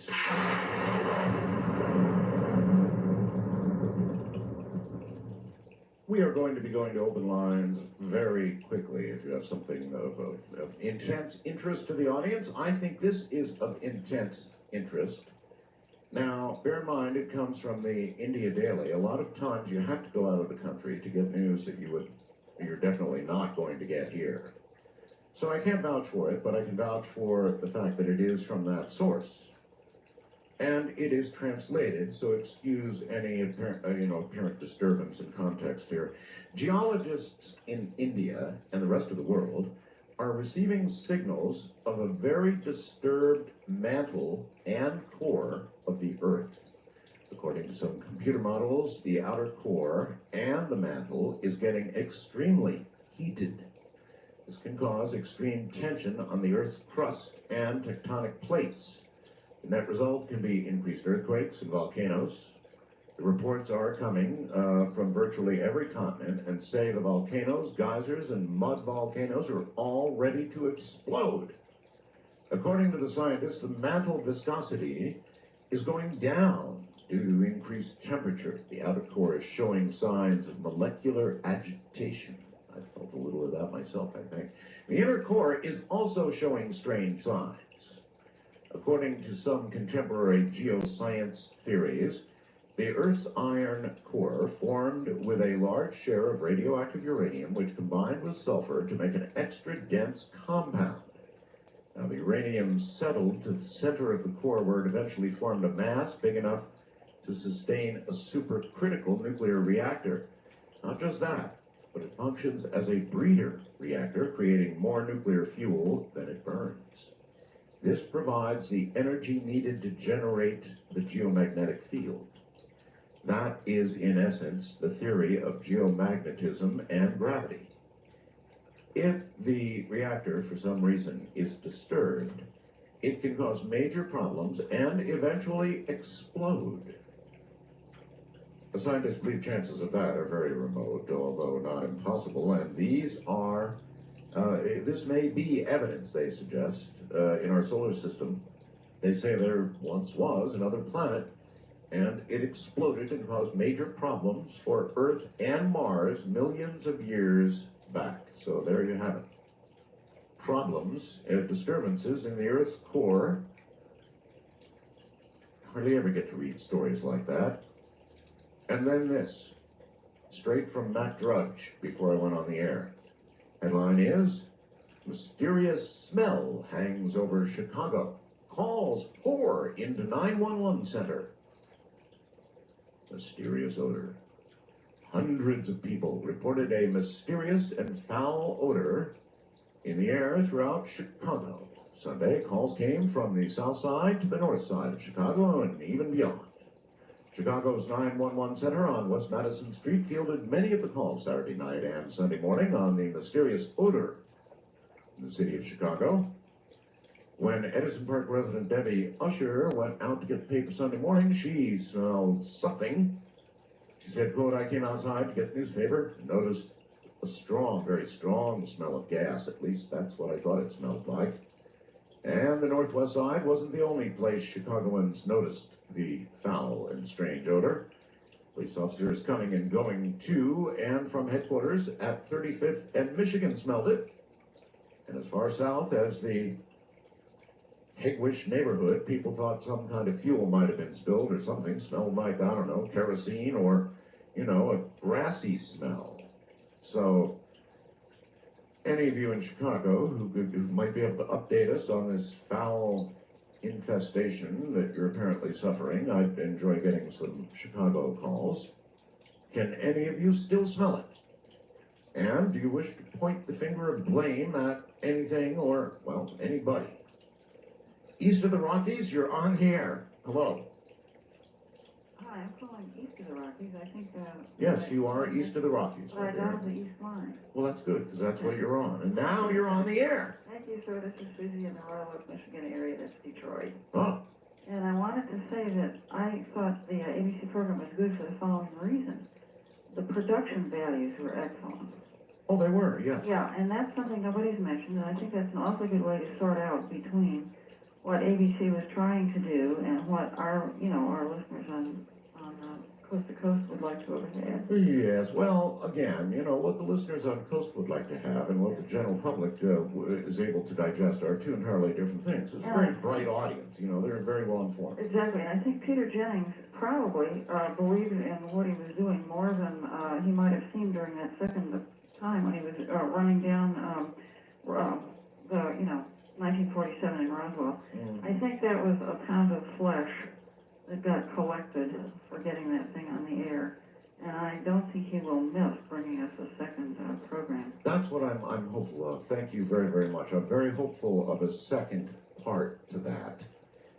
And then obviously they could get up and go further, but you can't start out at the end of the story, or at least as much as is as known by many of you now. But rather at the beginning, and that's what they did. West of the Rockies, you're on the air. Good morning. Hello. Hello. Hi, this Coast to Coast? That would be us. Yeah. Anyway, my name is John. I'm calling from Aberdeen, Washington. Yes, John. Yeah, I just wanted to talk about I think it might have been a near-death experience my grandson had. It was in a car wreck. That he had? Yeah. Okay. Yeah, anyway, he was in a car wreck, and there was two other grandchildren in the car with him, and one other grandchild was hurt, but the one that was in the wreck, he got his seat belt, went and ripped his aorta, and only got about a little over half of his intestines left. But he told me a story without being without anybody saying anything to him about something that happened to him, which... What do you say? Said there was two people in white gowns that was standing by him. They told him to go back to Johnny, which was my name from friends and family when I was younger. And I asked him what they looked like, and the hair and stuff like that. And his description, it sounded like my mother and father. That's very convincing stuff. Because where he had the accident at was right across from the mouth of the cemetery that my mother and father were buried at. Well, I'm not sure that there would be a distance thing. In other words, I'm sure that no matter where that had occurred to him, they would have shown whether or not it was close to the cemetery. But, you know, out of the mouths of babes. And I think that's one of the things that gives me, I don't know, some of the most hope when I hear stories about children that have been at NDEs and describe things simply absolutely impossible for them to have known. You know, period clothing, that sort of thing. Relatives, accurate descriptions of relatives they have never seen, that sort of thing. It seems like pretty good evidence, and maybe as good as we're ever going to get. First time caller line, you're on the air. Hi. Hey, is this Art Bell? It is me. Hey, Hey, I just want to tell you, you got the best show on radio, and once I discovered you, I listen to you every weekend. Well, thank you. It's certainly very different. I mean, you got the best form because you'll talk to anybody, and I mean, oh, I forgot to tell you, my name is James. I'm in San Francisco, and Yes, as you may have noticed, James, you were just ringing the phone and you went straight on the air. yeah, because I was just so excited to talk to you because you definitely got the best show on radio. I want to say what's up to Tim in Jersey, and thanks a lot, Art. All right, take care. We just come to you in the raw, as it were. I'm not sure that's the right way to put it. Wildcard line, you're on the air. Hello. Hi, Art. How are you? I'm just fine. Good. My name is Bart. I'm calling from Houston, Texas. Yes. Listening to you on 740. I just want to bring to your attention, you may have already discussed this already, I don't know, but last night you had a call from a young lady that said she was giving you some information about the BTK, I think, BTK killer, Yes. that he had been turned in by his daughter. That's what she said. And Yes, that's true. That turned okay. out to be true today. Okay. Well, Did there, you know there that? you go. No, I didn't read that part today, but that's interesting. I just thought that was pretty good. Your listeners are on the ball that you knew it last night at 1:30 in the morning and nobody found out about that. His daughter turned him in. Well, this again, sir, is what you get when you have open line, unrestricted, unfiltered, screened talk radio. Actually, you just get the real thing. It's a pleasure. Continue the good job. Thank you very much, and have a good morning. East of the Rockies, you're on the air. Hello. Hello. Hi. Yes. Art? Yes. Oh, yes. Earlier today, I emailed you some picture about a UFO. A picture of a UFO? Yeah. Okay. That I took, it was earlier this evening when I was watching the Academy Awards, and it's something that I dug out. I took many years ago in oh, I see. This beach, Miami Beach, South Beach to be exact. Mm-hmm. And actually, I emailed you 3 pictures. Oh, my name is Nestor, by the way. Well, I may not have gotten to them yet. Yeah, because that was like about an hour ago, an hour and a half ago. Yes. And anyway, look for in the subject matter, it says UFO picture, South Beach, Miami. That'll get my attention, believe me. Yeah. And anyway, you'll see the UFO between the palm trees and the beach in the background, and you can actually see this tree. I took it from the balcony of the hotel where I was staying. All right, sir. If it's a good one, I'll get it up on the website for everybody to see. But that would have been a little late to get on the air tonight. West of the Rockies, you're on the air. Hello. Hello. Hi. Hi. I just wanted to, first of all, I wanted to say that I enjoy your show very much. I won't listen to it for a few months. It's really wonderful. Thank you. Where are you? I am in San Diego. All right. My name is Joe. I listen to Togo, young Togo station. Yes, sir. And I just wanted to just make 2 little comments, or actually just a comment and a suggestion.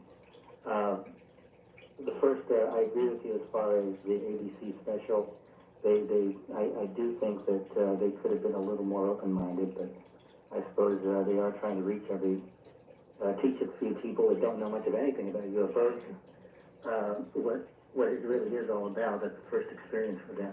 Well, to have dismissed Roswell as a myth was ridiculous. I agree. Absolutely ridiculous. Otherwise, though, contrary to what a lot of ufology had to say, and people in ufology, I thought it was a good first step.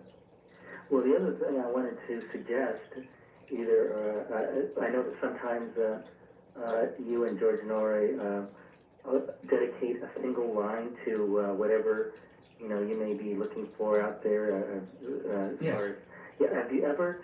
I don't know if this has been done, but have you ever considered opening up a line exclusively for people, your listeners out there, who may, at this moment, be seeing a UFO in the sky and get a live description?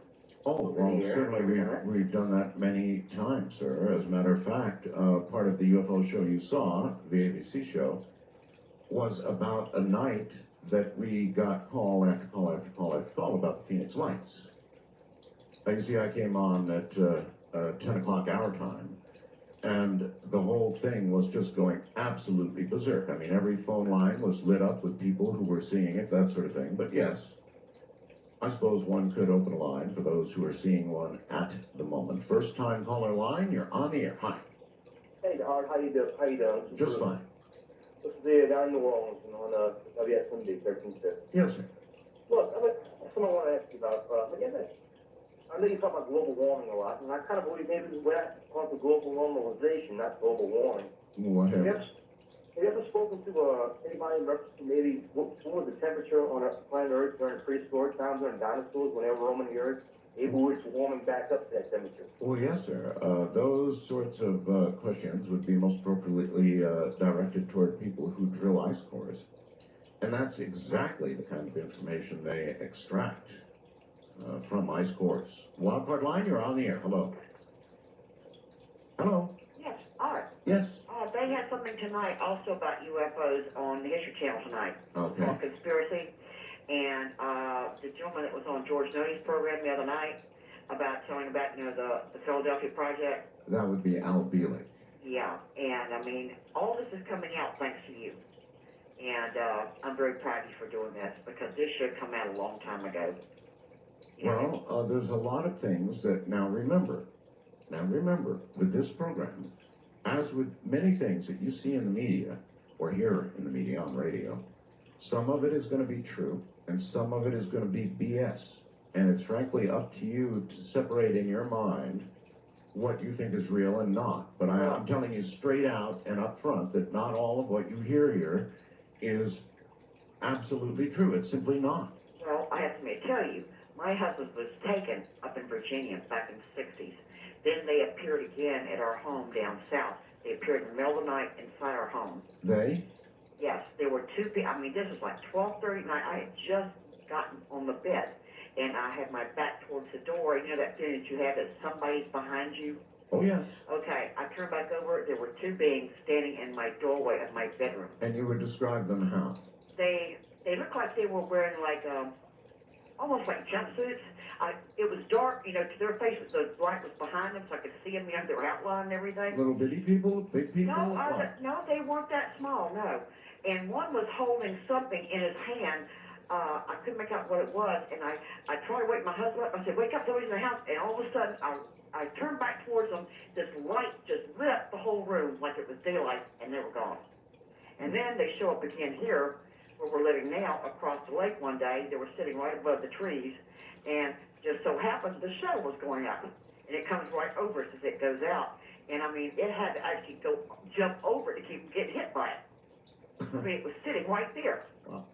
And I mean, we've had experiences with them, and I tell you what, I hadn't thought about it for a long time. Then when I saw a program on TV one night, the fear came back.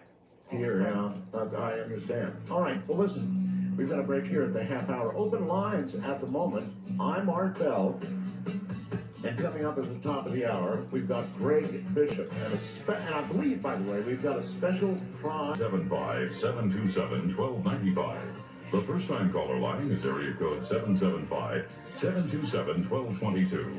To talk with Art Bell from east of the Rockies, call toll-free at 800-825-5033. From west of the Rockies, call 800-618-8255. International callers may reach Art by calling your in-country Sprint access number, pressing option 5, and dialing toll-free 800-893-0903. From coast to coast and worldwide on the internet, this is Coast to Coast AM with Art Bell. According to the India Daily, something wrong, an extreme disturbance in the Earth's core. And then, according to, I believe it's Channel 9 News in Chicago, a foul and mysterious odor overhanging all of Chicago. Could there be a connection?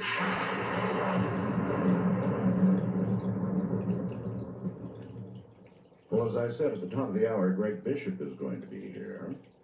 And he's going to be talking a whole lot about UFOs. And he is going to bring a surprise witness, a man who has never talked publicly before. Now, this might not happen, mind you. It might not happen. But I'm not even going to give his name right now. I want to be sure they want to give his name, that he wants to actually give his name. But somebody who worked for the Air Force Office of Special Investigation, at the OSI, and apparently specialized in disinformation.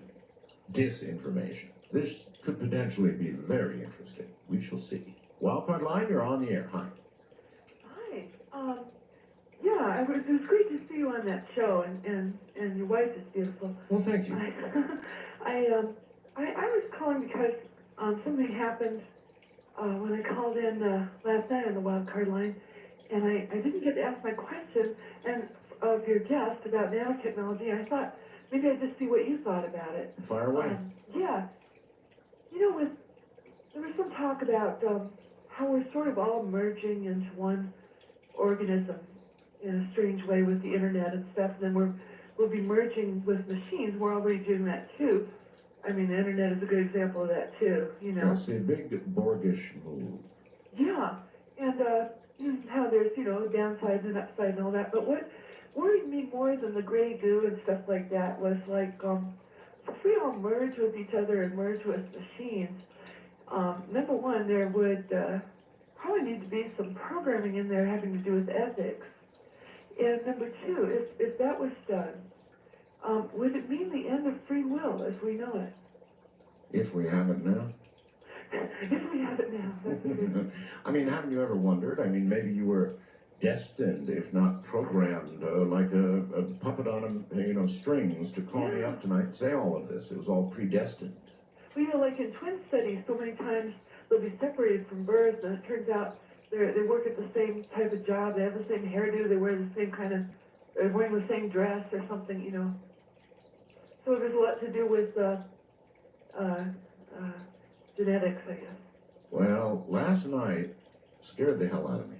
I'm serious. I don't know what I've done recently that scared me more than, I mean, he was a very cheerful fellow, I guess.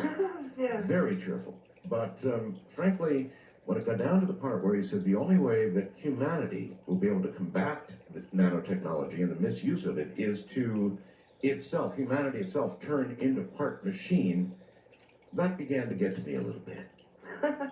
Yeah. I mean, how are you going to feel? Are you going to accept it when they come to you with, oh, just a little circuit board and a couple of chips that they want to implant in your head? Little tip for me to be able to buy things anywhere. Well, that too, yes. Of Yeah. course. I mean, how are you going to react? You're going to say, well, I think sure. I might run off into the wilderness and learn to eat bark or something. Bark and bugs. Yeah. Yeah. All right. Thank you very much for the call, and good luck in the woods. Bark and bugs. That is what he said, though, and he was being very, very serious. No kidding around there at all. Nanotechnology, when you actually, and last night was kind of a nanotech 101 of honestly what's coming down the pike, and very soon at that. So if you didn't hear last night's show, dig it out of the archives. Do whatever you have to do to get hold of it and listen to that. It's important. East of the Rockies, you're on the air. Hi. Hello? Hello.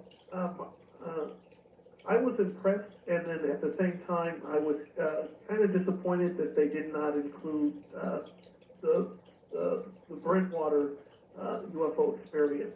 What, in the ABC special? Yes, in the ABC special. Well, there would be a million things you could be disappointed in that they didn't get in, but they only had 2 hours. And I had something else to say. Okay, but that story alone, sir, would have consumed, I don't know, 30 minutes to even begin to tell it right. Yeah. I got something else to say. When you consider UFOs, I think we ought to consider them in the time frame that they happen. Like Roswell, you got to consider it in the day 1948. Of course they're going to lie about it. Of course they're going to say it's myth, and they did a very good job, and that's why it was considered a myth. No, I mean, in 1948 they would have lied, but, well, now they would never lie. Yeah, but the time frame, what the psychosis was ready for now. But if you look at today, the way the international community is coming together, which is a necessity to actually begin to think that that there's a greater community out there universally. We need to understand that as the world sort of comes together, maybe that's the step. I mean, I remember from last week they said, stay healthy. Part of that might be the fact that the world is coming together, militarily, economically, socially, we're coming together, and the internet's part of that, I think. Until finally we become one world. Yeah, till finally we become one world, and we can interact in a world where there's good and bad aliens, there's friends and foes, and we can act together. We can't have, you know, like the Muslims saying, okay, I hate the Jews so much that I'm ready to kill all humanity. Let me ask you a question, sir. Would it surprise you to know that I've been offered a very substantial position in the New World Order governing body? Probably not. It wouldn't surprise you? No. Then you're extremely gullible. But thank you for the call. West of the Rockies, you're on the air. Hello. Hi, Art. This is Jeff from San Bernardino, and I'm calling from Summit Valley, California. Yes, Jeff, welcome. And this is a place where we have seen a few strange things similar to what you and Ramona have seen, Oh, yes. particular objects. I have myself was in the United States Air Force, at Norton Air Force Base in the past. I think I can tell the difference between something usual and something unusual. Yes. I wanted to talk to you a little bit about the program on ABC's the other night, the All right. documentary. Okay. And I had a little bit different take on what they said about Roswell. I believe that the way I heard it, and it was, I had to think about this. They said, from what I understood, people didn't get out of Roswell what they had hoped to as far as proof that UFOs exist. Are you talking about on the program? Yes. Well, there was no proof at all, sir. They called it a myth. They said that there was I did hear them say that a lot of people did think it was myth, and that anybody who thought that they were going to get proof out of it did not get out of it what they wanted to. But Well, it's the one place, in my opinion, the program fell flat on its face. I do agree with you on that. Yeah. But I also wanted to point out that I believe it was in 2003, and MSNBC ran this program earlier in the week, probably because of the UFO Seeing is Believing on ABC. Bryant Gumbel did a very in-depth 2-hour program on Roswell, and they gave a lot of different angles on Roswell, and information from all sides, and left you, the viewer, to decide what you wanted to out of all that information. They Well, it's laid the all best the way cards to on do the it. table. Yeah, it's the best way to do it. I try and do the same thing here. In other words, I fully understand and represent to you that some of what you hear here is BS. There's no question about it. Some is not. Many times what you hear on this program is reflected in headlines a week, a month, and a year later. Much of what you hear here. But on the other hand, some is BS, and you have to pick through it. And I regard you as adults. You ought to be at this time of night, for the most part, and you can make your way through it and sort of accept what you will and reject what you will. First time caller line, you're on the air. Hello. Hello, Hello. Mr. Bell. Yes, that would be me. I was holding for quite a while, but listen, it's a pleasure speaking with you. I called last week, and they gave me some shenanigan run around that you weren't there, but I heard you, and I knew you were there, and I think they would just, well, anyway, that's irrelevant to the point. But Well, you see, I knew it was you, and the man told me it was some tomfoolery going on. oh, my goodness. I don't know what man you're referring to. Now, it could have been, you see, during the weekend when I was off, in which case he would have been pleading the absolute truth to you. So I don't know. Well, I don't know, but I know it was you. Well, it's me Like now. I said Anyway, before, the point coast is, to it's... coast, Art Bell is the most. You're better than jam on my toast, Mr. Bell, because I just love you. All right, where are you? Where are you, my dear? I'm calling from New Jersey. My name is Louise, and I will not tell you anything more specific because I know, well, the reason I'm calling, my husband, who's deceased, worked for Naval Intelligence many, many years ago. And I know that some of the projects he worked on dealt with UFOs and aliens, but he wouldn't even discuss certain things with me. But I believe that even today that the aliens are among us. He would not tell you, his wife? Yes, deceased now. I understand, but he wouldn't even tell his own wife. He told me certain things, but they were confidential, classified, and I couldn't even discuss them with you or my friend Clara. Okay. But I know that there's certain alien beings are injecting drugs into the air that we breathe. Oh, so you would tell me as much as you tell Clara, or would you tell Clara more? Well, that's irrelevant to the point. But I know that the alien beings, these grays, they're injecting some type of drug into the air we breathe, and it's contaminating us. Do you have any idea what these drugs are doing? Well, I could tell you some things but Well, please. I cut my hair. You cut your hair? You think these drugs made you cut your hair? Well, I had to because Clara told me to do certain things. I put aluminum foil around the lampshade. You did. But Clara told you, Clara instructed you to do that? She said it would help to reflect the drugs back into the atmosphere. I see. I think that's nonsense. They're Well, going to penetrate us. If it's nonsense, well, why do you have aluminum foil on your lampshades? Oh, I have to try it, but I it's see. not working. Well, but you'd never know for sure. How could you know for sure whether it was working or not? Of course, you did cut your hair. Wildcard Line, you're on the air. Hello. Hi, Art. This is Eric, truck driver cruising down I-90 in great state of Minnesota. Yes, Eric. Hey, I just wanted to let you know, I'm from Northern California, and there's a mountain in Lake County, California. It's called Mount Sinai. Now, the weird thing about this mountain is it's an extinct volcano. The strange thing is that they know it's hollow inside. Now, no one's been able to find the entrance to this volcano, and the thing that piqued my interest about this is that there was a couple scientists that were actually on this mountain looking for the entrance to it, and they had the permission of the owners of the land. Then all of a sudden, for no reason, they kicked them off the property and they forbid anybody to look for the entrance to this mountain. And I thought it was kind of unusual. Why do you think they might have done that? I think that there's possibly something going on in there, or it may lead to something that somebody doesn't want anybody to find out. It just piqued my interest, and I think that it may be something worth looking into. All right, sir. Well, let me know when you get out how it goes. I think he's probably suggesting the rest of us look into it. I've always been fascinated, as you know, with very deep holes in the ground, tunnels, the inside of mountains. Absolutely intrigued, but never sufficiently to go scurrying down a rope, in some dark pit or something. East of the Rockies, you're on the air. Hello. Yeah, hi, Art. This is Jim from Fort Lauderdale, listening on WIOD. Hi, Jim. I'm a truck driver, as you can tell. Yes. Your guest last night, boy, he was a very, very excellent show. Yes. And what he was talking about with the nanobots and the artificial intelligence, you must watch the show Stargate. Do you watch that show? No. Okay, because they have a bunch of aliens they call the replicators. And they all started out as one-cell nanobots. And they're like a little Richter sets, and they keep building themselves into the same thing over and over again. That's the whole idea of nanotechnology. It's replication mostly.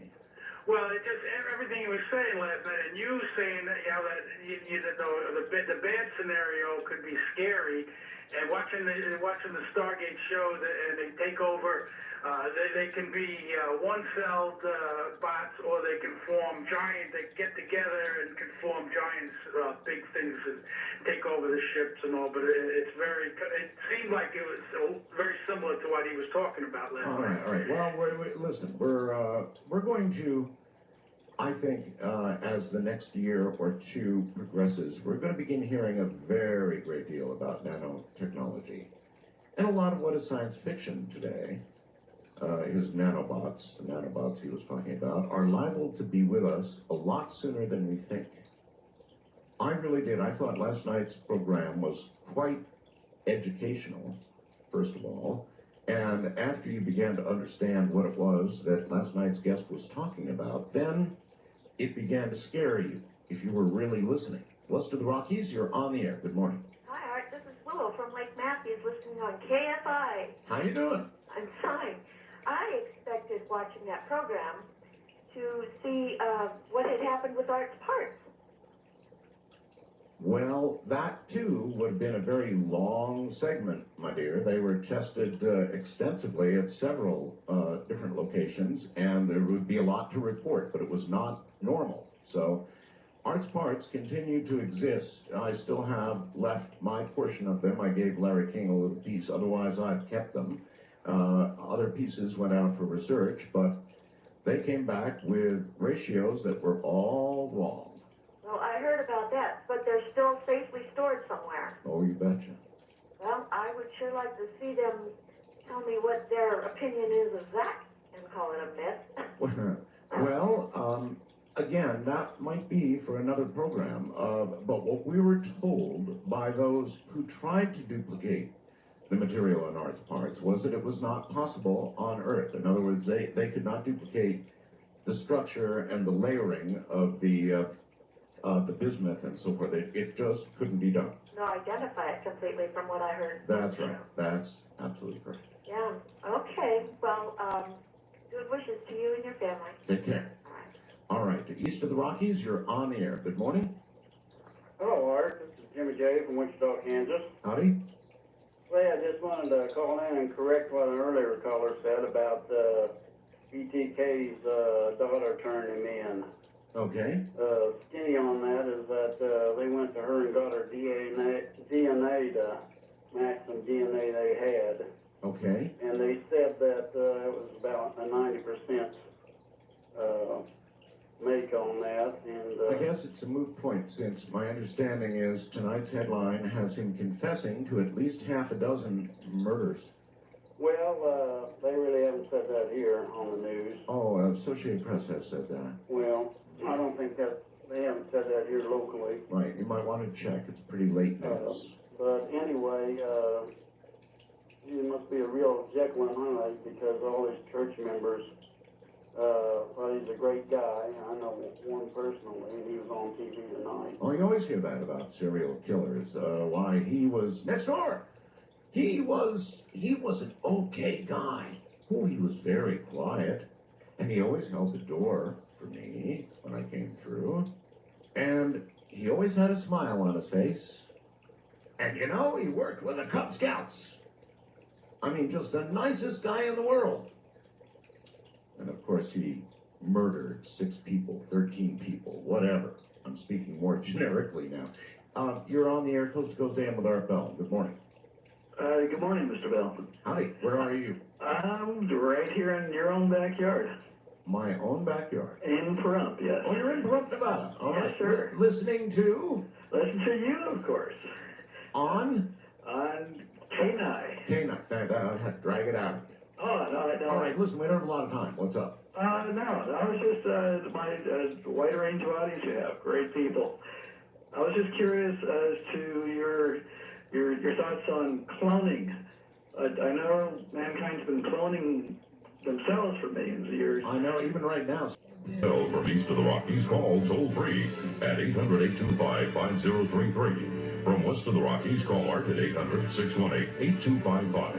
International callers may reach Art Bell by calling your in-country Sprint access number, pressing option 5, and dialing toll-free 800-893-0903.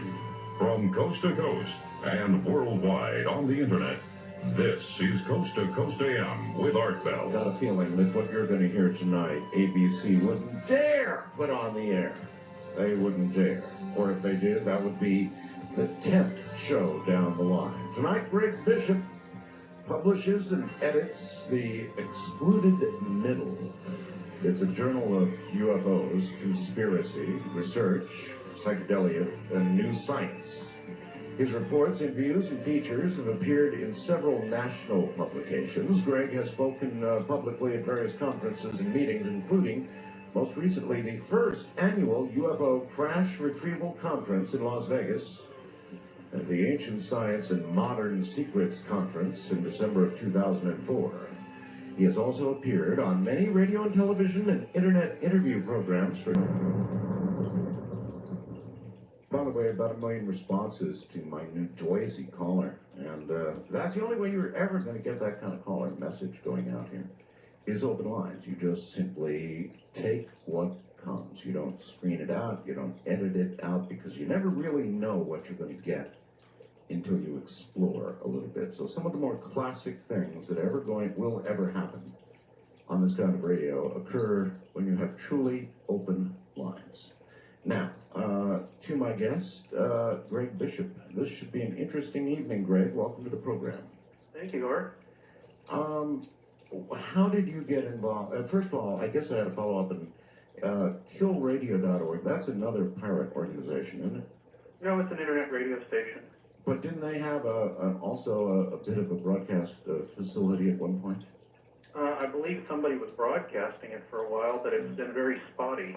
I think they were just taking things off the internet and broadcasting them Yes. over the Los Angeles area. KBLT went for, I think, 3 straight years until the FCC finally caught up with us. Closed in, huh? Yeah, I know that you had a FM pirate, didn't you, when you were a teenager, I think? Actually, that was when I was in the United States Air Force, and fortunately, by the time I told that story, why the statute of limitations had long since expired. But yes, we did it. It was a long story, and it was a lot of fun.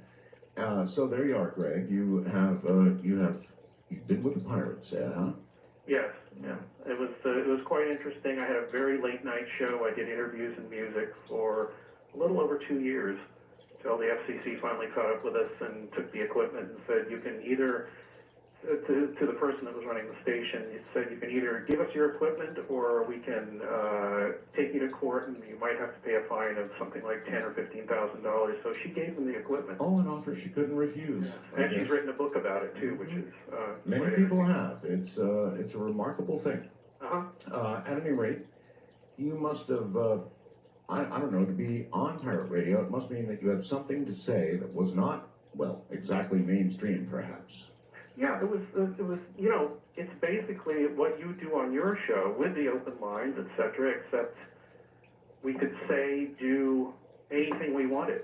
I mean, there was absolutely no restriction because obviously we weren't licensed. A total lack of responsibility. Yeah, so we never got called on anything, really. It was wonderful. That's kind of how Kill Radio is now, because internet radio is pretty much the same thing. Well, I kind of I follow the pirate community a little bit, so I've always been interested. So I was surprised you knew that somebody was pirating our signal and sending it out in L.A. in the last year they did it. As I said, I keep track of this stuff. So there you are. All right. Anyway, Richard, how did you get interested in ufology? Greg, you mean? Greg, yes. I'm sorry. How did you get interested in ufology? It's very strange. I don't exactly know how I got interested, but I do remember when I was a kid, my father used to take us to the library every week and say, get as many books as you want, read them all, and bring them, we'll bring them back next week. And we just did this over and over. Mm-hmm. And for some reason, and I can't really tell why, I cleared out all the UFO and paranormal and cryptozoology shelves in one library. We went to another library, and I cleared all those shelves out over the course of a year or so, and then I went back to the first library and did it again. And somewhere along the line, something caught your eye. Yeah, it's funny, though, because I was interested in it up to probably about junior high school, and then it kind of dropped out of my life until after I graduated college, and I had a very tempestuous period.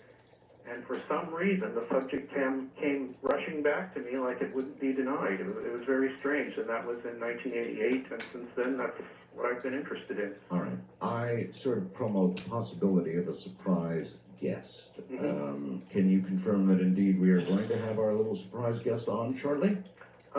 Yes. I called him, and he said that he would be ready. Okay. Do you want to give his name? I think I'll let him give his name. You're going to let him do it. All right. Yeah, I believe he said it was all right to give his name, but I'll just let him do it because I want to make absolutely sure that's what he wants to do, because he hasn't talked anywhere to anyone publicly. Well, let's tease it a little bit. He was an Air Force. He worked for the Air Force Office of Special Investigation. Is that yes, yes. He was an agent with the AFOSI at Kirtland Air Force Base in the late 70s up through mid-80s, I believe. And he is going to claim what? That he dispensed on official orders, I would presume, disinformation. Yes, to a certain individual who I wrote this book about.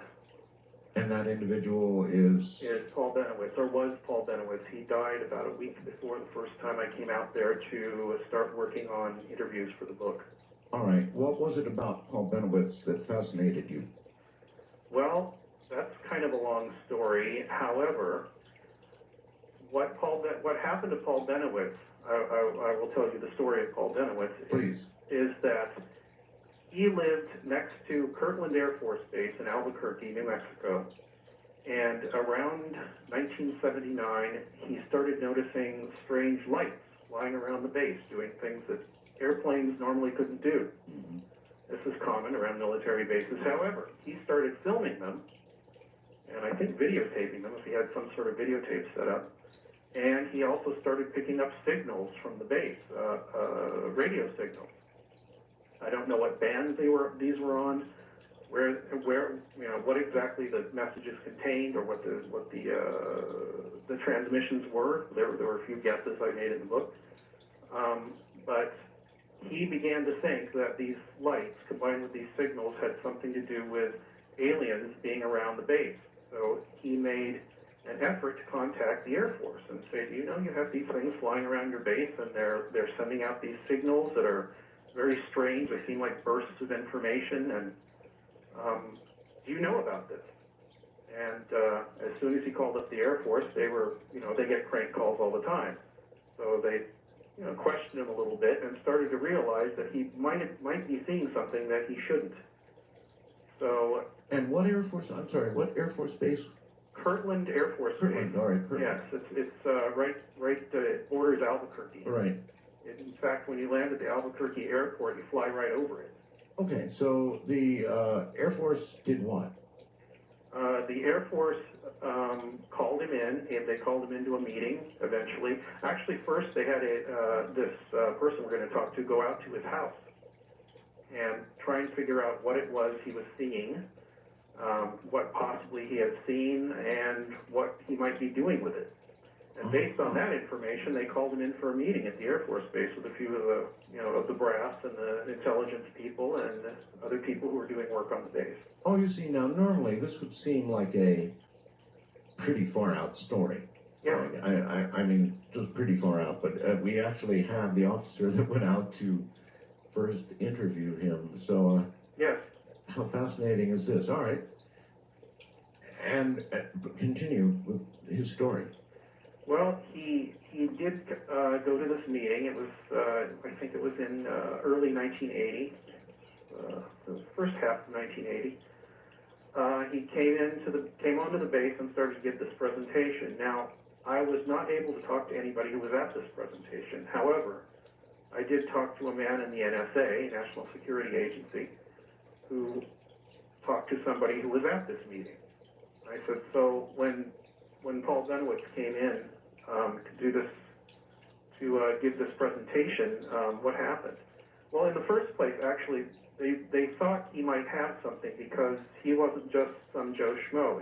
He was an electrical physicist, and he had his own company, Thunder Scientific, which manufactured humidity and temperature calibration and things like that for military contractors, among others. Mm. So they thought maybe that his word would carry a little bit more weight when he started describing these things. So this man that was at the meeting said that Benowitz started giving his presentation and started up very slowly, and then started in with his, I think these are aliens and alien ships flying around your base, and I think they're trying to communicate with each other or us. And I'd like to know what you're doing about it, or if you know anything about it. And the strange thing was that this man told me was that a lot of people, he said there were maybe 20 people at the meeting to begin with. And by the time Benowitz got finished, there were 2 or 3. Meaning they walked out? Yeah, they walked out. I asked him, well, why would they do that? I mean, he said, I think they thought it had nothing to do with what they were doing, so they left. But there were 2 or 3 people that did think it had something to do with what they were doing. One of those people was the AFOSI commander, who I believe at that time was Thomas Shea, C-S-E-H, and an unidentified man from the NSA. So by the time he finished this, these 2 or 3 people realized that he might be onto something that he wasn't supposed to be. And as it turned out, it had very little to do with UFOs and very much to do with secret projects going on at the base. Well, that would have been my initial guess, Greg, that it was something at Kirtland going on. I mean, hello, it's an Air Force base, probably doing experimental things. Why wouldn't that be, Occam's razor, the very first conclusion anybody would come to? Well, because Benowitz was, while he had this business, and he was very good at what he did, and he was a very good electrical physicist. A lot of people have said this. While he was, very intelligent person, he was claiming they were aliens. Yeah, he had this kind of Achilles heel. He was very interested in the UFO phenomenon. And granted, those lights flying around, other people saw them, didn't really say anything about them, or if they did, the Air Force said, oh, don't worry about it, and people just generally shut up. Right. But Benowitz was very interested because he was basically a ufologist, or very interested in UFOs anyway. And he became convinced single-mindedly that this was what was going on, and nobody could tell him any different. All right, so at the very end of this story, though, it was things going on at Kirtland, or what? Yeah, there were things going on there. There were quite a few different projects. I was able to identify maybe 2 or 3 of them that were going on, which were things he was directly looking at, and they didn't want him looking at, because if he could see these things, then anybody could. And this was still in the middle of the Cold War, right at the beginning of the Reagan era, 79, 80 there. What did these things turn out to be? Do you know? Oh, you want to give them away right here at the beginning? Sure. Well, yeah, I'm curious, sure. Okay, let's see. One of the things they were doing there, I'm giving away the book now, but one of the things they were doing there was, there's a very great story about how I found this out, which we'll get into later, partially found this out. But one of the things they were doing there was tracking Soviet spy satellites. Because these things would come over, over the base, over the United States all the time. You've seen, after the Soviet Union fell, the KGB or somebody were selling satellite pictures of various places, including Area 51. That's right. Which had been taken by these satellites. They'd come over the United States, generally during the day, I think, because that's where you could see things, and take pictures of the base. The U.S. government, the Air Force, the Defense Intelligence Agency specifically, knew that they were doing this, and they wanted to find out how they could possibly foil this espionage, this spying. Right. So, they had agents in the Soviet Union. A lot of people know this. A lot of Soviet agents were here. A lot of our agents were in the Soviet Union, posing as citizens. Doing various things and getting close to defense projects or somewhere in the vicinity of them so that they could report back on them. But what they found out was how these satellites worked. And they sent back, through various channels, sent back information on these satellites. So the people at Kirtland were basically able to back engineer what was going on, or at least engineer a way to track these things and eventually to even control them. You mean to control the Russian satellites? Yes, I was told. It's very hard to find any kind of information on this through Freedom of Information, I think. I only had a year to write the book. I had to rely on the testimony of at least a couple people that worked at Kirtland and the suspicions of others. All right. I have yet to understand what represents the actual lights and craft and things that made Paul Benowitz think that aliens were involved. Well, I'll have to go back a little bit. In 1979, at the time he was seeing these lights, he was made aware of a very early abduction episode. Now, the way this happened, have you heard of, well, I'll get to it. This woman was driving back from Oklahoma, the little panhandle there that sticks and touches New Mexico. Yes. She was driving back from that panhandle of Oklahoma to her home in northeastern New Mexico. And during this ride, her and her son saw these giant craft hovering over a field. She said one was, almost football field size, the other one was a little bit smaller, and what they said they saw was a cow being sucked up into the bottom of this craft. This is what they remembered. I actually have heard that story, yes. Yeah, this is the Myrna Hansen story. Yes. And they also had some missing time. Now, back in 1979, this was before Bud Hopkins' book had come out, this was fairly new kind of thing to for people to be investigating. As we know, it might have been going on for quite a long time. However, this woman called the New Mexico State Police the next day to try and report it, find out what had happened, if anybody else had seen it. As it turns out, about 10 or 15 years later, somebody else had seen these crafts. And her husband, it was a woman, her husband actually was in the New Mexico State Police. However, she called the New Mexico State Police. They didn't really know what to do with it. However, they did know some guy that was interested. One of their officers was interested in this kind of phenomena, what was going on, and cattle being mutilated by whoever or whatever does it. And this was Gabe Valdez, who you probably have heard of. He was a police officer near Dulce, New Mexico, where there had been a lot of cattle mutilations and strange lights flying around. So apparently people in the New Mexico State Police knew Gabe Valdez as the weird stuff guy. So they referred this woman, Myrna, to him. And Gabe Valdez had actually met Paul Benowitz at a cattle mutilation conference that the state senator Harrison Schmidt had convened about a year before. Well, if I hate to rush to this, but if it wasn't aliens abducting these cows or people, then who was it? And if it was the Air Force, why? Always wanted to know that. Well, there's a lot of theories about cattle mutilation. I actually, on my show, I interviewed Chris O'Brien. Have you talked to him? No. He wrote a book called The Mysterious Valley. And his view is what? His view, and a few of the other researchers, well, it's multifaceted. It seems like there's a few things that explain many of them, and others, and other theories don't. It's very mercurical, if you know what I mean. Hold on, Greg. We're at the bottom of the hour. My guest is Greg Bishop, and in a very few moments, the man he was talking about, who I will not yet name, and we'll get down to cases. In the nighttime, I'm Art Bell.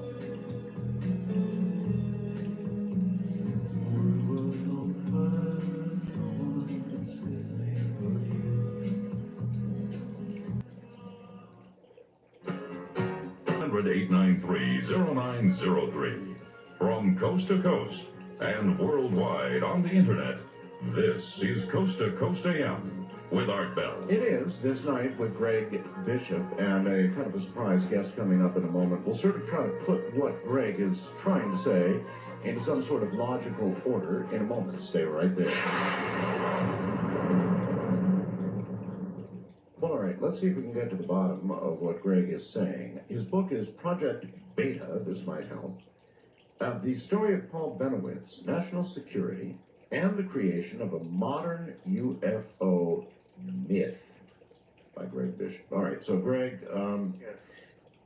so that we can all understand what's going on here. Would you like me to summarize it? If you could. All right. We have talked about Paul Benowitz and what he was seeing. The Air Force became concerned about what he was seeing because it might compromise some things that they had going on at the base, at Kirtland Air Force Base. Right. And he kept telling them that it was aliens, and surprisingly enough, they didn't tell him any different. And eventually, it ended up with him in a mental hospital for about 3 months in about 1988. And a lot of these stories he was told, and a lot of stories he came up with that were bolstered by the Air Force intelligence people and to some extent the NSA, ended up as part of the UFO lore and rumor mill through the 80s and up even to today. Was he of sound mind? I mean, you said he spent some time in a mental institution, or was that just some kind of persecution in your view, or what? No, he was single-minded that he thought there was an alien invasion imminent and the government should do something about it. Yes. And the government did not try to dissuade him from this because they wanted to know, intelligence specifically, they wanted to know what he knew, how he knew it, who he might be talking to or who was listening to him. and how they could protect against that in the future. Because if you have somebody, just a regular citizen, albeit a fairly intelligent one, doing this, then just about anybody could, including who they were very concerned about, which was the Soviets at the time. All right. Let's bring our other guest on, and we'll let him give his own name. Hi there. Hi. Welcome to the program. What is your name, if you wish to give it? It's Richard Doty. Richard Doty. Richard, welcome to the program. You were Air Force. You were in the Air Force Office of Special Investigation, OSI? Yes, I was a special agent with Air Force Office for Special Investigation. Okay. How did you become involved with this Benowitz case? I was informed that Paul Benowitz had called the base and reported some strange occurrences that were happening near Manzano Base, which was a base within Kirtland Air Force Base, housing. At that time, it was sensitive to say, but now it can be disclosed. It was housed nuclear weapons, one of probably the largest nuclear weapons storage areas in the Southwest, and it took some years on base. And eventually, the information got to our office. I was the counterintelligence officer for the base. All right. The information got to my desk, and I briefed my commander, and we sent a little message up to headquarters, and we were tasked with obtaining all the information we could from Paul. Paul was seeing things, right? He was seeing lights, or what specifically were Paul's claims?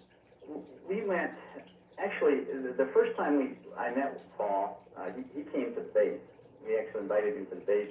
He went to the base police office, the security police office for the base, and he spoke with a major, and, a captain at the time, who was in charge of the base security. And he gave this captain some information about what he was seeing from his house. And he lived in a Torrid Hills area, which was just adjacent to the base perimeter of Manzano Bay.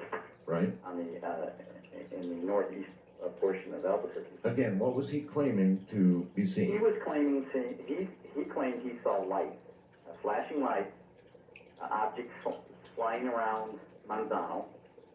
He claimed he saw a light shooting out of the sky, out of the ground into the sky, and then from the sky down into the base.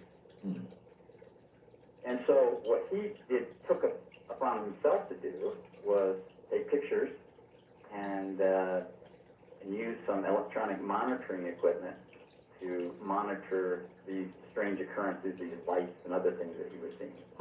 Okay. So he was sort of like a nosy neighbor by the base. That's a good way to... And an informed nosy neighbor at that. The guy apparently knew what he was doing. Yes. So you were informed to, you were told then by higher-ups to what? Make contact with him and do what? Yeah, we eventually made an appointment. Myself and another person went out to his house. We visited him, and we viewed the equipment that he had in his residence. You were officer rank, by the way? I was a special agent, yes. Special agent, all right. And you went out and saw the equipment he had in the house? Yes. He had 2 cameras, movie cameras. He had a number of electronic gathering devices that he had pointed towards Manzano. And he showed us all the pictures he took. Well, he didn't show us all at that time, but he showed us some pictures that he had taken, and plus he showed us a lot of the electronic gadgetry that he had. Yes. And I brought another person along because I wasn't the technical person to understand the electronics that he had, but this other person was and could understand what he had. And what we did was we viewed everything, we interviewed him, and then we went back and we made a report and we sent it up to headquarters. And what was the substance of your report?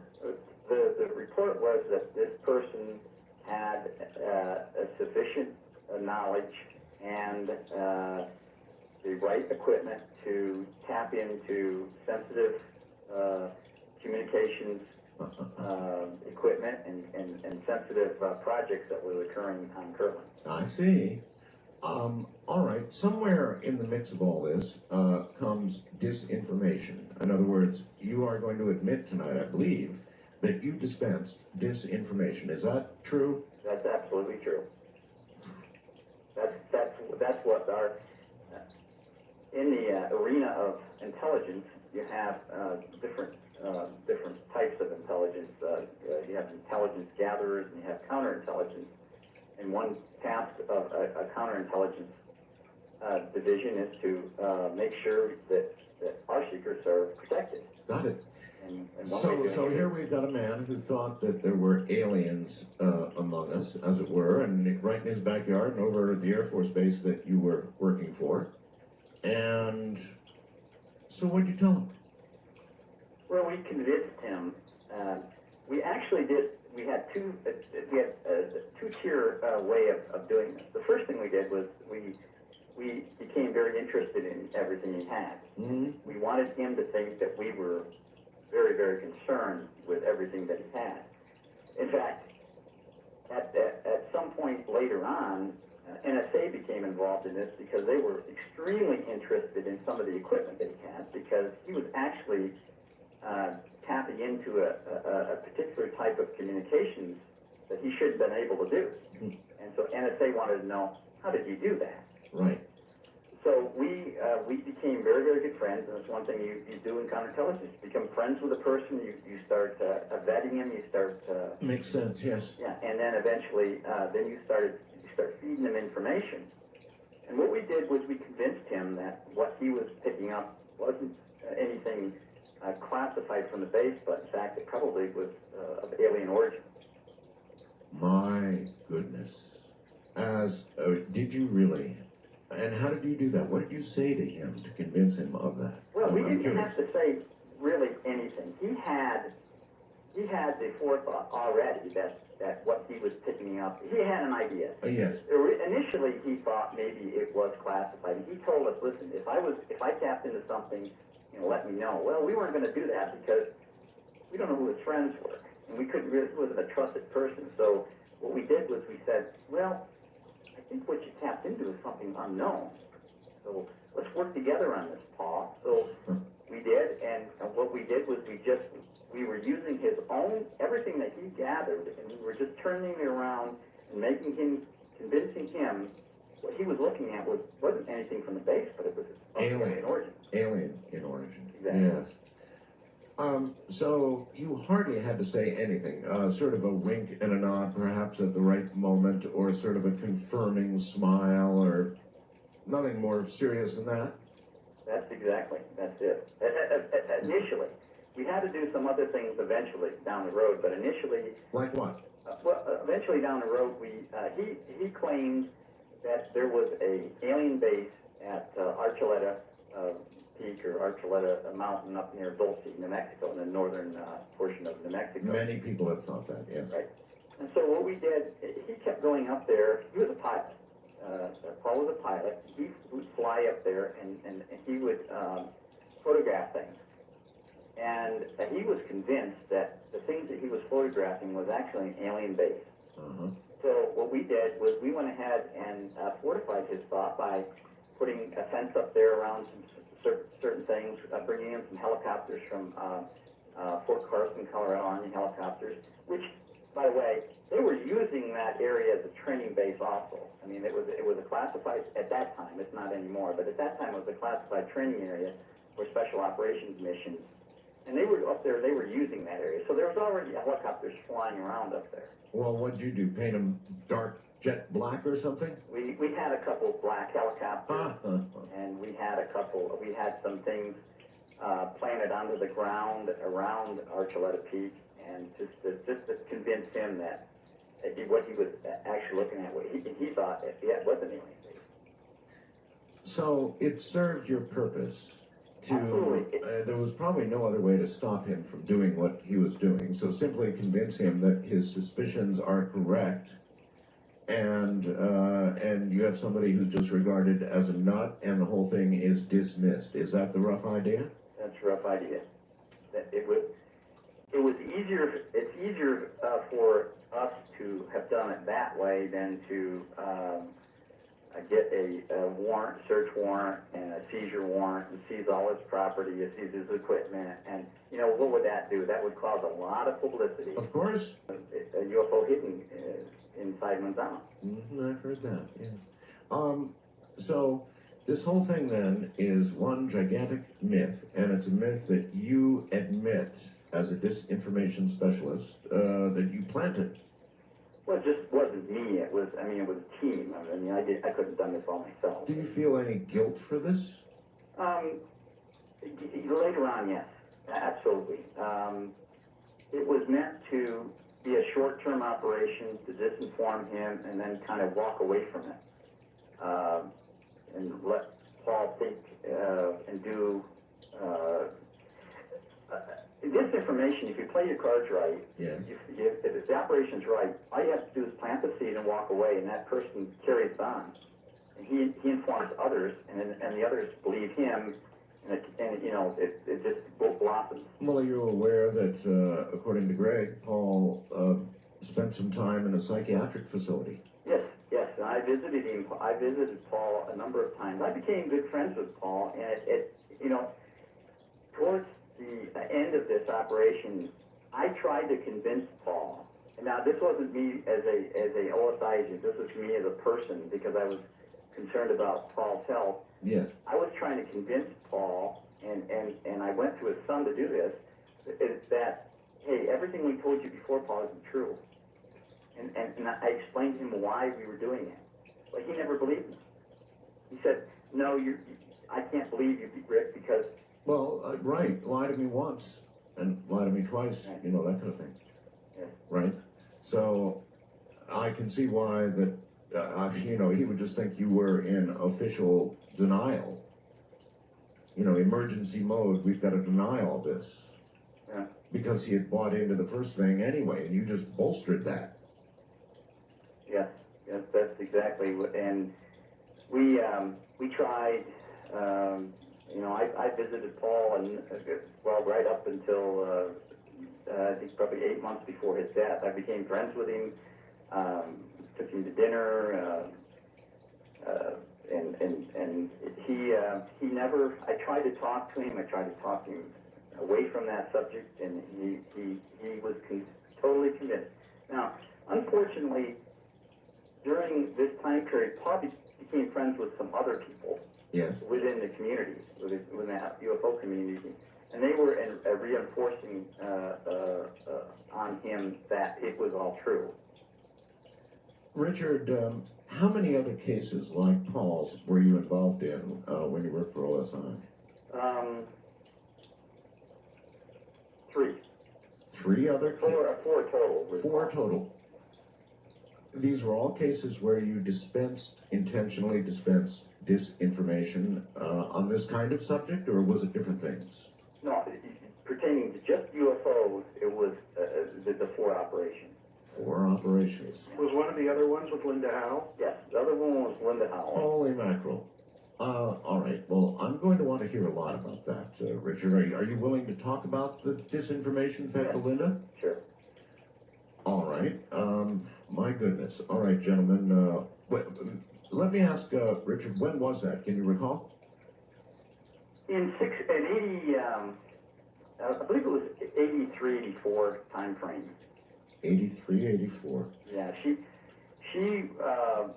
Linda did a very good piece on cattle mutilation some years before that. Oh, yeah. Well, listen, let's take a break right here. You two... Line is area code 775-727-1222. To talk with Art Bell from east of the Rockies, call toll-free at 800-825-5033. From west of the Rockies, call Art at 800-618-8255.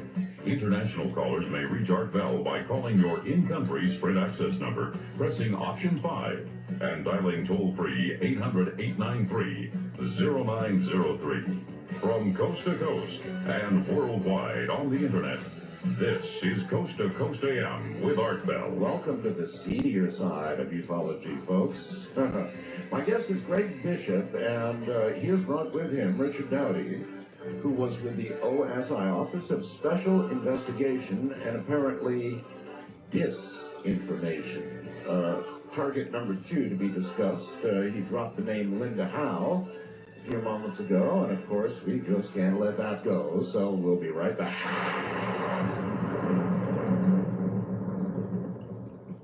Well, as I was saying, in the first hour, you just never know what you're going to run into on talk radio. It's one of those wild things. It's not like any other medium in the world. Here we run straight into a disinformation agent.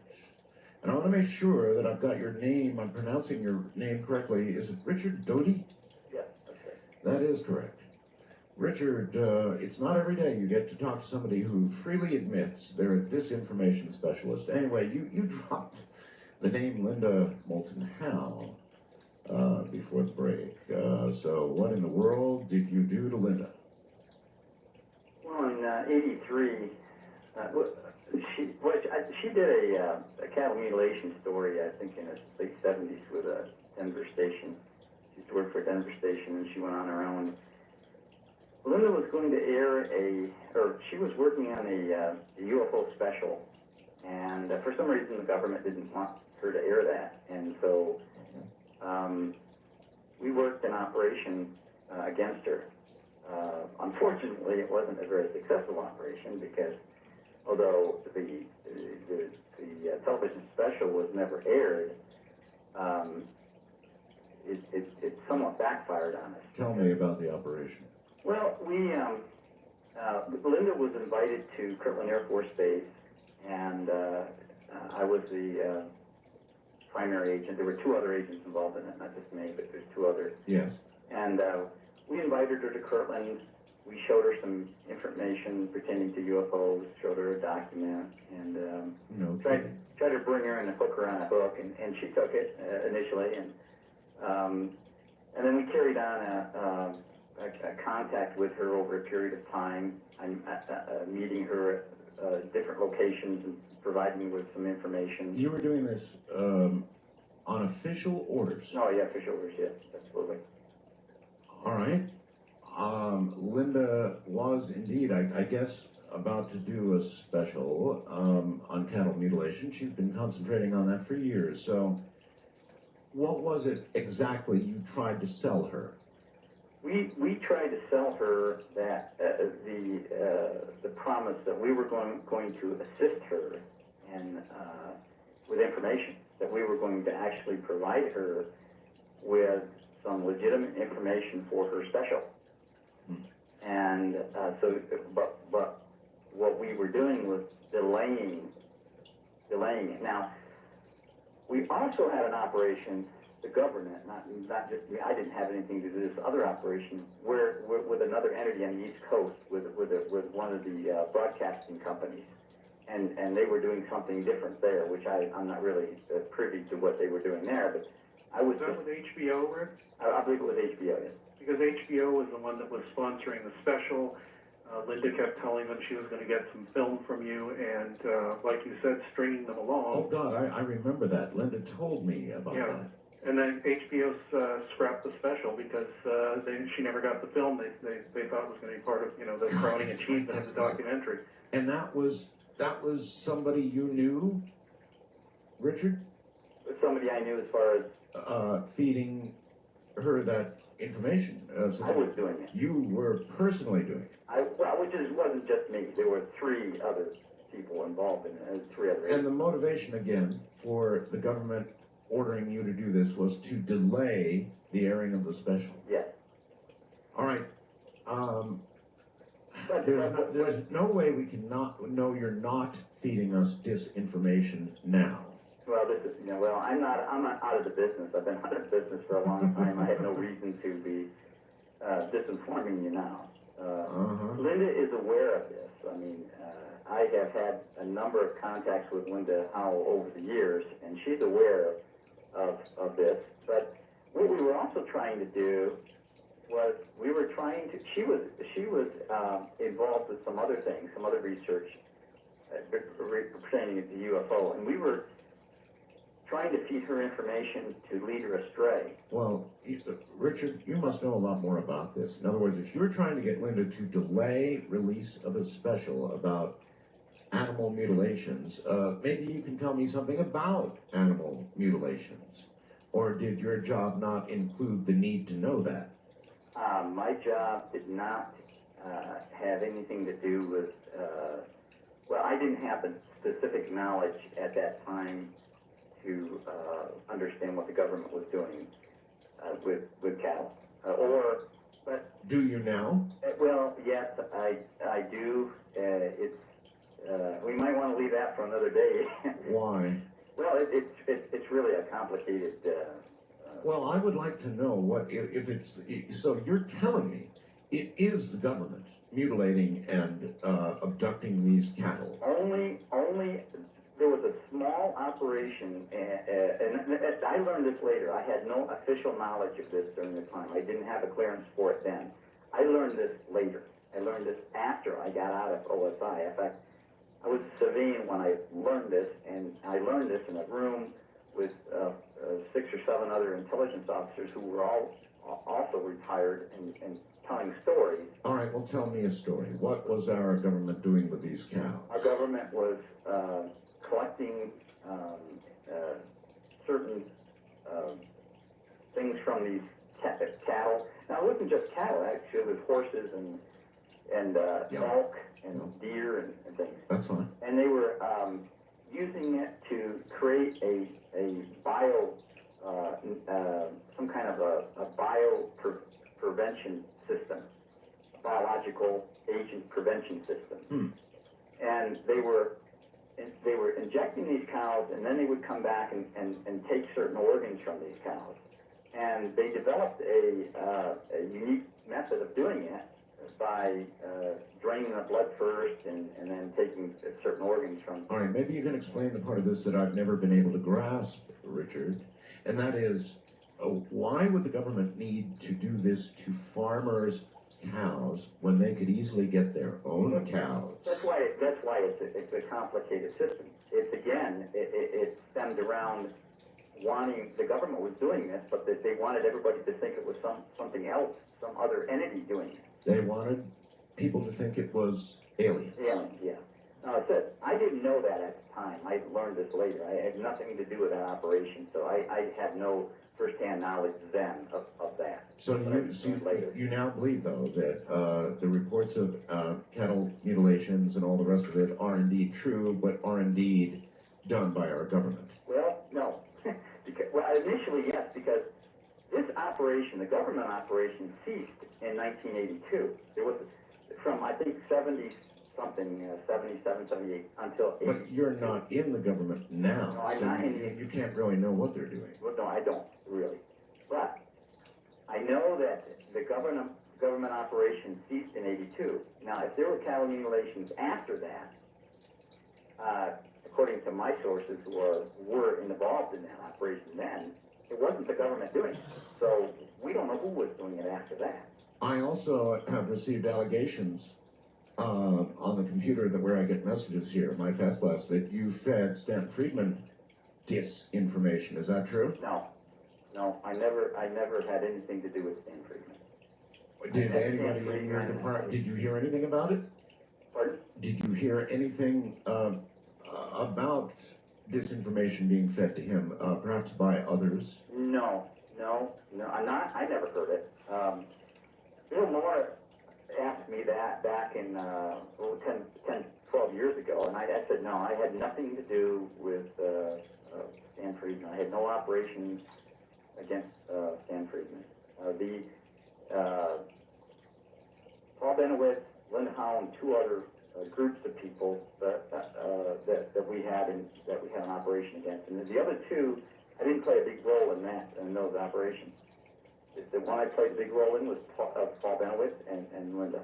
Is there any doubt in your mind that our government is still doing exactly that? There's somebody doing Richard Doty's past job in today's armed services. Oh, I'm positive somebody's doing it.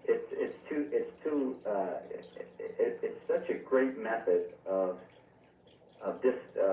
laying people astray or moving in astray. And today, speaking today in 2005, I'm not proud of what I did. I mean, I had a job to do and I did my job. I mean, it's just like you served in the Air Force. I know you did, Art. That's right. You had a job in the Air Force. You did your job in the Air Force. That's right. I had a job in the Air Force. I did my job. I followed orders. Everything we did was following orders. We would. Perhaps so, but my orders never included orders to lie to people. Were you in intelligence, Art? No, I was a medic in the Air Force. Okay, well then that wouldn't have been part of your job, I guess. Well, exactly right. That's what I'm saying. That's the difference. I followed orders, but those orders never came down intentionally ordering me to lie to somebody. Well, no, I didn't. I do feel the way you do now, Art. I do. I really do. Then I didn't. I mean, I didn't. 28, 29-year-old.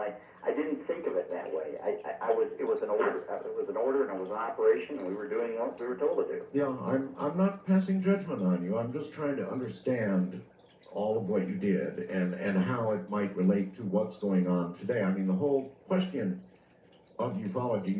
Did you see the ABC special the other night? Yes, I did. Okay, they said the whole Roswell thing was a myth. They reduced it to a myth. Well, I tell you. Maybe they know. I mean, maybe they know, Richard, because maybe they cooked it up, huh? No. There's too much information that's already been readily available, and there's too much information that hasn't been released yet that a lot of people with intelligence know about that can show that Roswell wasn't a myth. That Roswell actually happened. Yes, but what was it that happened according to these sources and people you know?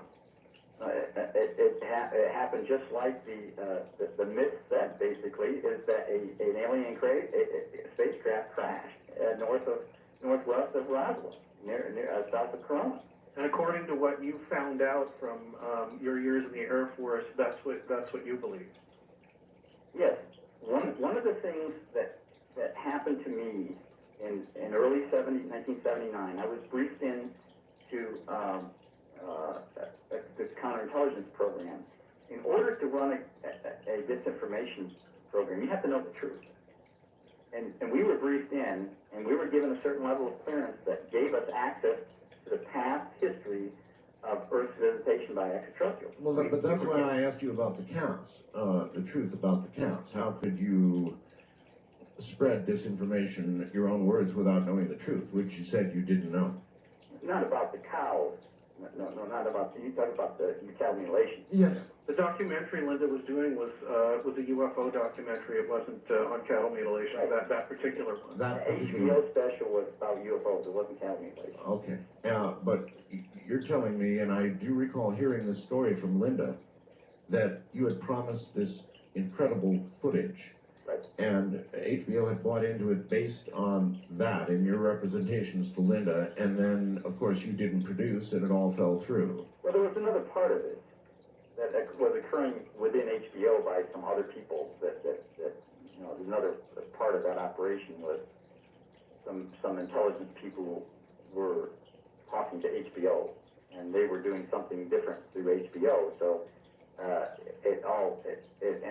and the final outcome, they dropped it because of this of the footage that we promised her. Mm-hmm. And they had done this before to Robert Emenegger in the late 70s when they were doing a documentary. Not early 70s. Early 70s. I'm sorry. Not this was before Richard was in the Air Force. Yeah. And strangely enough, to Walt Disney, I think in the 50s. Oh, really? Exactly. It did. He did. And it was OSI that did it. I mean, we were good. OSI was really good in this. We perfected this, and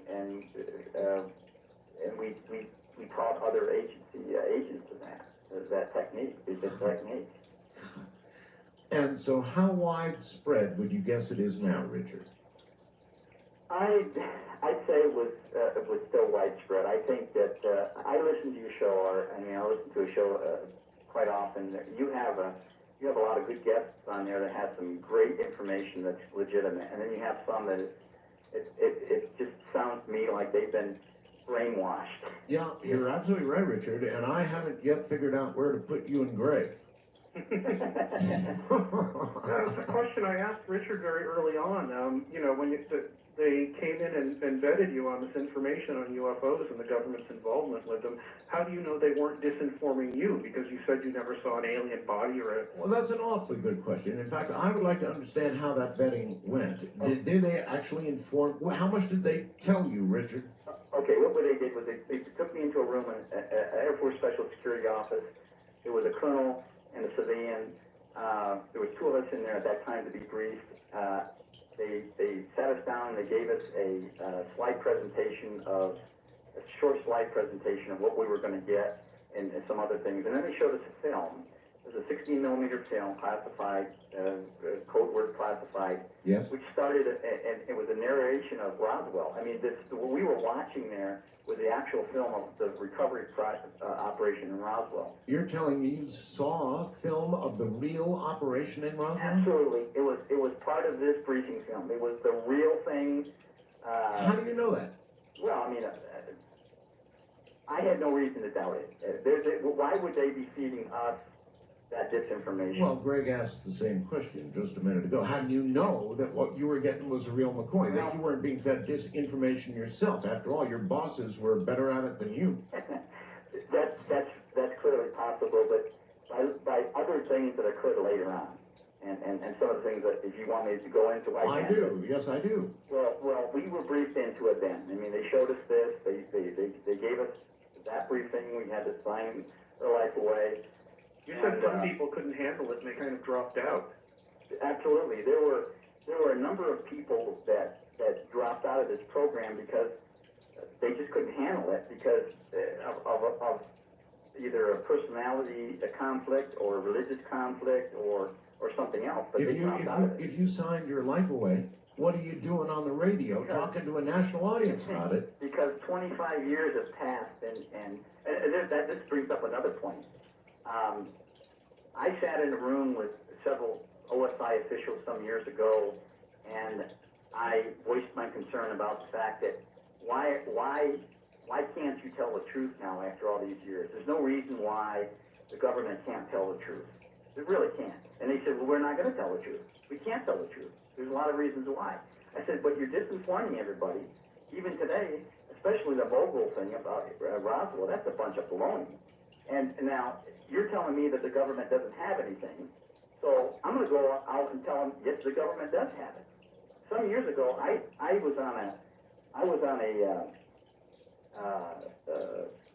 they did an investigation on me. The FBI did an investigation on me because of the MJ-12 documents from 88 or 89. The FBI was after you. Well, they did an investigation. They thought I disclosed those documents. Was this as a result of Phil Klass bringing up the fact that you had willfully disclosed government secrets and that you had investigated? Yeah. And anyway. Is that what Phil said? Yeah, Phil said that and many other things. So, but I told him, listen, I'll make a deal. If you let me go to the Pentagon right now, right this second. You told who this? The FBI and some other Air Force officials. All right. You let me go in the Pentagon right now, I can take you to where these documents and this information about the UFOs, about the extraterrestrial visitation of Earth is. You just let me go there. If you don't think it's there, then you don't have anything to hide. Let me go there. And how did they react? Well, of course they said, no, we can't do that. And then they let me go. I mean, All right, hold on. I'm not letting you go yet. Richard Doty is my guest, along with Greg Bishop. Time caller line is area code 775-727-1222. To talk with Art Bell from east of the Rockies, call toll-free at 800-825-5033. From west of the Rockies, call 800-618-8255. International callers may reach Art by calling your in-country Sprint access number, pressing option 5, and dialing toll-free 800-893-0903. From coast to coast and worldwide on the internet, this is Coast to Coast AM with Art Bell. Man, only on talk radio do you stumble into something like this. Greg Bishop and Richard Doty are my guests.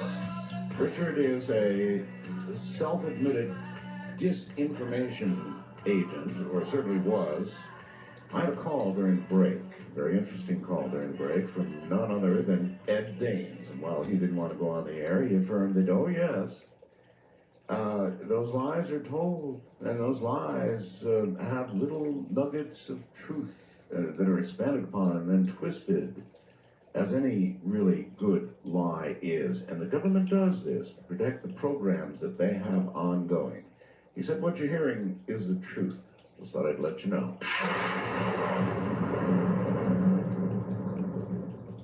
Obviously fascinating stuff. My guests, Greg Bishop and Richard Doty. Richard and Greg, both of you, welcome back.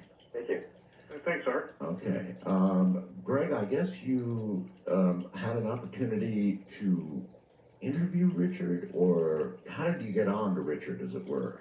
I got in touch with him through Bill Moore, who's another of the main players in the story, who we haven't really talked that much about yet.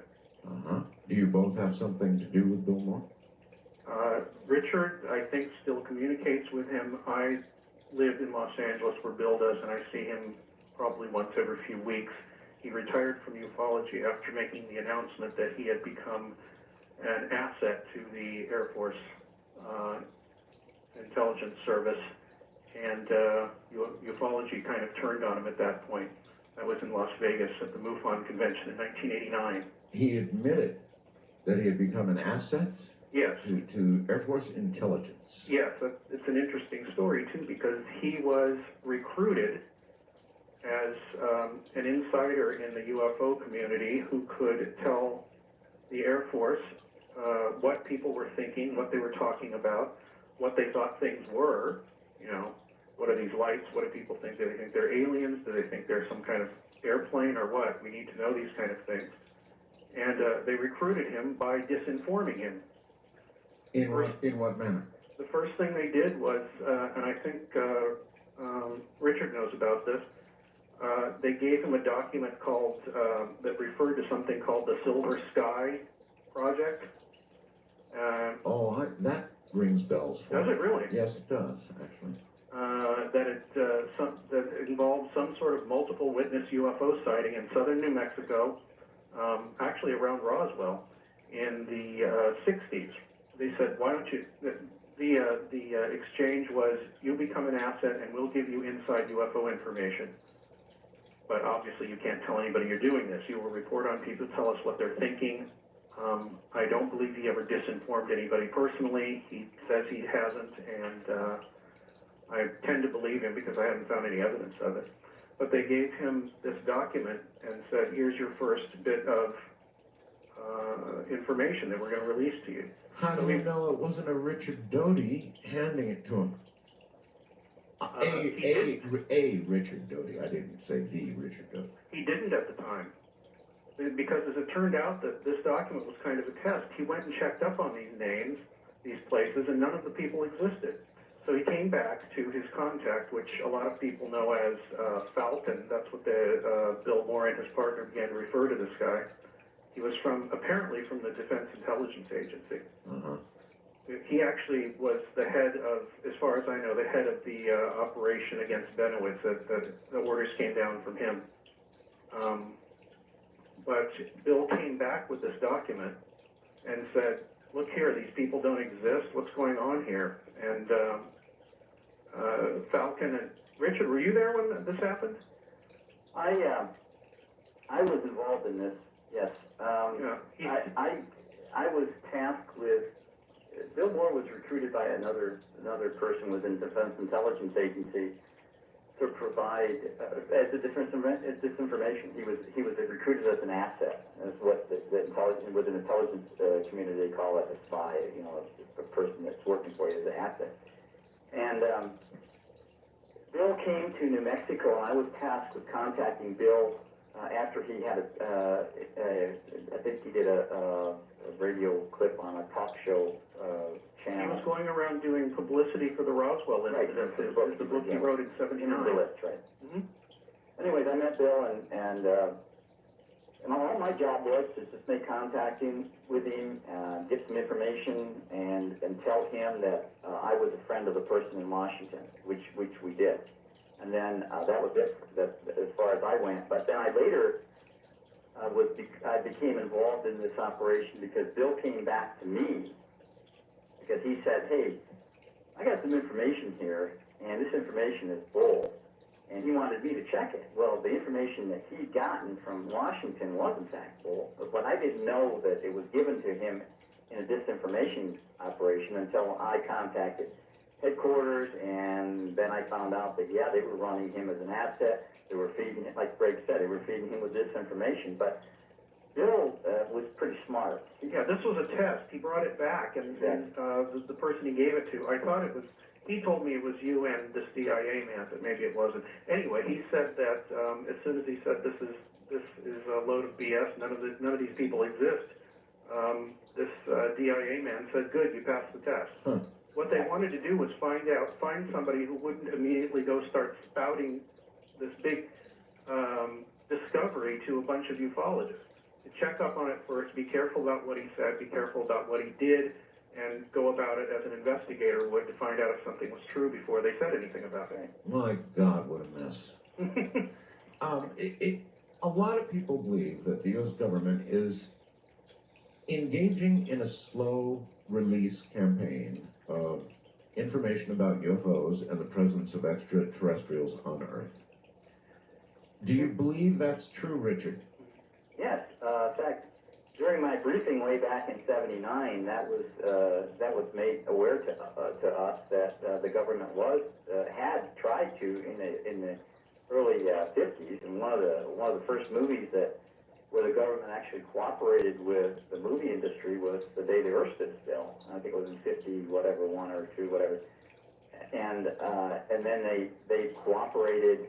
In fact, they had placed Air Force intelligence people with some knowledge as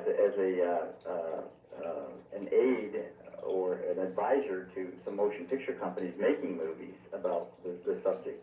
And they were trying to condition the public for a release. But unfortunately, I guess somewhere along the line, different administrations within the government decided that wasn't a wise idea.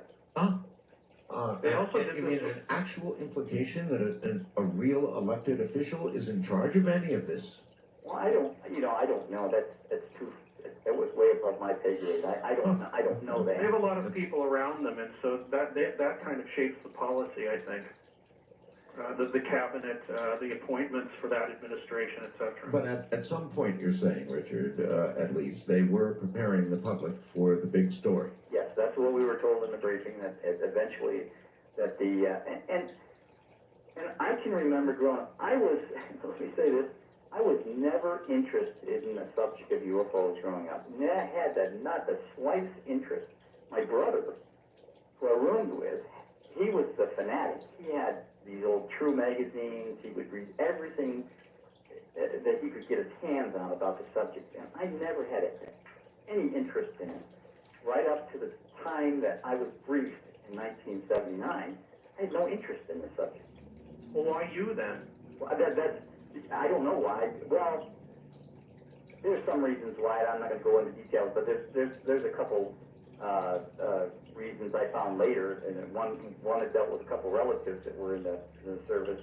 But I was probably the least informed about the subject at the time I was being briefed.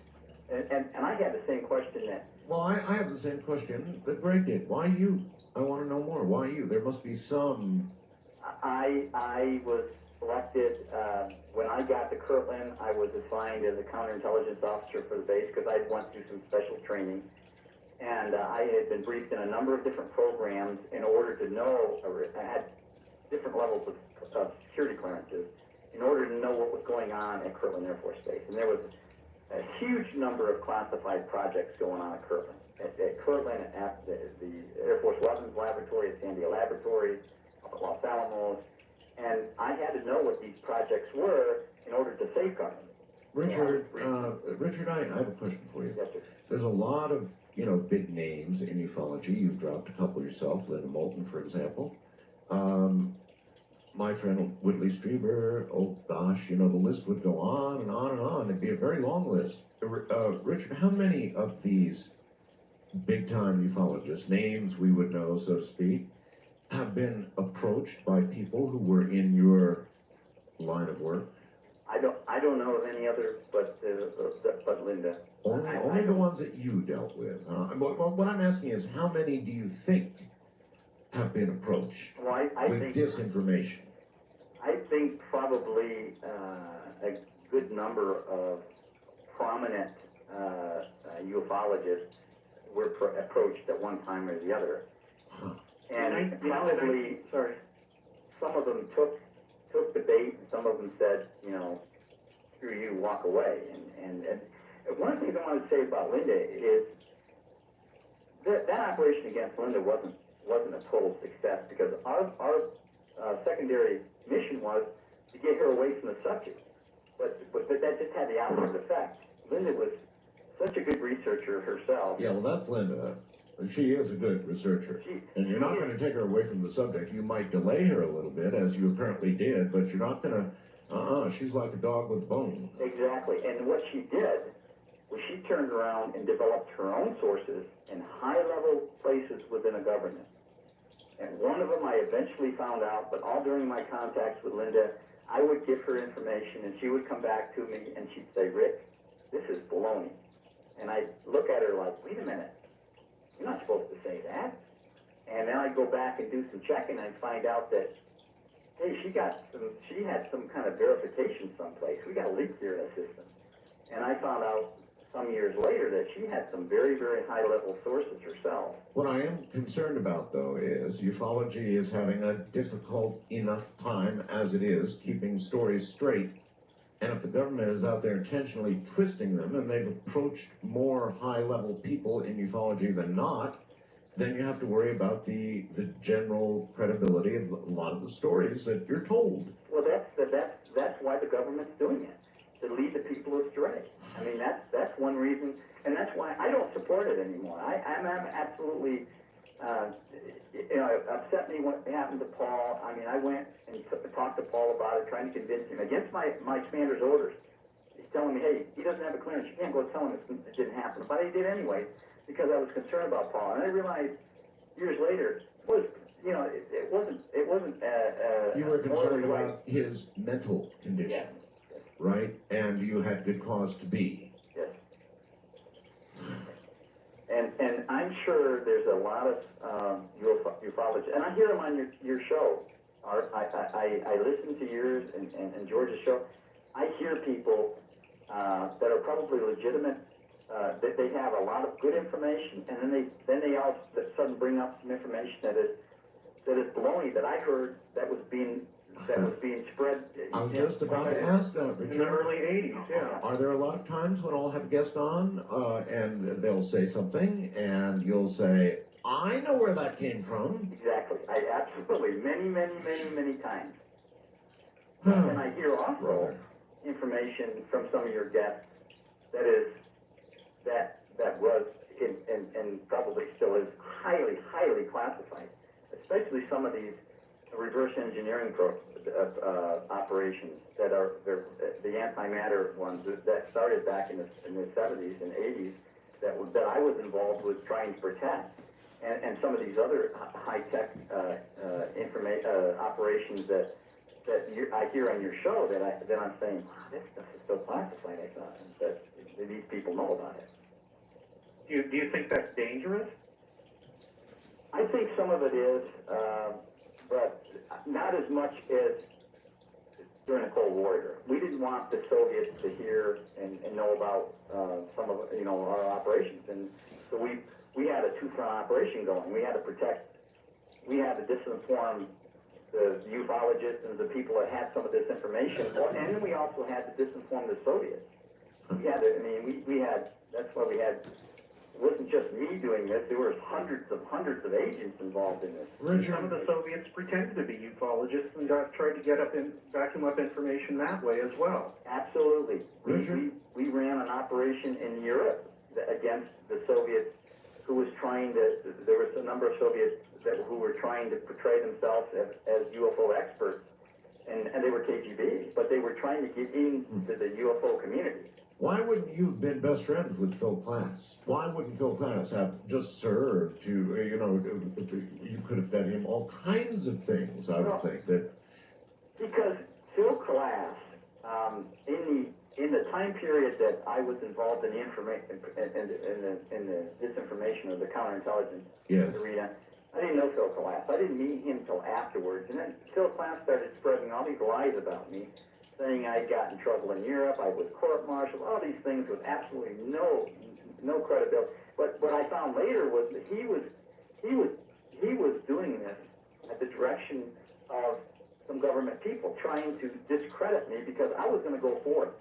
But I decided not to. Because you've never heard me on a talk show. You haven't heard me on a lecture circuit. I've never heard you anywhere. Until now. I've kept my mouth shut. I stay quiet. Why? Because I'm satisfied with the truth. I know the truth. I don't have to sit here and portray and tell everybody in the world what the truth is because I know the truth. I know what the truth was when I got out. Now, I don't know what's happened since. I haven't been up to date. I haven't been updated other than with some sources that are still within the government. All right, bluntly stated, what was the truth when you got out? Roswell happened. Roswell was real. It was real. We had an alien that was in captivity up until 1951. He was kept at Kirtland. He was kept at Los Alamos. He died in the latter part of 1951. Linda Howe interviewed that alien handling person. It was an Air Force officer. Yeah, she mentioned it in her book. Yeah. You saw the film, so you saw the film. That means you saw the alien. I saw the alien. And you would describe this alien in what way? He was about 3 foot 8 inches tall. He had the large eyes. He's a typical gray-looking one that you see now. I mean, they're portraying. It just didn't have a thumb and 4 fingers, and he actually was portrayed almost depicted perfectly on that program back in, I think, in 1988, UFO Cover-Up Live. Cover-Up Live, yeah. In fact, his actual diagram was provided to a source through Warwick Patterson. I mean, that was right there on the television, and then he died in 51. Well, that whole show was a whole disinformation operation.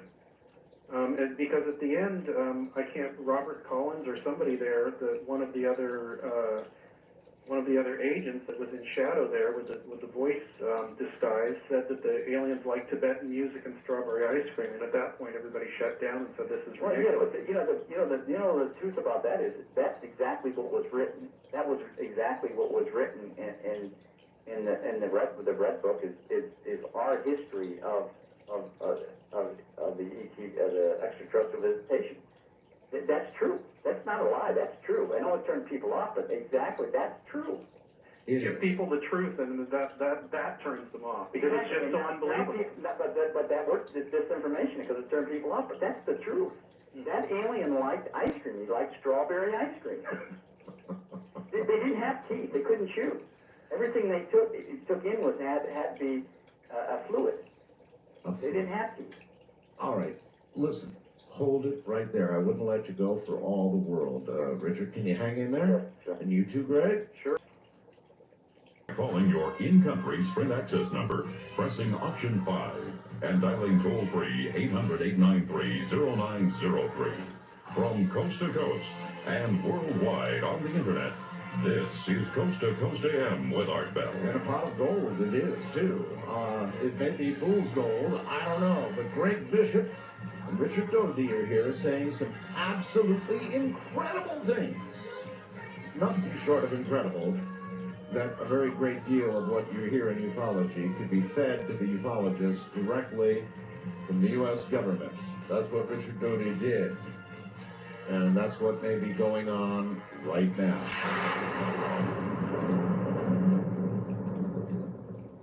Rick, all the way down in Florida, would like me to ask the why question. He says the why question is, why is the government still holding back all this alien UFO info? Either one of you want to try to answer that? Well, I'm going to say that I think that they know what's going on, and they probably don't quite know what to do with it. What do you think, Rick? Yeah, a lot of the information is to protect technology. There's some things that we got from them, from our visitors, that we're trying to perfect, and that has to be safeguarded, and I agree with that. But I don't agree that just the mere fact that we were visited should be held up. So that Rick and Florida, I agree that some of that should be released. But in that area, Richard, how do you get a little pregnant? I mean, I know. Well, if the government would have done what they should have done back in the 50s, by the slow release of the information, and conditioning the public, we wouldn't have that problem today. But they didn't do that. Why not? I don't know. I wasn't around back then, and I just know that I guess the governing body of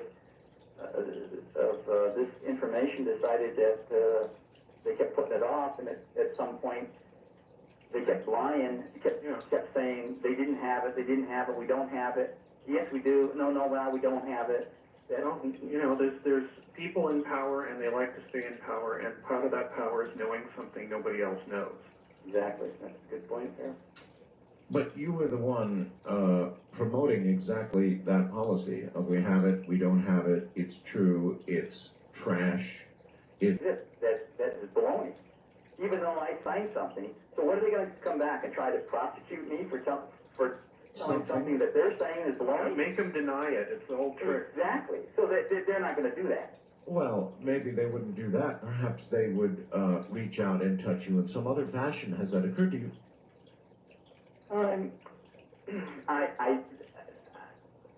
They could. Yeah, you're right. They could very well do that. But I'm not scared of that anymore. I used to be. How's your heart? My heart's fine. But so many other people have come out and done the same thing before even Richard did. Oh, I mean, I could name. I know there's a number of other people who did this. I mean, that said 10 times more than me. All right, In fact, that know 10 times more than me. But since you know so much, Richard, at least tell us what we really should know about this alien presence. Is it multiple species that are here? What are the important things for the American people to know about the truth behind all this? Okay, I can tell you what I know. What I officially know. I mean, I'm not going to go into... That's fine by me. Okay, I'm not going to go into trying to give you theory. We were visited, we crashed, an unknown craft crashed in 1947 near Roswell. We recovered one alien. We obtained a great wealth of information from that alien who was with us until 1951. In 1964, there was a landing at Hellerman. Actually, it wasn't Hellerman. It was at White Sands. This information was that it was going to be a Hellerman, but it actually happened at White Sands. We returned the alien bodies to these extraterrestrial visitors. Then we met with them, and then we had another visitation some years later. We formed some kind of a pact, and I don't know the exact details of that because I wasn't in the know. We had a pact with them that they could come back and they could visit Earth and they could experiment, and we would let them do that. And the reason that I was told that we did this was we couldn't stop them in the first place.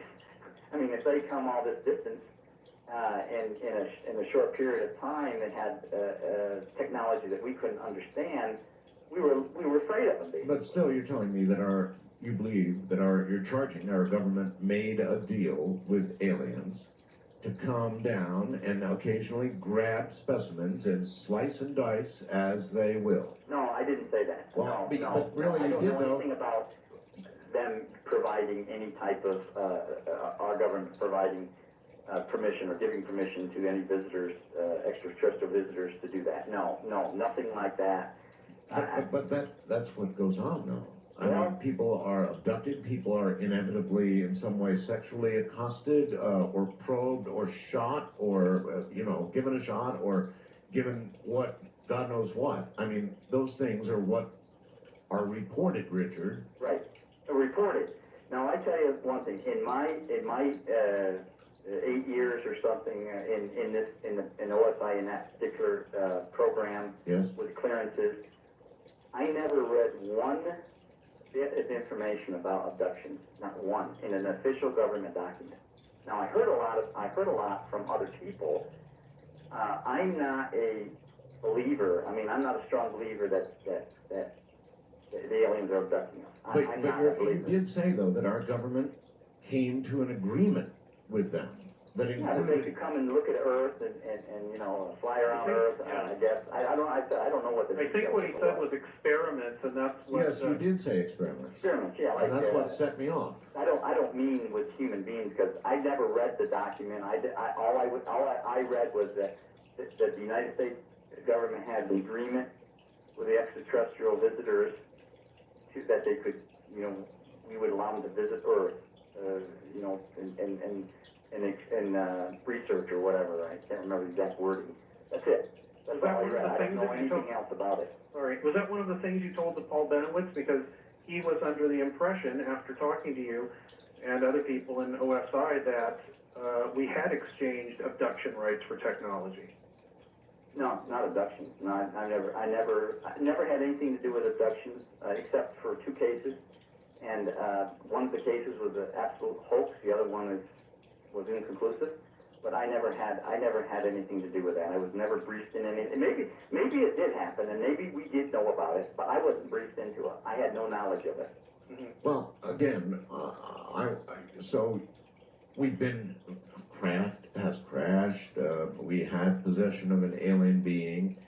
Do you know anything at all about what we learned, or what came of it? In other words, it's kind of back to the question of what should the American public know that we know? They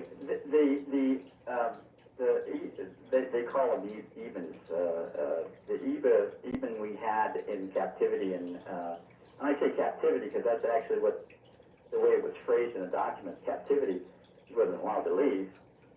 He provided us with a book, and it was referred to as a yellow book. And in this book, which wasn't actually a book, it was kind of a transparent piece of slab that when you looked at it and studied it, you know, wording, English wording, but it's ironic because if you knew Russian, if you were looking at it in Russian words, it would come out. I mean, I don't understand it, but in there it gave the full history of what they knew about the universe and about our solar system and about other life, intelligent life around the universe. And they provided us with information about other creatures, other aliens who had visited Earth or in the past. Okay, that's a gigantic general piece of information you just gave me. Do you know any of the details of that? I mean, to know what it's all about is what it's all about. I mean, those are, you know, almost the godlike questions. Do you know any of the answers? No, I don't. All I know is what I had access to the yellow book for about 5 minutes, and in 5 minutes I couldn't get much information out of it. But there's been others who have been on your program and who have written books about it and who were right on the money. And in fact, there's one person, I don't recall their name. They live, I think, in New Hampshire, Vermont, or something, who was a former intelligence officer who claimed to have had access, and he gave a lecture somewhere some years ago about it. He was right on the money as far as I know. But there's others out there that know a heck of a lot more about it than I do. What I didn't know, and what somebody told me, was about the different races of aliens. And what do you know about that? Well, I didn't know anything then. In fact, the person who told me was Linda Howell. She got that information from a high-level source within the CIA. And I verified it with some other people. I didn't even know it. Boy, you are so full of information, Richard. I've got to ask this. I guess I did earlier, but I've got to ask again. Richard, you were a disinformation specialist. How in God's name am I supposed to understand I'm hearing the truth from you now? I don't. I would have no reason whatsoever. If I wanted to disinform you, Art, what I would do was try to convince you that the extraterrestrial visitation was baloney. that everything that you ever heard was wrong. I can't do that because it's not true. I wouldn't do it. I have no reason now, after all these years, to do it. I wasn't proud of what I did. I mean, I did a job. I'm not proud of what I did then. I really not. I mean, I'm somewhat embarrassed at times about. But maybe you're proud of what you're doing now. Well, I don't know. I'm truthful now. I'm forward now. I mean, I'm open now. Than more so than I ever was in the past. What do you think, Greg? Should he be believed now?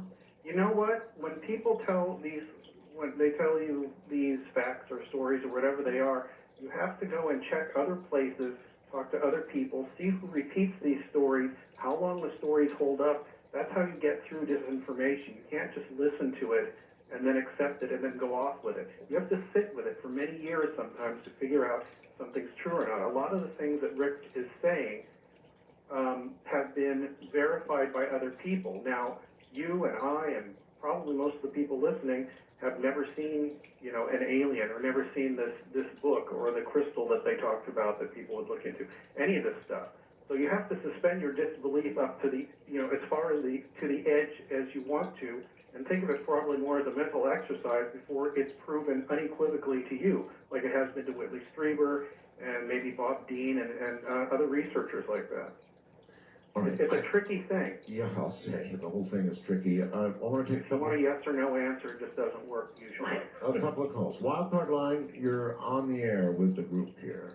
Hi to everybody. Hello. And, I wanted to say I'm not debunking Roswell, but I wanted to talk to you about the Fox show, that special that they did, whatever, about 10 years ago or so. Oh, that's a good subject, sure. Okay, this is a real interesting observation, and it actually wasn't made by me. I have pretty poor eyesight, but it was made by a friend of mine, and then I watched it on tape and looked more carefully.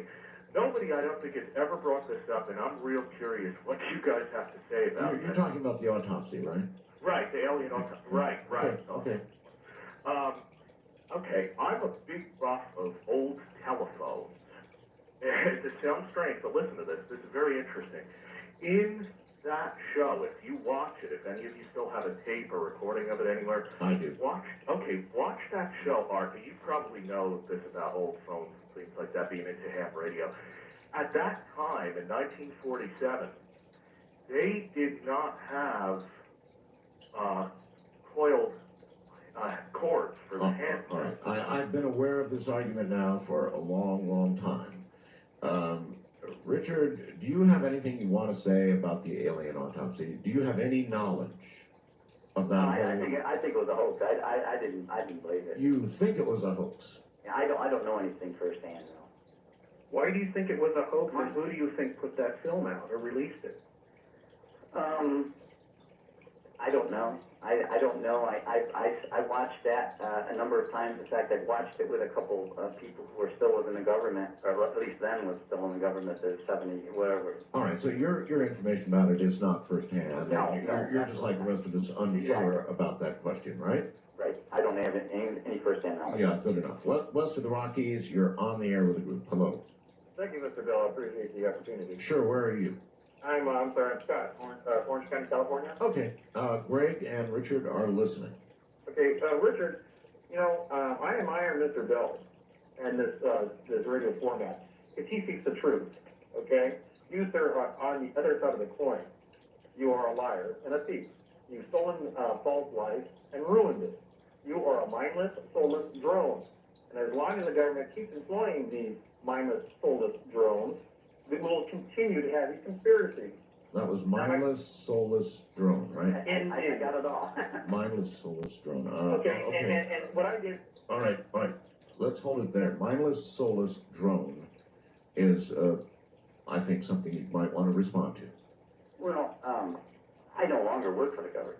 And so you are no longer a mindless soulless. No, I'm no longer a mindless. Maybe I was during that time, and maybe I was. I probably could be considered that then, but I'm no longer with the government now. How about a nice big general question? How much damage do you think that official disinformation put out by people like you at that time has done to ufology?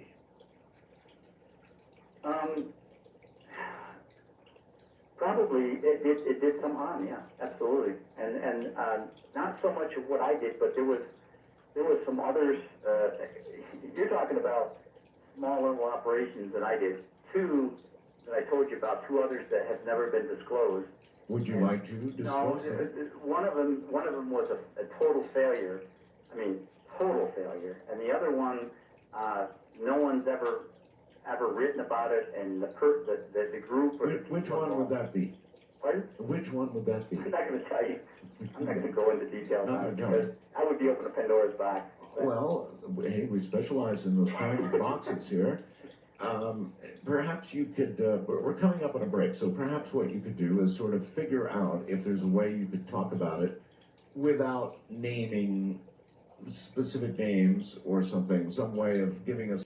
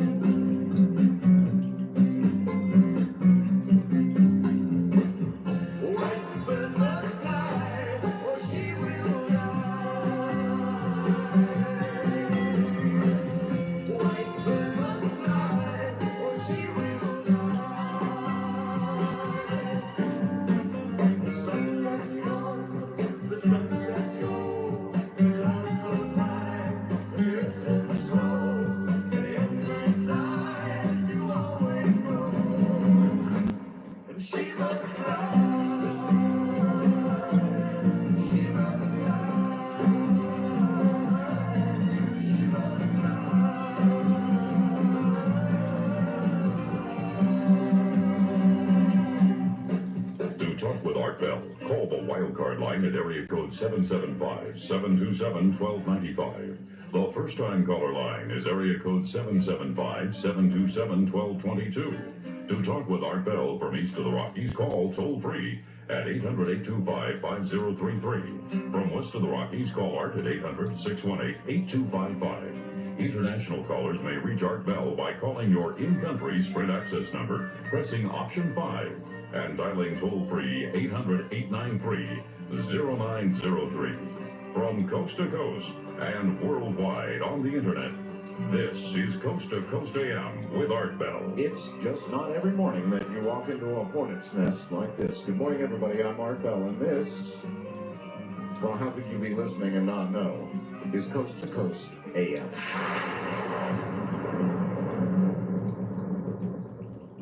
Once again, Richard Doty and Greg Bishop, and I've got a question from Philip in Hampton, Virginia, who asks, what was the crystal that he mentioned? Is it something in some way connected with Dan Burish? And do you know anything about the Dan Burish controversy at all, Richard?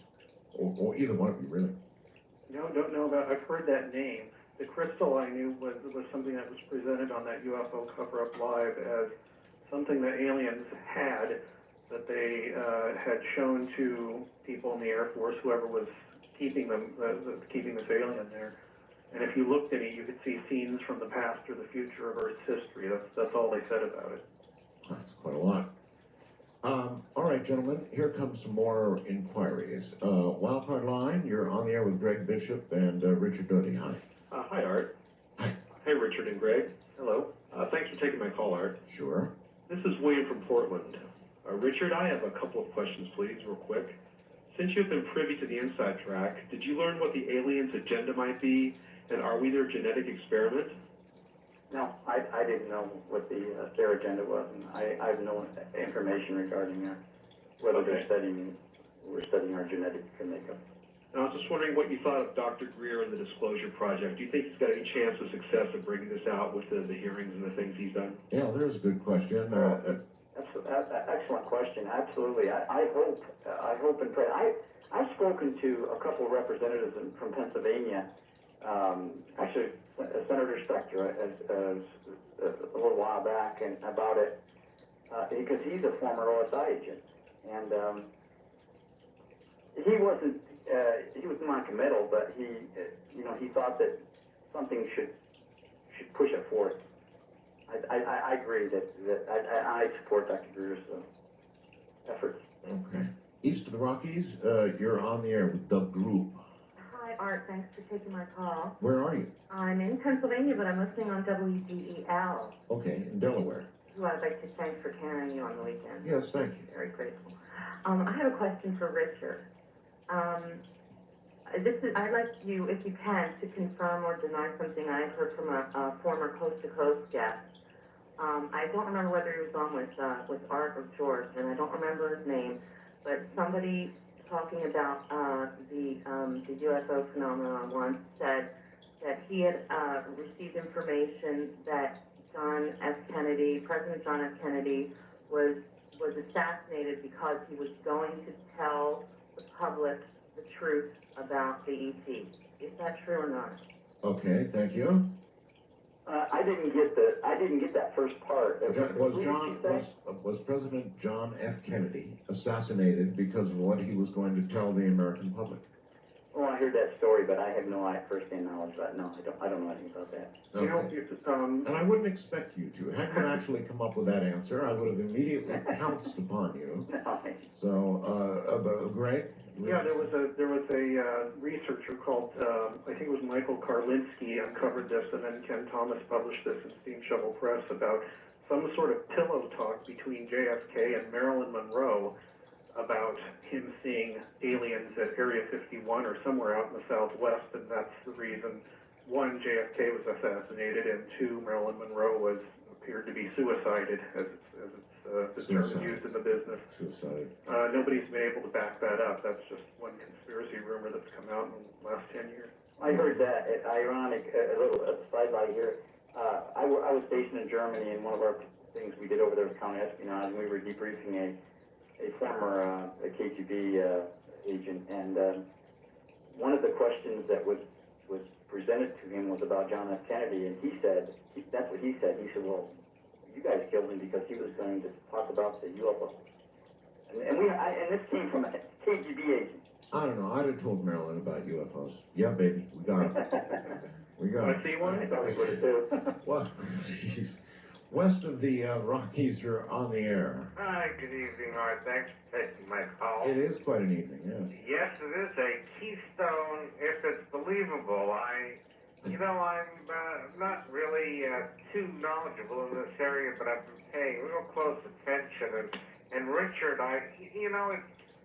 Art specifically asked you about the film of Roswell, and you specifically answered that you saw Roswell, and then you backslid on that. And you've done that a couple of times. So In what way did he backslide?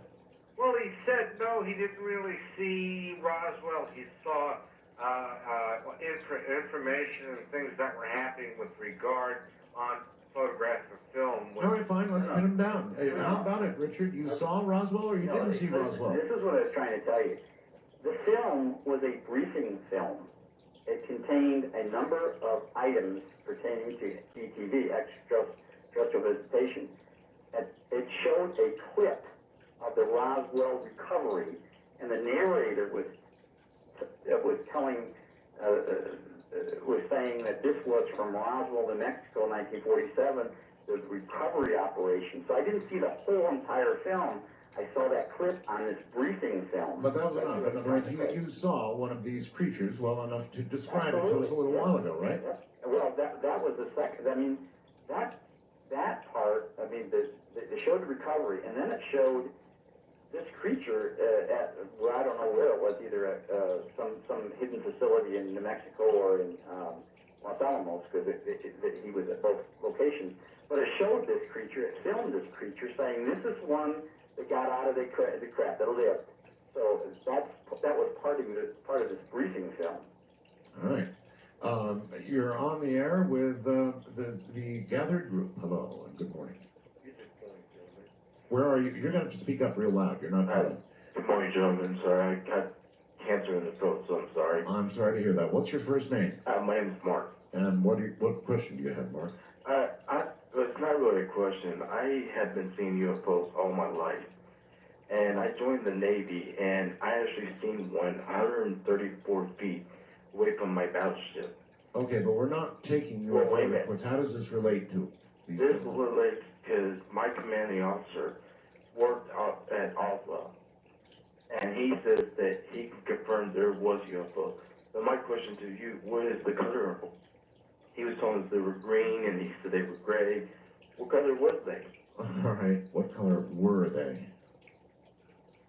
I didn't catch all that. Something about, The color of UFOs, I don't know. It was kind of. I think he was trying to figure out what color the aliens were because his commanding officer in No, the the craft. Navy. The craft themselves. He Oh, was were talking they? about- no, he was talking about the craft. I don't know why. It was like it was a test or something. Oh. He was testing you, Richard. Oh, okay. See if you had knowledge of what color these things were. I couldn't understand his question. What color were the Oh, the UFOs? craft? You mean Yes. the alien craft? Yes. Oh, the metallic shape, but they were silvery colored. The ones that that I saw. They actually showed one at the end of the briefing tape, and that's the one that was involved in the Cash Landrum thing. All right, this is of immense interest. If they showed it and it was real, then what did it look like? The outside of it wasn't a saucer shape. It was more like a bat wing shape. It had a cutout in the back where apparently the engine was, and it was a kind of bat wing shaped, and it had a protrusion on top with a light, and it was a silvery, grayish colored craft. This was the one at Roswell you were talking about. Yes. All right. All Because the right. Cash Landrum ship was something else, and when I talked to you, you said you thought that was, and what a lot of people thought was a test craft, a nuclear-powered test craft that somehow went off course. You know about this case, right, Art? Yes. Yes. You know, I want to add for you, Greg, that you do have a book which is called Project Beta. And Project Beta is the story of what happened to Paul Benowitz. Yes. In fact, most of the things we've been talking about tonight, except for a few exclusives from Richard here, are in the book. Probably about 90% of what we've been talking about are things that Richard told me when we had our talks when I was writing the book. Yeah, I've got a feeling we heard quite a few new things this morning. At least a couple. Yeah, at least a couple. Wildcard Line, you're on the air with the group. Hello. Hi, how you doing? Okay, sir. Where are you? I'm Tom from New York. All right, Tom. A question? Well, kind of not a question, more of a comment. I think the problem is that with people like Greg and anyone else who is searching for something in life, sometimes the obvious is just the obvious, whether it be aliens or not aliens, whether it be technology or whatever it's coming from. And I think that when you so badly want to believe something, that sometimes you want to believe disinformation or believe the obvious facts. Absolutely. And I think that's the problem sometimes. Whether there be aliens or not, it's just you have to be open-minded and be willing to accept and be able to tell the truth from not the truth. That's why disinformation works. Yeah. Yeah. And it does work, doesn't it? Very well. Yeah, well, that's the point I was trying to make in the book, and people have said, you know, does this mean that the UFOs are completely a product of, everything we know is completely a product of the government? Well, see, here's one problem. Never said any such thing. Yeah, but here's the problem, Greg. And Richard, too, for that matter. If you're in a courtroom and you're being accused of something by somebody, and your lawyer is really good and proves that one of the witnesses against you is a damn liar, then even though what they lied about has nothing to do with, you know, necessarily what you've done or accused of, even if it's true, it's discarded by the jury. Once a liar, never trusted again, ever. Exactly. But this is not a court, and disinformation works in ways that are not suited for our system of justice. You know, let me say something about this. One of the things we did in the disinformation area was in counterespionage, where we recruited a person and we sent that person in to meet a Soviet agent, and we controlled him, and we fed him disinformation. We fed our guy phony information to give to the Soviets. Okay, well, now the Soviets. Now everybody's going to say, well, that's good at disinformation. That's the greatest disinformation. That's right. That's right. But when it involves people like Linda Moulton Howe and I guess Paul Benowitz and a lot of other people that have been fed, American citizens that have been fed this, Yeah, it doesn't go down as well. Yeah, I agree with you 100%. I wasn't proud, like I said, I wasn't proud of doing it. And on the other hand, everybody understands the need for national security, and it may be that the need is just as great here as it is in giving the Soviet Union disinformation. I'm just telling you how things go down, PR-wise. East of the Rockies, you're on the air with Greg Bishop, Richard Doty. Hello. And Art Bell. Well, hi, my name's Tom. Yes, Tom. I live in Northwest New Jersey. Okay. And in 1981, I did hold a top secret clearance. And I just wanted to tell you that some of the things that he is saying is true. Yeah, I mean, you're not the first person to call me, either publicly here or privately, and say what you're hearing is true. Yes, I just want to let you know that some of the things that he is saying is true. Okay, all right. As I mentioned, Ed Dames called. Richard said the same thing. yeah, I know it. That these things are done, these lies are dispensed, and it's in the name of real, honest-to-God, national security projects.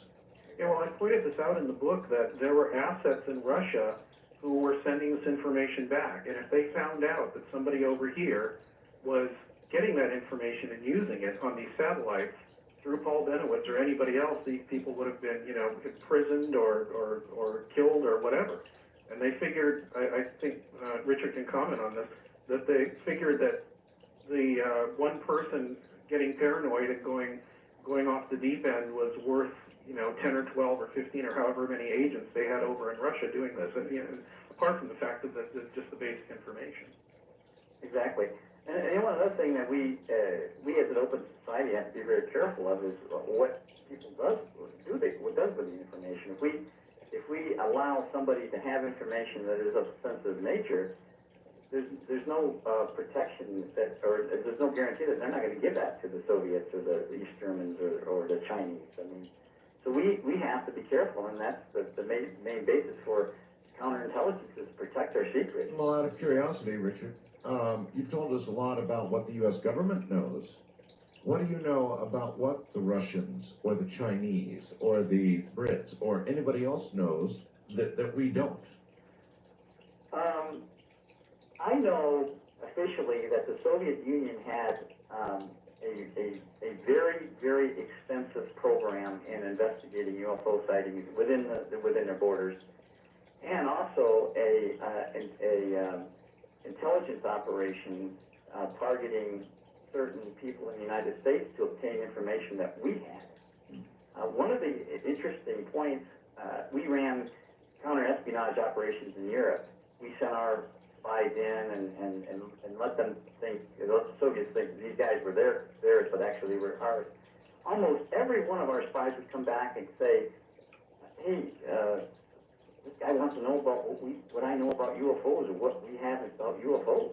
I mean, they would target our people and ask questions, and that was something that showed us they still had a lot of interest. And this was in the 80s. Got it. All right. Hi there. West of the Rockies. We're going to squeeze you in with Greg Bishop and Richard Doty. Hi. Alrighty. My name's Michael. I'm in Seattle. Hi, Michael. And I'd like to ask about Philip Corso and what he might know, a verification of what he wrote about, and or was there any information more he can add to that? Did he know him, or was he involved in any of his work, or anybody that he knew was involved in his work? Excellent question. I interviewed Phil Corso many times. Richard, do you know anything about Philip Corso? I had a very interesting chat with Phil on two occasions. One in Los Alamos, New Mexico, and one in Washington, D.C., where we spoke quite openly, and he filled me in a lot of things that I never knew, because of course he was around in the early days, and he verified a lot of things personally between him and I that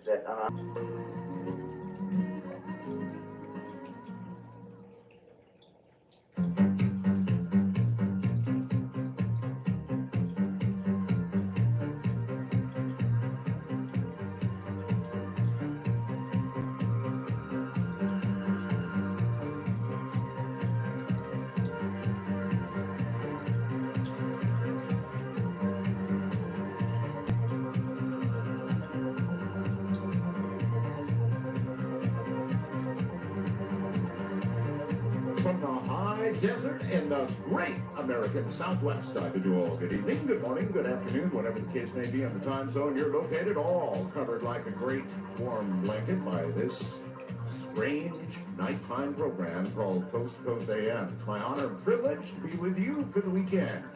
Great to be here. Let's see, what's going on? Well, quite a bit, actually. On my webcam, I have placed a photograph of our sleepy little town of Pahrump, Nevada, or at least a little part of it, taken from the air in the helicopter in which I got a ride about 3 years ago. Now, since that time, we have become a boom town. Boy, are we a boom town. I mean, new Walmarts and all kinds of stuff here. It's going crazy. We're one of the, according to the, I forget what it was, the Wall Street Journal, I think, we're the second fastest growing town, or even the fastest in the whole country. Crazy. So our little boom town is kabooming. In fact, we've got a new little restaurant. This will take you back to the 50s easily. We have a new little restaurant opening. Just about to open, not so little really, you know, the kind right out of a 1950s American graffiti movie with the girls on the roller skates and the whole thing.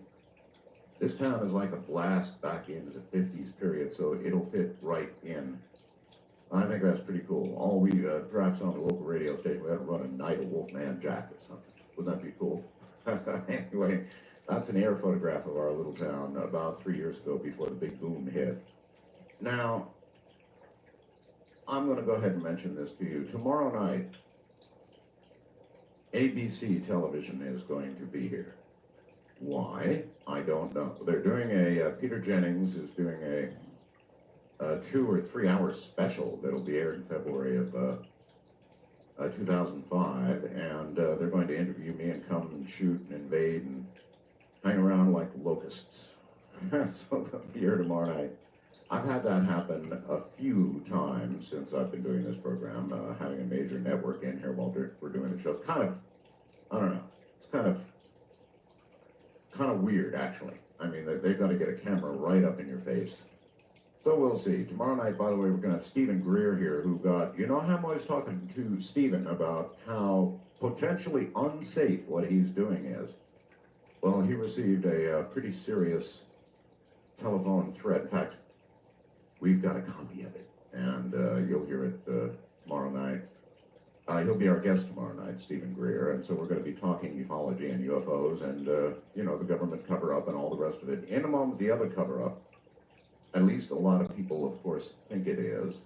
I note the first 1, 2, 3, 4 major national stories tonight continue to be about Iraq. In a moment.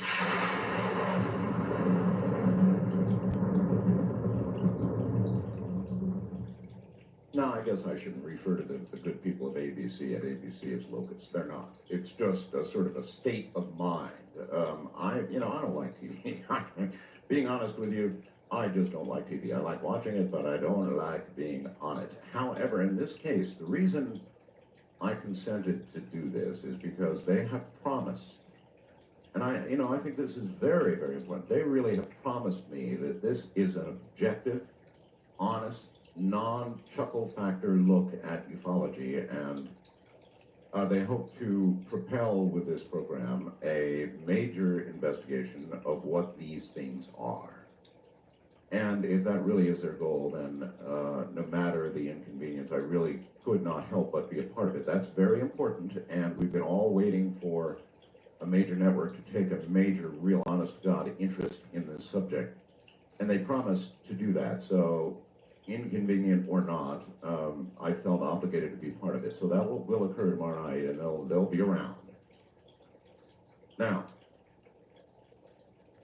the Iraqi government has decided to give amnesty to people who have committed some crimes. The Iraqi interim prime minister signed an amnesty Saturday intended to persuade militants fighting a now 15-month-old, been going on for 15 months, this insurgency, to put down their weapons. They're invited to and join the government to help rebuild the country. However, the law pardons only what they call minor criminals, not killers or terrorists, so it appeared very unlikely to dampen any of the violence, as some insurgent leaders called it, quote, insignificant, end quote. Probably from the point of view of their crimes, I'm sure it is. So what does that mean? If you were a pickpocket, if you stole a painting out of a museum, you would be pardoned, but if you continue to blow things up, no. An Al-Qaeda terror suspect detained in England was sent to the U.S. in early 2001 by the principal architect of the September 11th suicide hijacking to perform surveillance on economic targets in New York, according to U.S. officials and government interviews with other captured terrorist suspects. They said the suspect claimed, get this folks, that he has associates in America, possibly in California. The heightened state of alert in New York, Newark, New Jersey, and Washington is a, quote, grim reminder of terrorist threats that still face the U.S., said President Bush on Saturday. He defended the elevated warnings in the face of criticism that they were based on old intelligence. And the pre-trial hearing for a soldier photographed with naked Iraqi prisoners recessed Saturday without any ruling on whether the vice president, Dick Cheney, and other high-ranking administration officials must testify. An aspiring politician and video game designer who faked his own beheading, can you believe that? Faked his own beheading by Iraqi militants, awoke on Saturday to learn, oh, look at that, television stations around the world were showing his homemade video, his hoax. Benjamin Vanderford, 22, said he posted the 55-second clip, which seems to show a knife sawing against his neck. On an online file-sharing network in May, it circulated in cyberspace before crossing over to the major media, airing on Arab television, then, of course, the whole world. Why somebody would, well, it's the world today. A series of witnesses placed 6 top Al-Qaeda fugitives in Africa. And what were they doing there? They were buying up diamonds in the run-up to September 11th. This is according to a confidential report by U.S.-backed prosecutors obtained by the Associated Press. The first-person accounts detailed by the prosecutors add to the very long-standing claims of Al-Qaeda that millions of dollars was laundered before September 11th.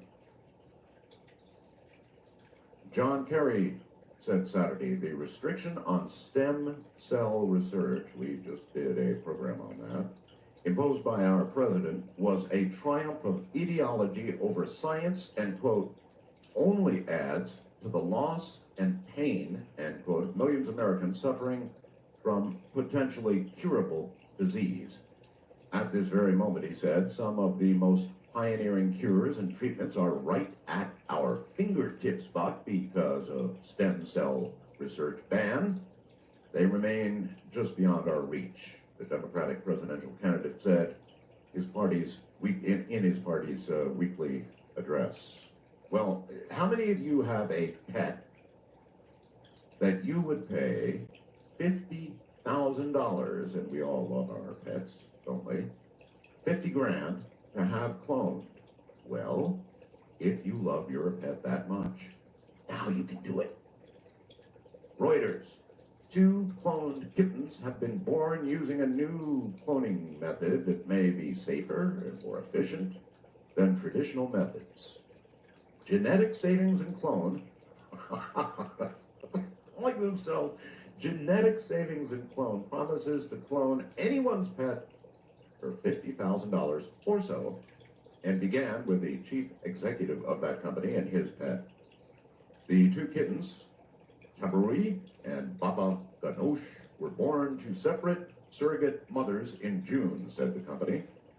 Its report was not submitted for the traditional scientific review process and has not been scrutinized by cloning experts, but the company is less interested in scientific questions and medical promise of cloning and much more interested in its business model, hoping people make copies of their beloved pets.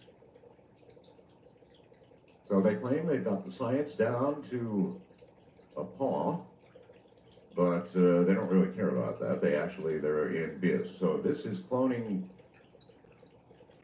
commercial cloning, a reality. So I know there are some people with the money out there who love their pets so deeply that they would clone the little guy or gal. Would you be one of those? Just $50,000.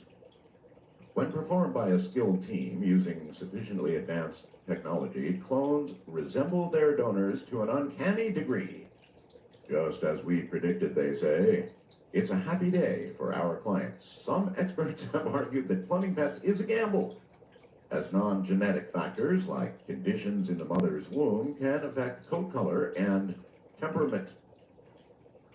So I don't know, would you really get the same exact pet? Well, probably not. But the question remains, how many of you would love your pet so much, and there are plenty of people, that you would clone the little guy or gal? Well, now you can. This is not future shock, this is now. The present meteor showers on the way, you know. Conditions this year, they say, are very favorable, with no moonlight to worry about, no nasty moonlight to ruin everything. Some are already being seen each night now, but the best is yet to come. In fact, they will increase in number each night for the next few days, reaching a maximum late in the night of August 11th and 12th, when, get this, up to 100 meteors per hour may be visible under good conditions. The shower occurs when the Earth passes through the trail of particles left by Comet Swift-Tuttle, named after its discoverers. And then Jeff sends this, and I have no way of knowing if this is really a Bush quote or not, but you know, the president is certainly in the middle of a big fight to retain office, and he's under a lot of pressure. And in fact, Jeff says, Art, the pressure may be getting to Mr. Bush. He came up with a gem of a fraudulent slip yesterday. At the signing ceremony, I don't know if this is true, at the signing ceremony for a $417 billion military spending bill, the president said, quote, our enemies are innovative and resourceful, and so are we. They never stop thinking about new ways to harm our country and our people, and neither do we. I find it a little hard to believe the president would have uttered such words, but you know, these things do happen. So I don't know. You tell me. Did the president actually say that? Does anybody have that on tape? How do you think he's doing? Do you think the president is going to be reelected? Have you made up your mind yet? I am told the next president of the U.S. will be decided by those who have not made up their mind. I would be one of those. I have not made up my mind yet. Traditionally, in times of war and conflict, sitting presidents are retained by an American people who don't want to change things in the middle of a conflict. On the other hand, we're on the downside of this conflict, where there has been a lot of political pressure because of the death of American men and women in Iraq, and so it's a hard call. Traditionally, presidents during good economic times are retained. Do you think these are good economic times? Remember the famous quote, do you think you are better off than you were 4 years ago? Do you? As you look around at your lifestyle, your salary, your general happiness with your life conditions, are you better off than you were 4 years ago or not? If that is the question, then perhaps you have the answer. Let's take some calls. West of the Rockies, you are upon the air. Good evening. Yeah. Hi. Hello? Hello. Yeah, this is a live person? Well, let me see. Yeah, a pinch hurts. Yes, I appear to be alive. Yes. Okay, this is not Art, is it? What would your best guess be? Well, your voice doesn't sound like Art Bell's voice. Oh, that's very suspicious, huh? So if I claim to be Art, then you will not believe me, probably. Well, could be. You do have a little twist to your voice. Well, let's say, for the sake of our discussion, that I am Art. If I was Art, what would you be saying? Well, since I'm aware of the feedback situation, my radio is about 30 feet away from me, so I don't know what the current subject is. There is none. It's open lines. Oh, great. Well, I've got a question or a subject to discuss with Art. Yes. Well, what is it? Well, it has to do with. You thought there weren't screeners, huh? You thought there weren't screeners, right? I don't know. But here I am asking you what you want to talk about, huh? Okay, well, I'll tell you. Okay. It has to do with weapons of mass destruction in Iraq, and it seems to Wait be... a minute. You found them? No, I didn't find them. Oh. Well, just listen to me. Okay. Okay. Well, originally, we gave or sold to Iraq weapons of mass destruction. We did? Biological and chemical weapons when they were at war with Iran. Oh, yes, there was some of that, yes. So we knew that he had them. Yes. But did he use them all up? Well, you know, here's what I've always wondered about. You know, when the tanks were rolling toward Baghdad, and you know, in Baghdad, they had to know, hey, baby, it's all over. It's over.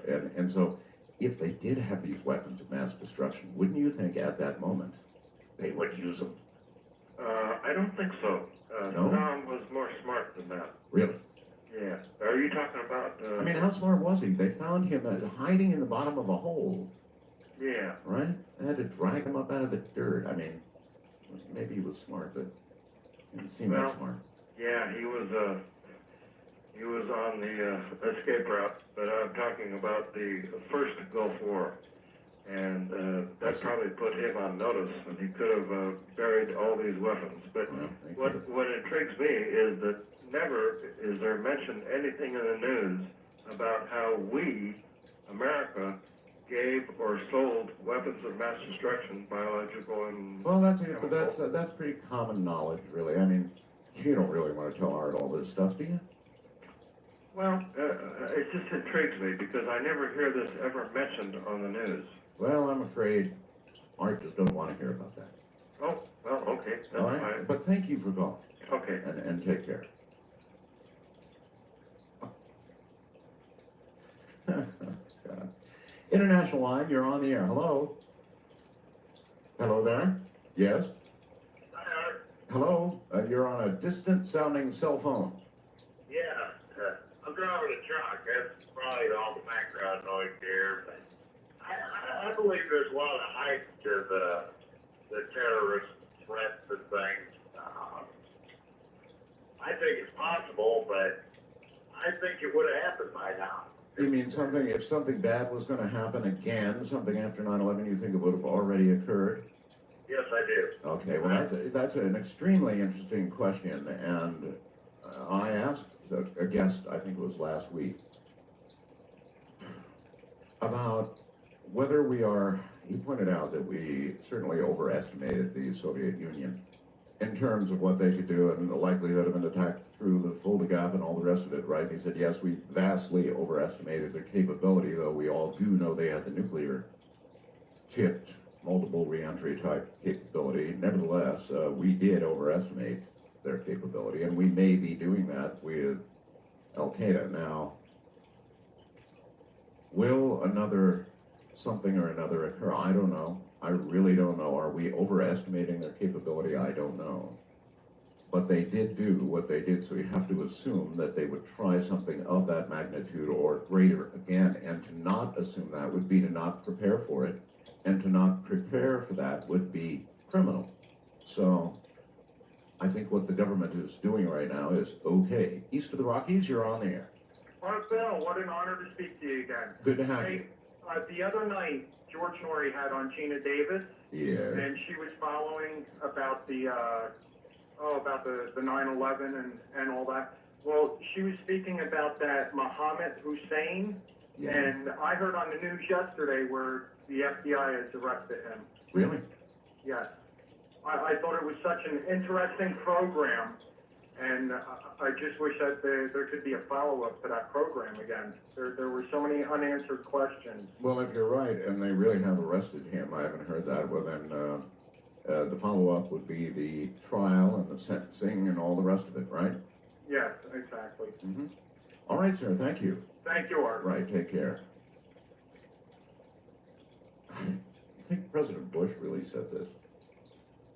Our enemies are innovative and resourceful, and so are we. They never stop thinking about new ways to harm our country and our people, and neither do we. I bet he didn't really say that. Or if he did, it certainly would be worth having a tape of. A lot of things get said during the stress of a campaign that, of course, the candidates don't mean to say. They just sort of come rolling out. From the high desert in the middle of the night, I'm Art Bell, and this is Coast.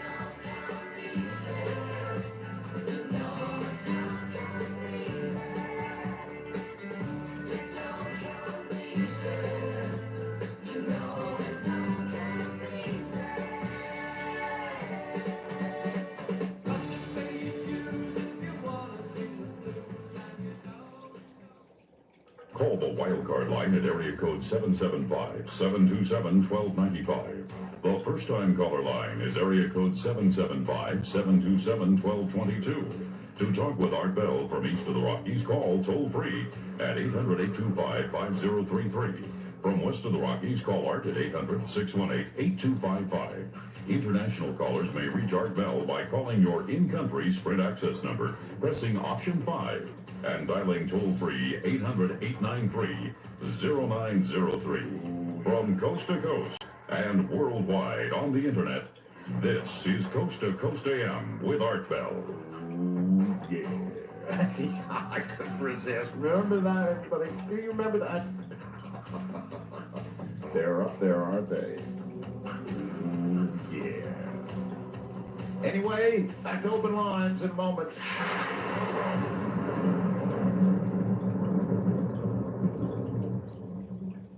Ooh, yeah. I guess the president did say this. He did. Now, I've got about, I don't know, a couple dozen fast blasts here saying, yes, unfortunately, he did say that. I wonder if there's no follow-up here to tell me if he realized what he said when he said it. But you know, those things happen.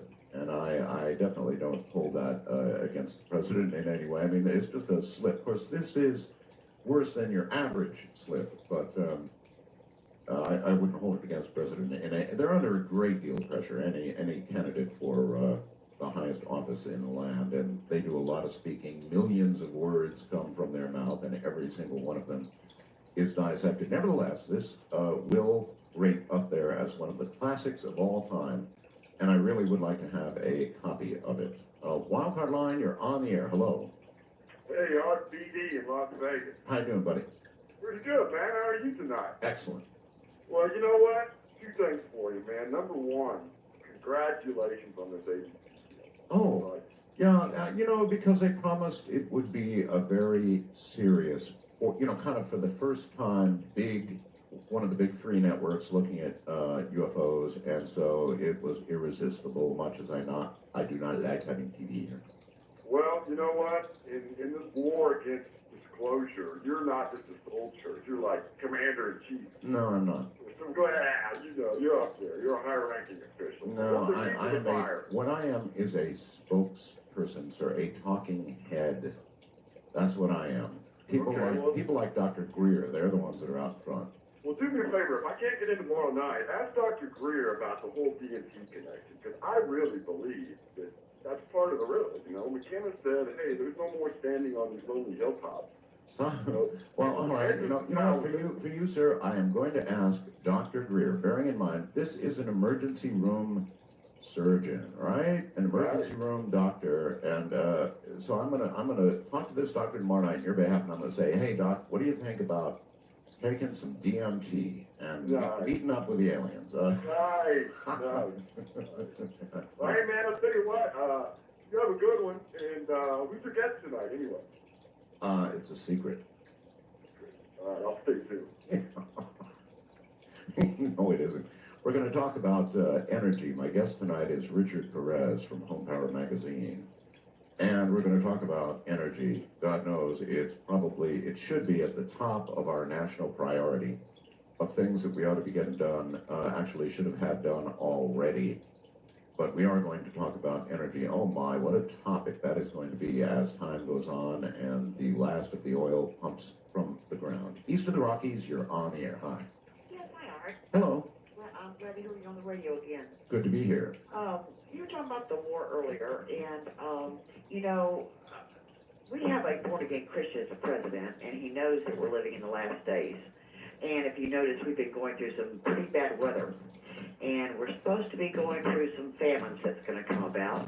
And we're going to have a lot of people dying and a lot of people sick. And they said that they have to lower the population because of this. And as you know, I guess, I don't know if you've been told, but a lot of our soldiers are sick now. And millions of people there in Iraq are. A lot of people are sick in Iraq, my dear, because of the depleted uranium shells that we, on top of course, what the shells did, but the depleted uranium shells that were used, it'll be around for 1,000 years or so. And there are claims that there are many, many sick already. So that certainly is true. West of the Rockies, you're on the air. Hello. Hello? Hello? John? Yes, John. I want to talk about the basic subject, static electricity. What about it? Well, what I noticed is in the last year or two, I'm calling, by the way, from Springfield, Oregon, and listening to KOH. But anyway, what I've noticed is every time you scooch out of your car, normally if it was kind of a cloudy, overcast day, a lot of moisture in the air, yes, high humidity, yes, then you wouldn't get shocked. Correct. Not lately. You're saying static electricity now has broken through the humidity barrier? Something like that. Uh-huh. I'm educated in electronics. I have a 2-year electrical engineering degree and just completed a bachelor's in computers. But anyway, I was always led to believe that static electricity was, such as it is a byproduct. Dropping your foot across the carpet, and shock the cat in the nose or whatever. That's right. Yes. And but what I'm observing is the static is just more in the air now. That's an interesting observation. Let's see if anybody else has made it. Now, of course, I live here in the high desert where it's single-digit dry most of the time, so we live with static electricity as a way of life, and we have to always be conscious of it around any electronic devices or anything else. In other words, always touch, a piece of metal first, and then whatever you intend to proceed to do, otherwise you might zap it. Do any of the rest of you in humid type climates notice an increase in static electricity? I'm not sure what that would mean, but it certainly is an interesting observation. On the international line, you're on the air. Hi. I heard I got a couple of light items during here, Paul River. Listen to KPNW. KPNW, and where are you? Oh, pretty good. Wait, no. Where are you? This Paul River is kind of like, where Victoria is? Yes. It's, you hop out across the water toward Vancouver, just across about 40, 50 minutes. I see. Very light. All right. Yeah. You know what Mel Blanc's tombstone reads? What does it read? You know Mel Blanc, huh? It reads, that's all, folks. That's what it says? Yeah, that's what it says. Well, he had a grand sense of humor, didn't he? He did. I loved him. Also, a funny thing happens in Vancouver is we have a little symphony of fire every year, when the fireworks end. Yes. And we got policemen on horses. And of course, people, they sometimes take some booze along with them. That's a booster, right? They would be the Royal Mounted, right? Some of them are royal and some are the Vancouver Police Force. Well, I heard on the news that a drunk hit a horse. A drunk hit a horse? I could just imagine him swinging a poor horse. I don't know where he hit him, but he just been hitting his mouth or something. Now, the drunk hit the horse. You mean socked the horse? He hit the horse. Really sick. Well, that's really sick. I know. All right, well, I appreciate your call, but that's truly sick. It was out western where somebody decked a horse. You remember that? Oh, boy. First time caller line, you are on the air. Hello. It's a pleasure to talk to you, Mr. Bell. And you, sir, where are you? This is Mark out in Seattle, and the reason I called was I've been having the feeling recently that I need to dig a hole in my backyard, like a 1950s style bunker, and I'm wondering if any of your really psychic listeners are feeling the same way. Are you one of my psychic listeners, or is this just a sort of an overwhelming thing for you? I would say somewhere in between. I wouldn't say that I'm really psychic, but often I'll have hunches, and if I follow through with them, they turn out to be right. Well, better to dig and nothing to happen than you to be above ground saying, damn, I sure wish I'd dug that hole. You know, I kind of feel that way. Mm-hmm. Well, then dig it, sir. I mean, follow your, follow your feelings. If you think you should dig a hole, then dig a hole. What are you going to put on top of it? Boards, dirt? It's probably steel. But you know, I'm getting older, Art. Digging a hole is a lot of hassle. It's going to be a lot of work, yeah. I kind of feel like, well, if it's the end of the world, maybe I ought to just ride out and meet it head on, rather Well, than... there is the other side. I mean, you could have a heart attack digging the hole to save your life. Well, that's true. That's very true. So you got to factor that in. Yeah. Well, I don't know. Maybe if other people feel that way, we'll see. All right. If I get a bunch of yes, that man was right, we should be digging a hole. I mean, how many of you have that subconscious feeling right now? Your inner self telling you, it's time to dig a hole. I need a hole, a deep one with a big piece of a big slab of metal above it. But then you reason with yourself, and you say to yourself, well, if the only way I can survive is in a hole with a big piece of metal above me, then what do I have that's worth going back to? Classic dilemma. Wildcard line, you're on the air. Hello. Hello, Art. How you doing? I'm doing fine. Yes, I'd like to talk about how we can't vote for either President Bush or John Kerry. That seems to be the choice, yes. I wish a real American would step up and grab the reins and take this country in the right direction. And do you think that will be either one of these men? Not really. No. We have a porous border.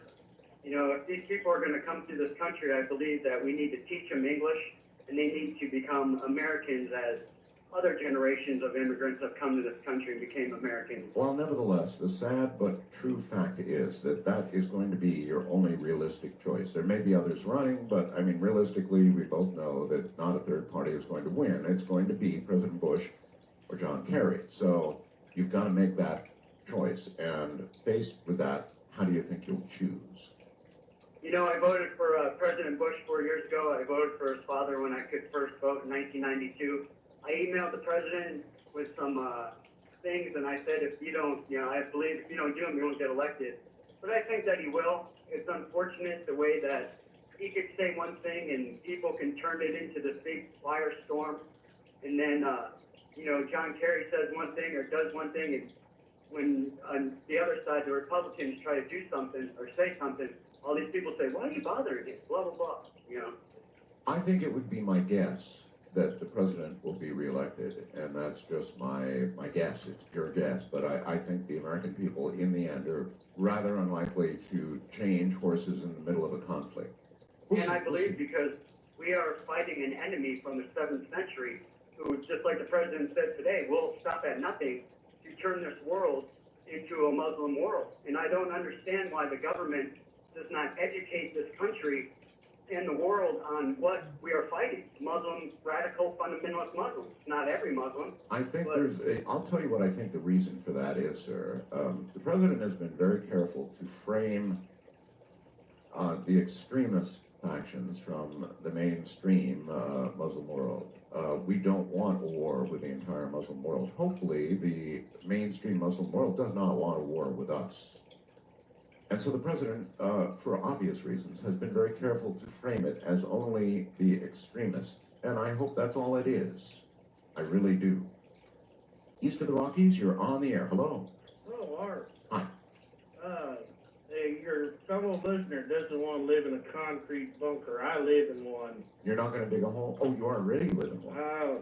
Walls are 4 feet thick, and I have a steel ceiling, heavy gauge steel ceiling. What is it? Why have you done this? I haven't. I bought this place. Well, nevertheless, I mean, you've acquired it. So my question to you is, what are you expecting? I wasn't expecting anything. It was just an inexpensive place to live at the time. Huh. I mean, for what reason was it originally built? I think it was a bomb shelter. It was built back in the 60s. So you bought somebody's bomb shelter? I guess I did. Well, so how is it living in a bomb shelter? You can't hear nothing going on outside. I'll bet. But I mean, how is it from a day-to-day living point of view? Is it like anywhere else except just, you know? I live here in the Midwest, and I have to run a dehumidifier constantly to keep the moisture out from the inside of it. Yeah. Yes. Well, you're ready for anything, I guess. I guess. We had a storm here about 2 weeks ago. I stepped outside. It looked like a tornado had run through the neighborhood. Don't you worry a little bit about flooding? Well, the water in 1993 was 4.5 feet deep inside this place. I mean, yeah. It doesn't really bother me. I mean, the water isn't going to hurt anything. No. I mean, haven't you furnished your bomb shelter with, you know, the normal it's stuff? furnished like a regular house. Well, 4.5 feet of water would really disturb that. Not with concrete floors, concrete ceilings, or walls. I mean, it's fortified. I've never talked to anybody who lived in a bomb shelter before. That's pretty cool. The whole front of it faces toward the south. Was it real expensive? No, what I paid for it wasn't really expensive. Nobody else would live in it. No, huh? So, if you woke up one day and, you know, what do? Is it like a submarine door to get your steel open? No, it's got a regular door on it, but it's got one of them garage door type deals on it that's heavy steel. You can roll it down. It's a blast door. Yeah, that's what it is, I guess. Oh my God. And so how long have you lived in this? I've lived in about 5 years now. And how do you like the life? I mean... Well, other than never being able to look outside and see the outside, it's not too bad. I mean... If you woke up one morning and you opened your blast doors and you looked outside and it was obvious an incredible Holocaust had occurred and there was nothing but ashes up there, what would you do? Probably just shut the door and say, heck with it. All right, thank you very much. Remember the bomb shelter days, everybody? That was kind of like going under the desk in a way, I suppose. If there was an all-out nuclear conflict, I'm not sure that any bomb shelter would be sufficient. None at all. West of the Rockies, you're on the air. Hello. Art Bell. That would be me, yes. How are you, sir? Just spiffy. This is Dave, T9. Oh, all the way up in Anchorage. Yeah, T9. Yes, sir. I've been listening to you since 1991. Yes. Probably got through to you. Been a long time. I just wanted to say I don't think you can stand another 4 years of Bush, but it's pretty scary out there. Well, I don't know. We're in the middle of a conflict with Iraq, and my thinking was, I'm just guessing, but that the American people probably would be disinclined, you know, to change presidents right in the middle of a conflict. Did you hear that Mount Spur is starting to sparkle up a little bit? Mount Spur? Yeah, across the inlet there. Really? It erupted back in '93 and it dumped a whole bunch of ash on us here in Anchorage, but it... Oh, yeah, I absolutely did hear about that. What's the latest? Are they really expecting it to... Well, it sort of quieted down. We had a lot of earthquakes. We got a big lake up there now. We never had the lake before, and it's kind of... they had a picture in the paper here. Have you felt any urge to dig a hole in the ground? No. No. No. I'm pretty well, I'm not afraid of anything. Uh-huh. Except another 4 years of Bush. What? Oh, my goodness. That's serious. Yeah, and you know, Alaska's a Republican state. So you firmly intend to vote for John Kerry Oh, definitely. and company? Nice talking with you. Oh, well, great talking to you, sir. You sound just like you do on the radio. Thank you for that. Have you ever noticed when people call me, there must be something about the quality of a telephone line that it simply will not allow them to believe that it is me. On the other hand, along finally came that caller who said, you actually do sound like yourself. Well, about 30 seconds, you're on the air, first time caller line. Hello. Hello, Art. My name is Jack. I'm calling from Los Angeles. Jack, what's on your mind? Real fast. I saw that thing with Bush on Letterman Thursday night. They showed a videotape of it. So it is true. Yes, it is. You know, That's ABC Newscast coming to see you? Yeah, tomorrow night. You could ask them to bring you a copy. You're right. I could, couldn't I? Poor President Bush. That's a terrible thing to have said. By mistake. All right, thank you. All right. Right, take care. From the high desert in the middle of the night, this is Coast to Coast AM. How you doing?